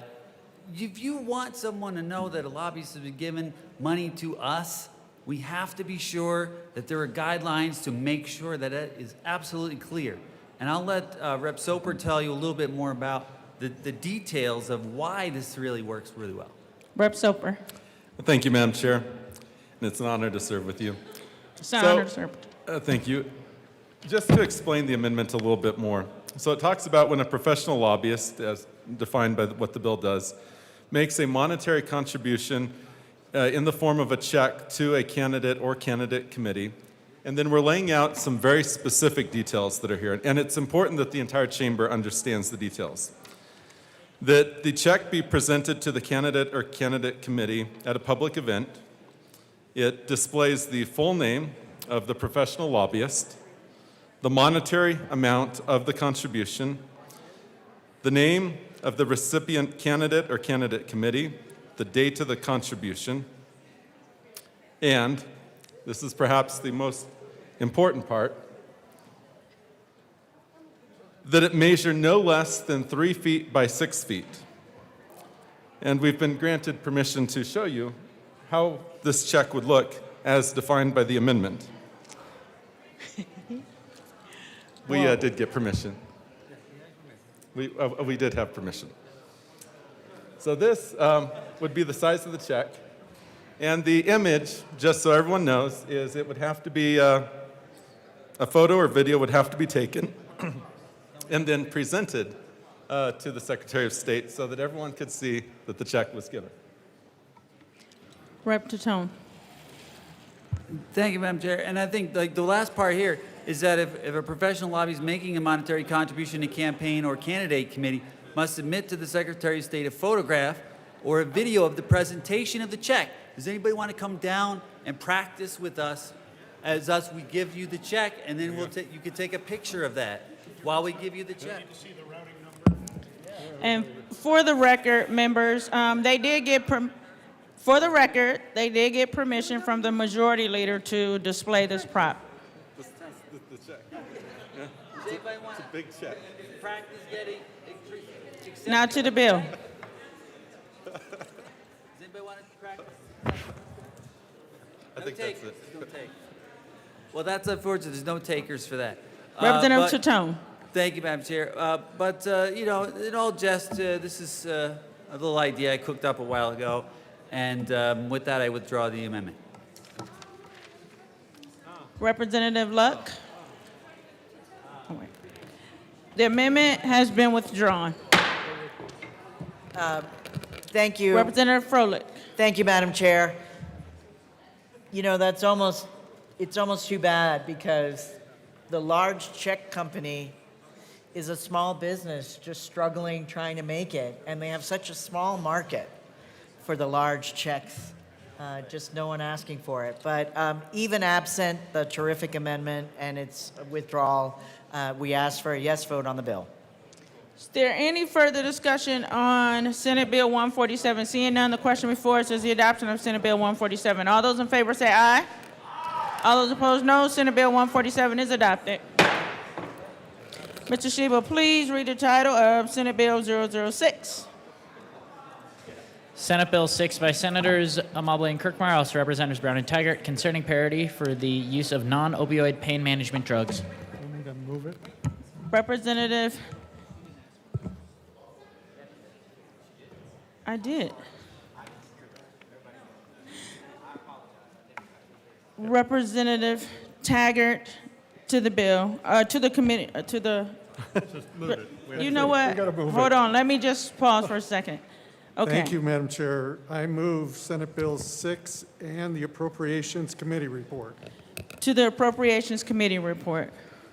The Appropriations Committee report was just a very simple change in the appropriation of about $4,000, and that was the extent of it. Members, can we tone it down a little, please? Thank you.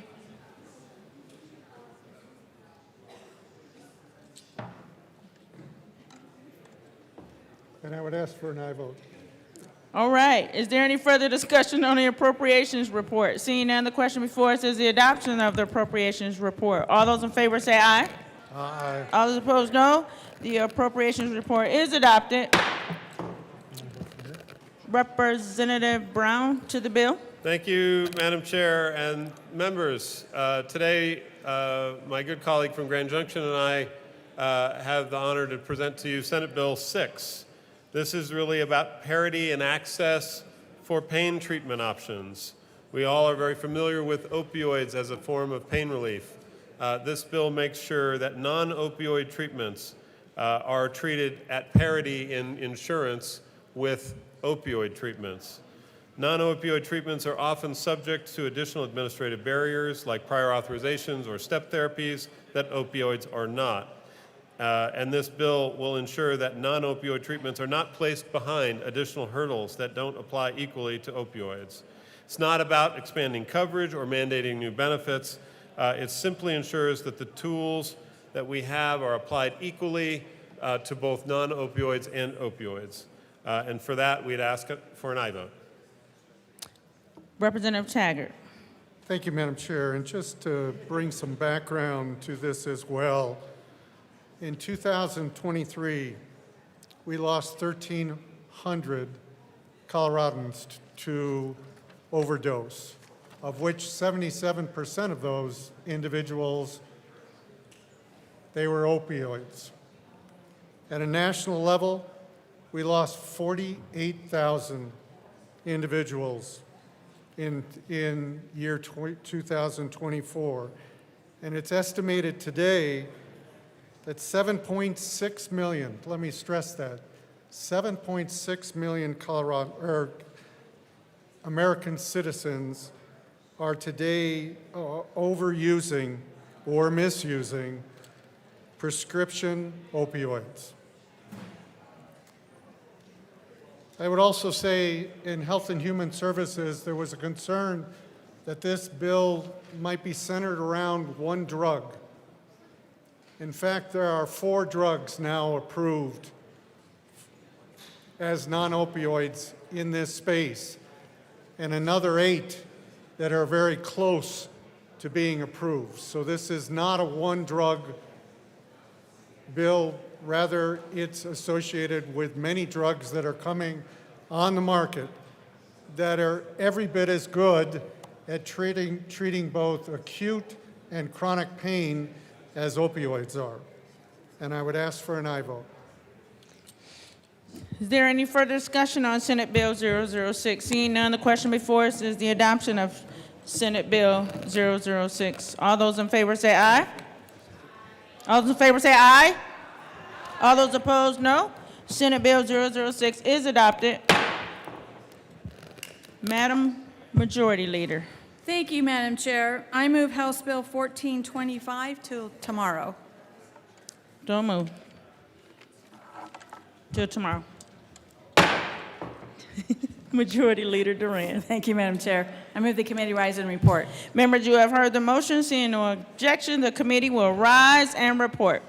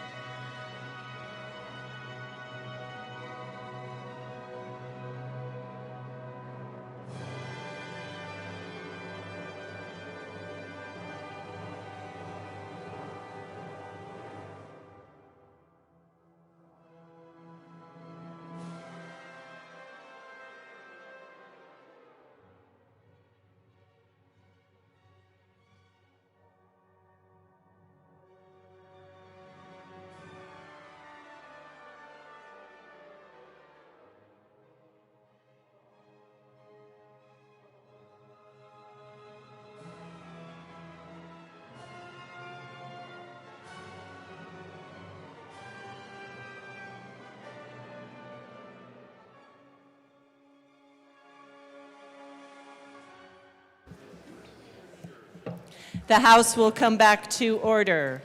Mr. Shebel, please read the report of the Committee of the Whole. Madam Speaker, your Committee of the Whole begs leave to report as under consideration the following attached bills, being the second reading thereof, and makes the following recommendations thereon. House Bills 1043 is amended, 1100 is amended, and 1309 is amended, passed on second reading, ordered and grossly placed on calendar for third reading final passage. Senate Bill 6 is amended, 48 is amended, 113 is amended, 134, 146, 147, and 163 is amended, passed on second reading, ordered and revised, and placed on the calendar for third reading final passage. House Bill 1425 laid over until tomorrow. Representative English.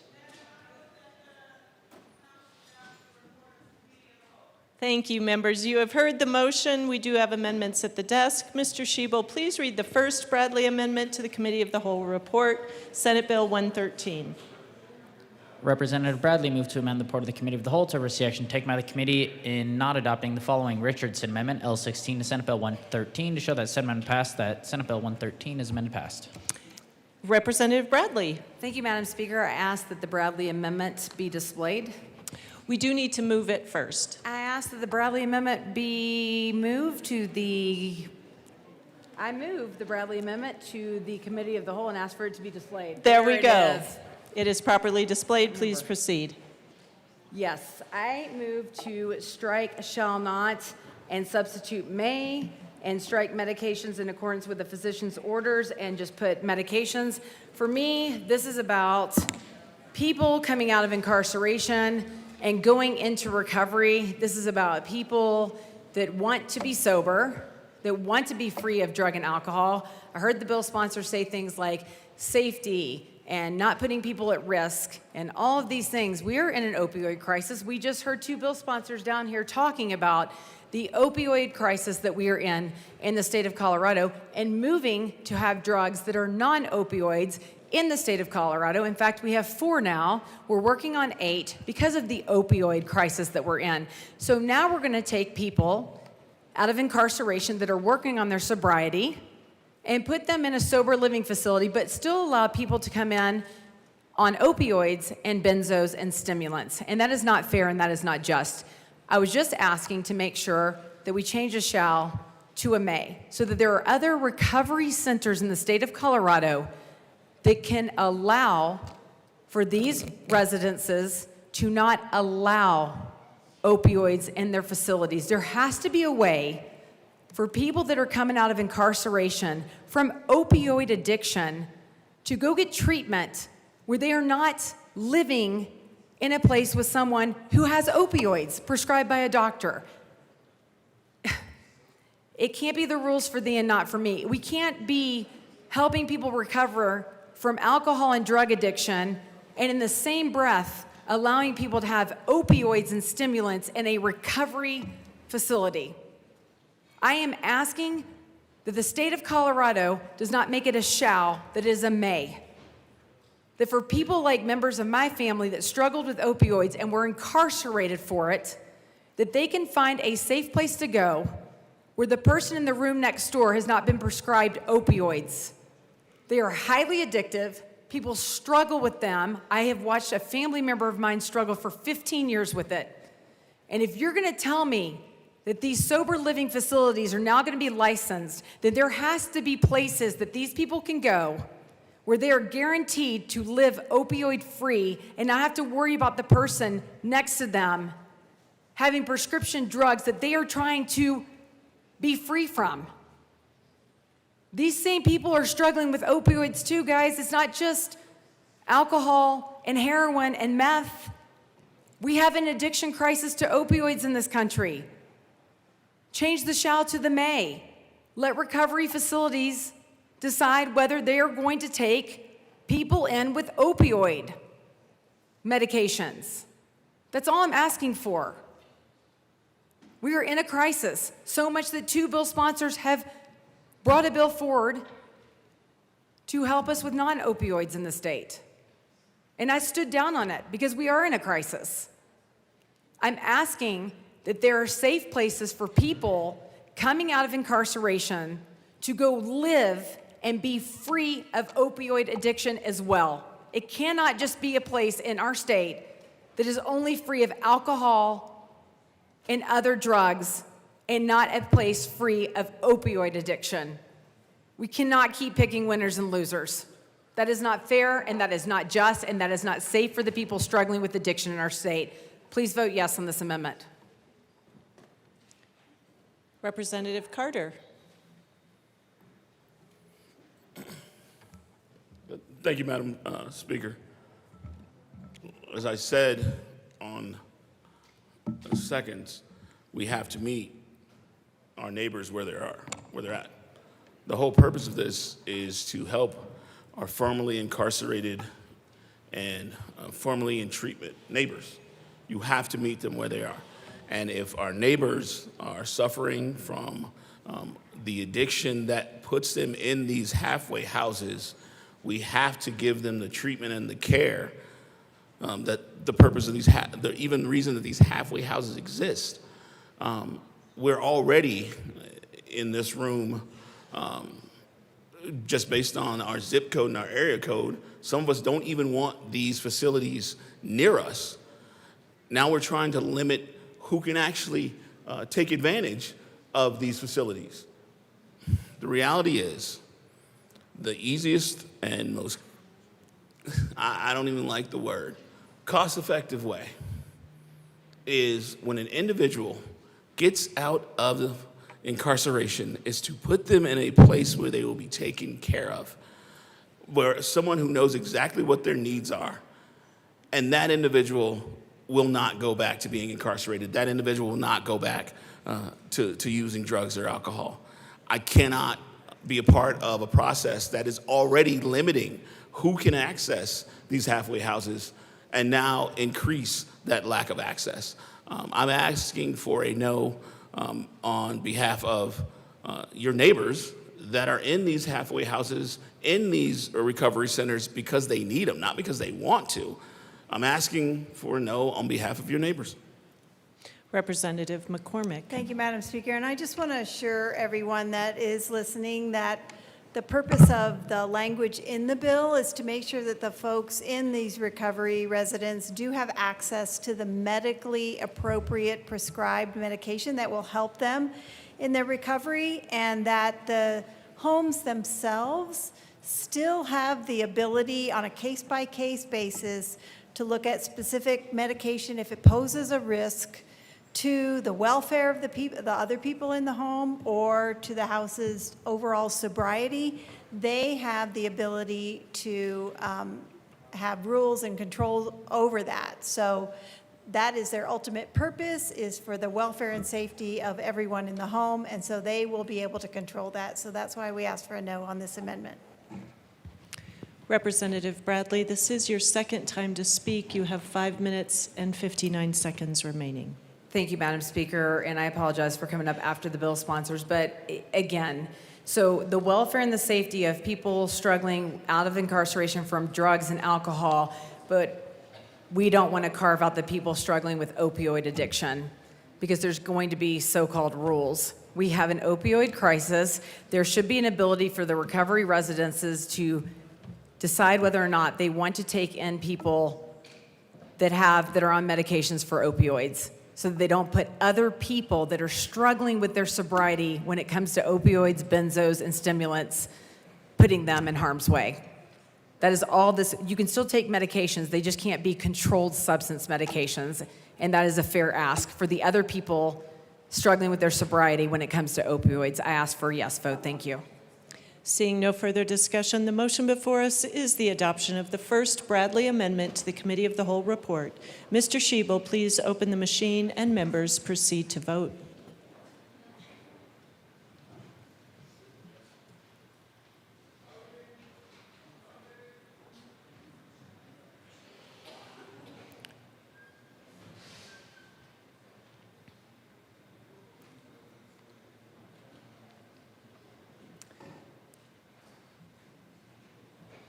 Basenecker, Pascal, Sirota, excused.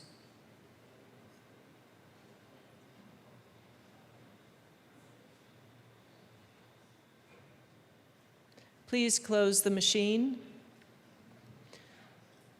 With 22 aye, 39 no, and 4 excused, the amendment is lost. Mr. Shebel, please read the second Bradley Amendment to the Committee of the Whole report, Senate Bill 146. Representative Bradley moved to amend the report of the Committee of the Whole to oversee action taken by the committee in not adopting the following Richardson Amendment, L14 to Senate Bill 146, to show that said amendment passed, that Senate Bill 146 is amended passed. Representative Bradley. I think I've got it, Madam Speaker. I move the second Bradley Amendment to the Committee of the Whole and ask for it to be displayed. Thank you. It is properly displayed. Please proceed. This is an amendment to the catch-up bill to ask for businesses to strike the shall clause and substitute may elect to. We are talking about an opt-in versus a mandatory clause so that businesses can opt in to do this. We heard from the children in the committee or the teenagers in the committee saying that businesses are going to want to do that. They need to do that. It's going to save them all kinds of money. And in the bill, we talked about, for those that were in here listening, that we have carved out, well, we said we wanted a blanket statewide statute, but in the bill, we have carved out so many different businesses that we just felt like this was fair. If we're going to carve out different businesses, hotels, and different establishments, then why not make it a may elect to until we decide that we're going to make sure everyone is included in this. For right now, I think this is a fair way to go. If 165 businesses decided they overwhelmingly wanted to do this, then more businesses will do it. There doesn't need to be a shall. We can say may elect to. Let's start there. Denver's already doing it. Breckenridge is doing it. I'm sure other local municipalities will want to jump on board. So let's start there with may elect to instead of the shall and go from there. I urge an aye vote. Thank you. Representative Kelty. Thank you, Madam Speaker, and I'm up here in support of this amendment, and I wish everyone had heard it earlier and heard the debate earlier. But if we're going to allow businesses to make the wise decisions for their own business, we believe in choice, as we hear so often, in this, under this dome, then it should be the choice of the business to be able to utilize whatever they want as far as what's best for their business.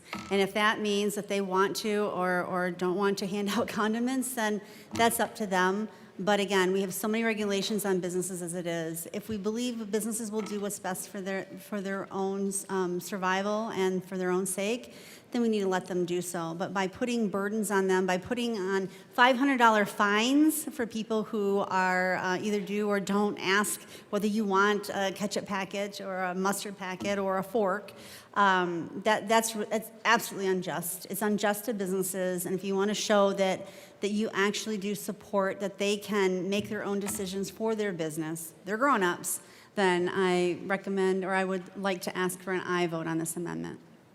Representative Froelich. Thank you, Madam Speaker. Folks, there's an underlying bill we passed 2 years ago that's already in operation. Our bill adds items to that. So this would potentially mean a hodgepodge of some items that you must and some items that you may, in addition to other reasons I'm asking for a no vote. Seeing no further discussion, the motion before us is the adoption of the second Bradley Amendment to the Committee of the Whole report. Mr. Shebel, please open the machine and members proceed to vote.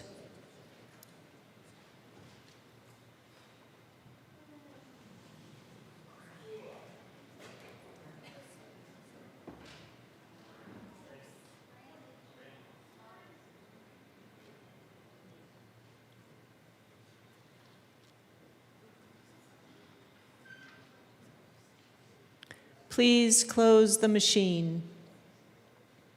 With 28 aye, 36 no, and 1 excused, the amendment is lost. Mr. Shebel, please read the third Bradley Amendment to the Committee of the Whole report. Representative Bradley moved to amend the report of the Committee of the Whole to oversee action taken by the committee in not adopting the following Richardson Amendment, L12, to Senate Bill 146, to show that said amendment passed, that Senate Bill 146 is amended passed. Representative Bradley. Thank you, Madam Speaker. I move the third Bradley Amendment to the Committee of the Whole and ask for it to be displayed. It is properly displayed. Please proceed. Members, we were close. Third time's a charm. We were close. I'm going to give you guys another chance, third chance. Listen, We got farmers markets, roadside markets, and all, well, maybe not all your districts, actually. In some of our districts, I know you guys like honey. I know you guys like your jam. Come to Douglas County, we've got some good farmers markets. Let's carve these people out. We heard some of you didn't, but a lot of you, well, some of you did. Hear about samples that we want to eat. And this will clarify again to the people listening on the Colorado Channel. We have 2 pages of people we have carved out of this bill. So much for a statewide clarifying policy. We've got 2 pages of carve-outs.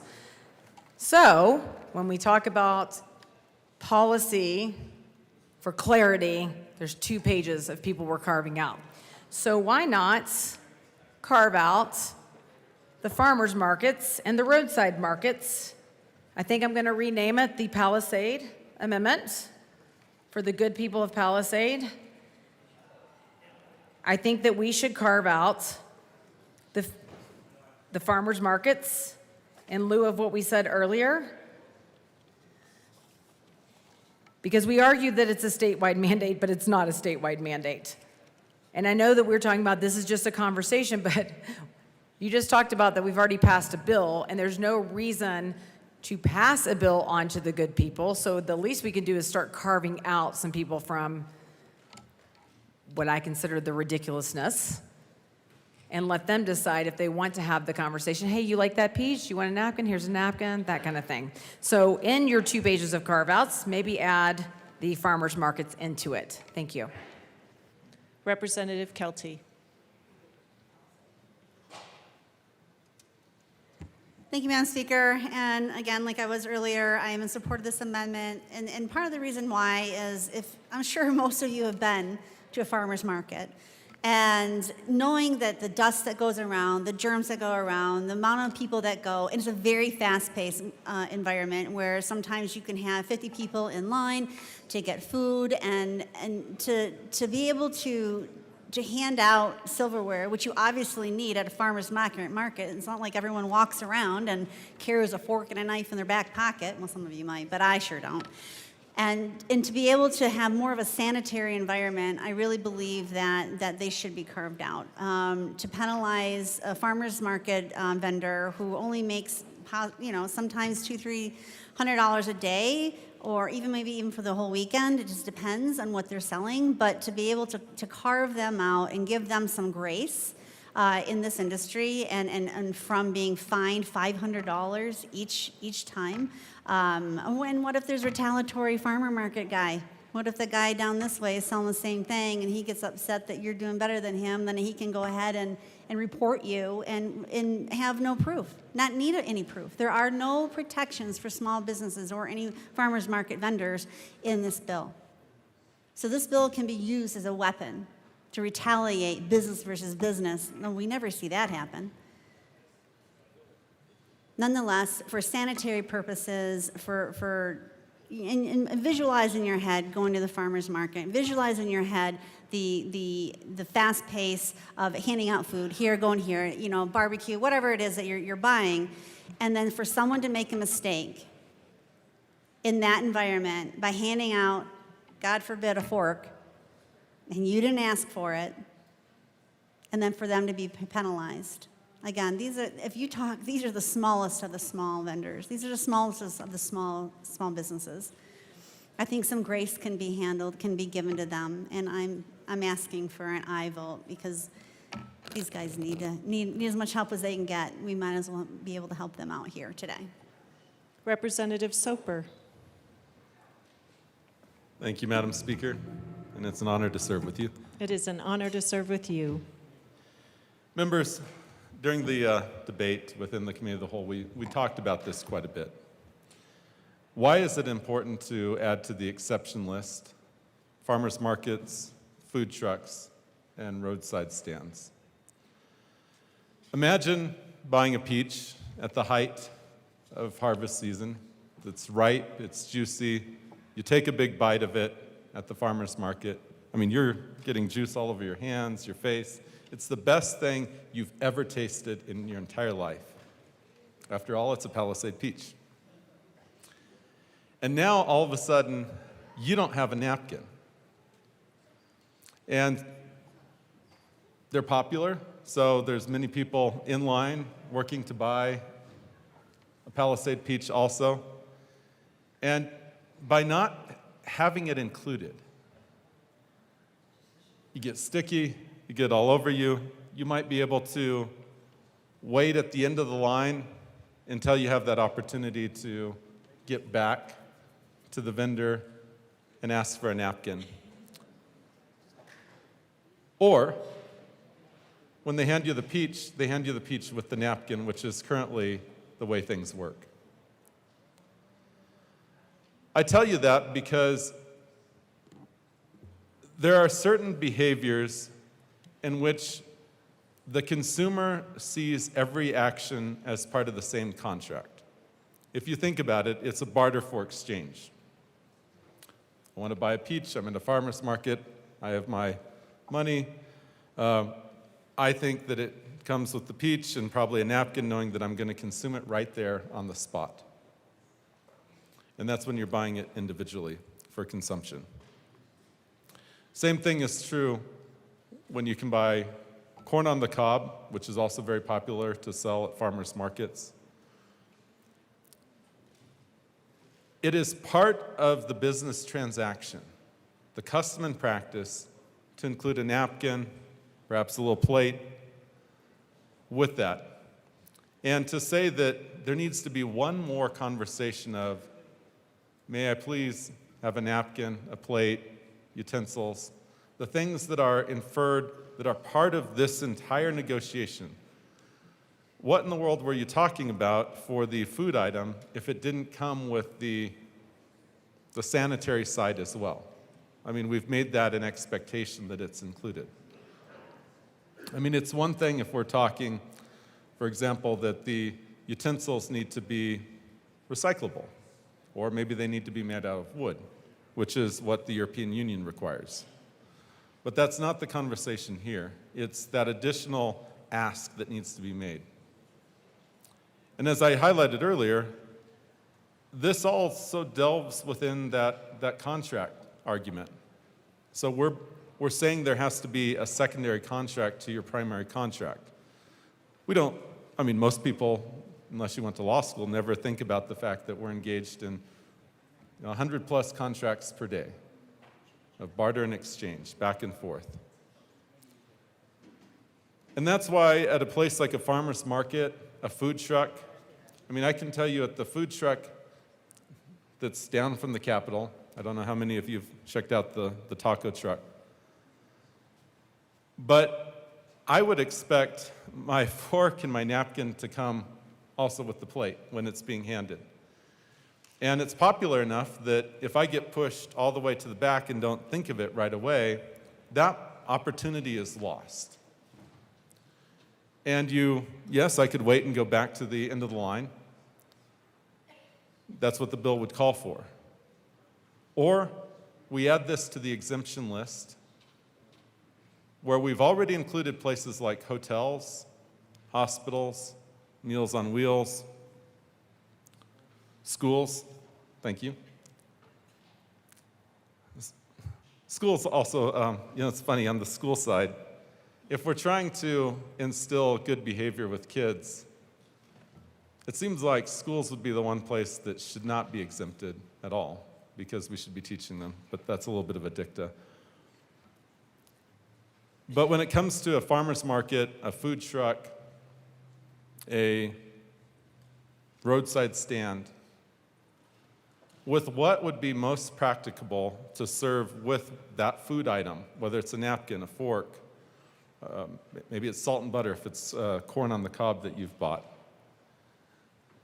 That should be able to be included with the food item and not have to be parsed out separately. And that's why this amendment is a good amendment, why it's a very reasonable amendment, and it's very, very, very narrowly tailored. And I'd ask for a yes vote. Thank you. Assistant Minority Leader Winter. Thank you, Madam Speaker. I also rise in support of this amendment. I think it's ultra important to know, I think like my colleague said from over on the Western Slope, it's part of actually the culture of these food markets. I would consider myself a professional when it comes to eating burritos out of a cooler. And it's custom and practice, first and foremost, if they make a burrito with some good chorizo in it, the wrapper's gonna be greasy. And that foil's gonna be hot. So they automatically reach in with the napkin when they grab it, or a tamale, and they hand it to you. That's part of this transaction that the representative from Delta is talking about. I think when we look at the exemptions that we're making, those are for high volume. I mean, nursing homes, schools, this is high volume. When we're talking farmers markets, this isn't so high volume. So I think this exemption, when we look at the list of exemptions, this is minuscule compared to who we're exempting from this bill. And we talk about bridging the rural-urban divide. Most of the time, even at these farmers markets, I said at the rural-urban divide, even these farmers markets, these are people bringing their products into communities to be able to do this. So we just heard the cottage foods bill this year. These are people trying to make it. Maybe start that food truck, maybe start that restaurant, or they have a food truck. So the business model, first and foremost, they're going to want to ask you in the first place. And I think that we've heard that businesses are doing a good job about that. But in places like farmers markets, I think it's more of a tradition, like my colleague was saying, at the end of the day on how they either serve the food or the speed of the transaction. So I'm just bringing it from a common sense perspective. If we have literally carved out the places that are going to use the most plastics in packets, how can we turn a blind eye to farmers markets for people that have that minimum bottom dollar push? So I just think that when we look at the exemptions that we've made, to ask for farmer markets, when you look at the amount of product that'll be used between the two is minuscule. And to me, it's just a common sense amendment that lets those people know that they don't have to constantly look over their shoulder to make sure the plastic fork police or the ketchup patrol or whoever's gonna be there is gonna cause problems for them. And I just don't see how in good faith we can exempt these big abusers of these products and then not exempt something like farmers markets. So I urge an aye vote. Representative Froelich. Thank you very much, Madam Speaker. Folks, let's not mistake this for a vote on farmers markets and food trucks. They're awesome. Also, they are places that are dedicated to reducing plastic pollution as you walk around. All of the examples of taking a napkin and reaching for a sample, or reaching for a spoon and taking a sample, that's all customer choice. The customer has decided they would like a spoon, they would like a fork. That's all what is covered in this bill.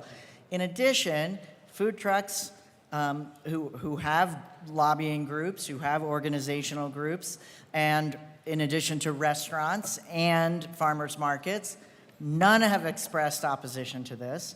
So it's cool that we're feeling that they need to be exempted, but in the most part, they are already practicing these practices. If you've been to a farmer's market or a food truck, we don't want them to feel obligated to hand fistfuls of ketchup packets out because they've been exempted from this bill. So we ask for a no vote on this amendment. Seeing no further discussion, the motion before us is the adoption of the third Bradley Amendment to the Committee of the Whole report. Mr. Schiebel, please open the machine and members proceed to vote.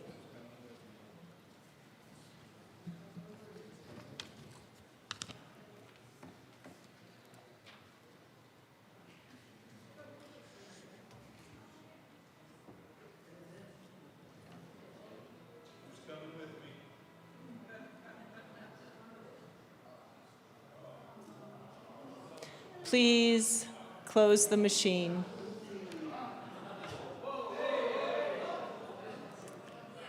With 32 aye, 32 no, and 1 excuse, the amendment is lost.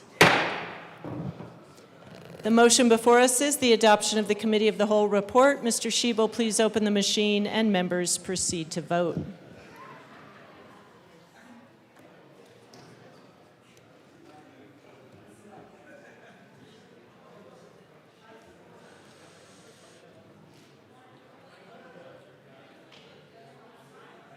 Members, we are voting. Hang in there.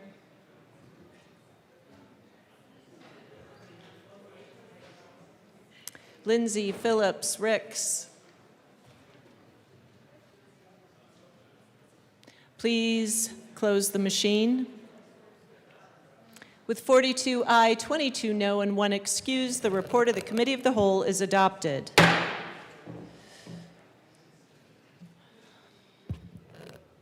Madam Majority Leader.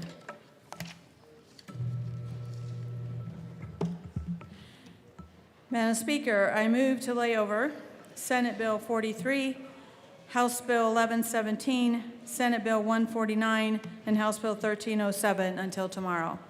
The bills listed by the Majority Leader will be laid over until tomorrow. Mr. Schiebel, please read the title to Senate Bill 160. Senate Bill 160 by Senators Rodriguez and Gonzalez, also Representatives Duran and Martinez, concerning employee protections in the workplace. Madam Majority Leader. Madam Speaker, I move Senate Bill 160 on third reading and final passage. The motion before us is the adoption of Senate Bill 160 on third reading, final passage. Mr. Schiebel, please open the machine and members proceed to vote.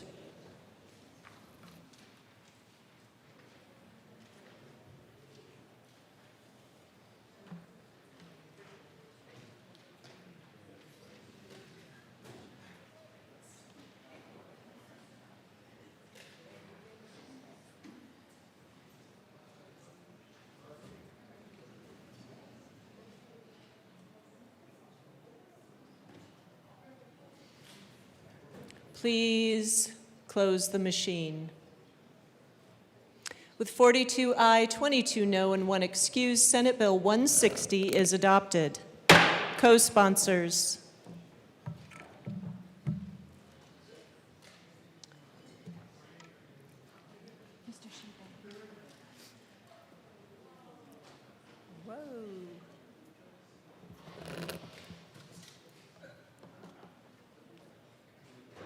Keep it coming.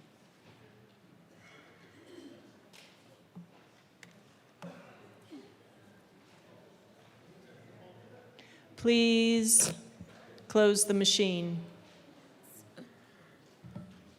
Mr. Schiebel, please read the title to House Bill 1054. House Bill 1054 by Representatives Rutinel and Velasco, also Senator Wallace, concerning worker safety protections. Madam Majority Leader. Madam Speaker, I move House Bill 1054 on third reading and final passage. The motion before us is the adoption of House Bill 1054 on third reading, final passage. Mr. Schiebel, please open the machine and members proceed to vote. Representative Valdez, how do you vote?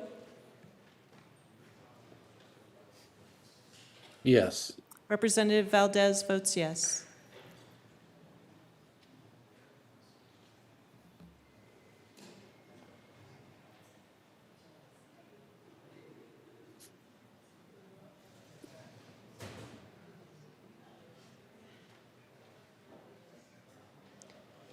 DeGraff and Smith. Please close the machine. With 42 aye, 23 no, and 0 excused, House Bill 1054 is adopted. Co-sponsors.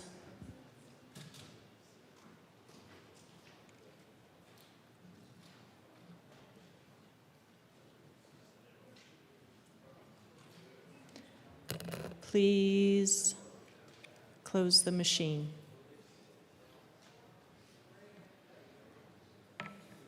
Mr. Schiebel, please read the title to House Bill 1230. House Bill 1230 by Representatives Martinez and Velasco, also Senators Roberts and Kirkmeyer, concerning the extension of the conservation easement tax credit through income tax year 2036. Madam Majority Leader. Madam Speaker, I move House Bill 1230 on third reading and final passage. The motion before us is the adoption of House Bill 1230 on third reading and final passage. Mr. Schiebel, please open the machine and members proceed to vote. Representative Valdez, how do you vote? Yes. Representative Valdez votes yes.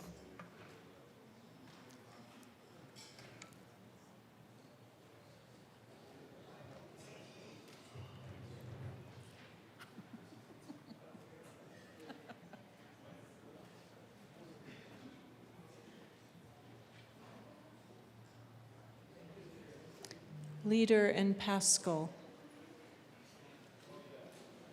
Please close the machine. With 58 ayes, 7 no, and 0 excused, House Bill 1230 is adopted. Co-sponsors.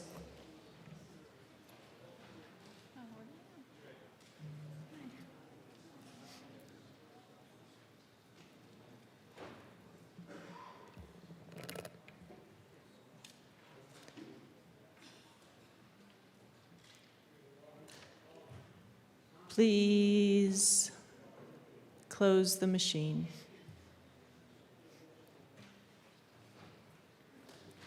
Mr. Shebel, please read the title to House Bill 1272. House Bill 1272 by Representatives Froelich and Velasco, also Senators Cutter and Weissman, concerning protections for workers necessitated by climate change and in connection therewith making appropriation. Madam Majority Leader. Madam Speaker, I move House Bill 1272 on third reading and final passage. The motion before us is the adoption of House Bill 1272 on third reading, final passage. Mr. Shebel, please open the machine and members proceed to vote. Representative Valdez, how do you vote? Yes. Representative Valdez votes yes.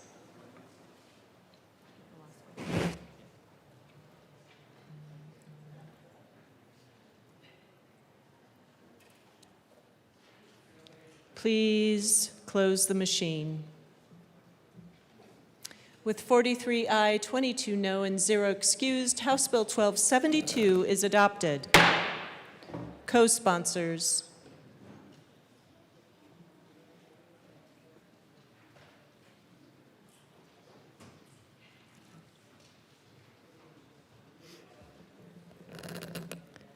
Please close the machine.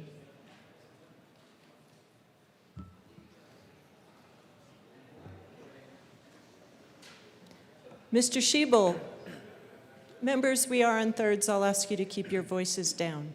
Thank you. Mr. Shebel, please read the title to House Bill 1327. House Bill 1327 by Representative Ferre, also Senator Mullica, concerning health care support for large employers' workers and in connection therewith making appropriation. Madam Majority Leader. Madam Speaker, I move House Bill 1327 on third reading and final passage. The motion before us is the adoption of House Bill 1327 on third reading, final passage. Mr. Shebel, please open the machine and members proceed to vote. Representative Valdez, how do you vote? Yes. Representative Valdez votes yes.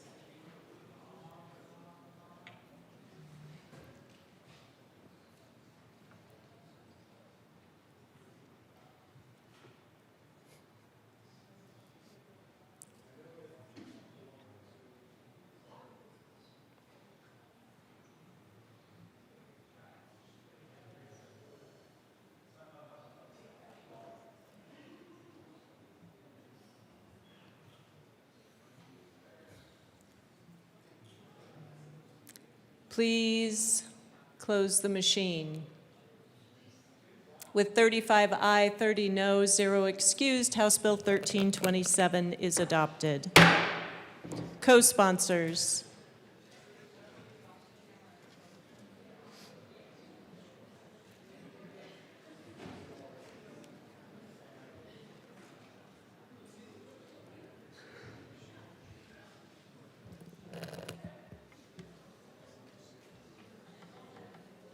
Please close the machine. Mr. Shebel, please read the title to House Bill 1016. House Bill 1016 by Representatives Phillips and Taggart, also Senators Frizzell and Amabile, concerning the continuation of open educational resources, policies, and in connection therewith making appropriation. Madam Majority Leader. Madam Speaker, I move House Bill 1016 on third reading and final passage. The motion before us is the adoption of House Bill 1016 on third reading and final passage. Mr. Shebel, please open the machine and members proceed to vote. Representative Valdez, how do you vote? Yes. Representative Valdez votes yes.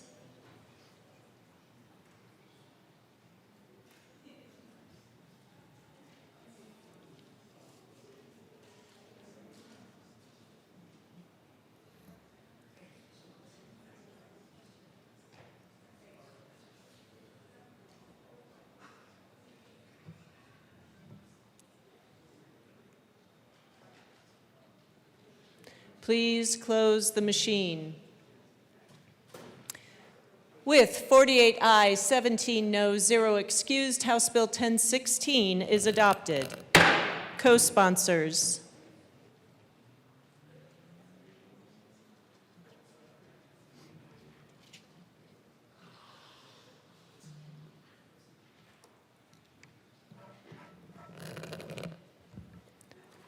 Please close the machine.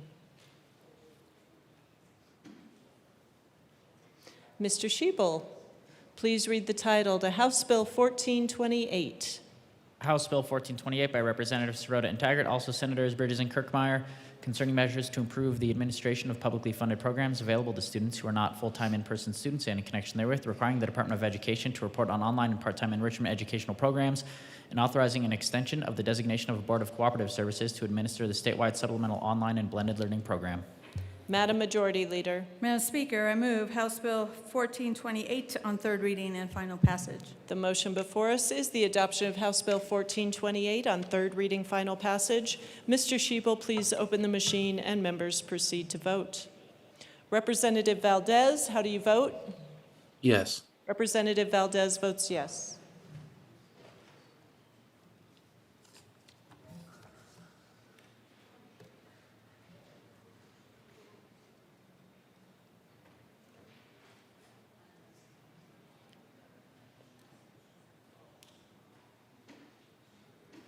Please close the machine. With 54 aye, 11 no, and 0 excused, House Bill 1428 is adopted. Co-sponsors.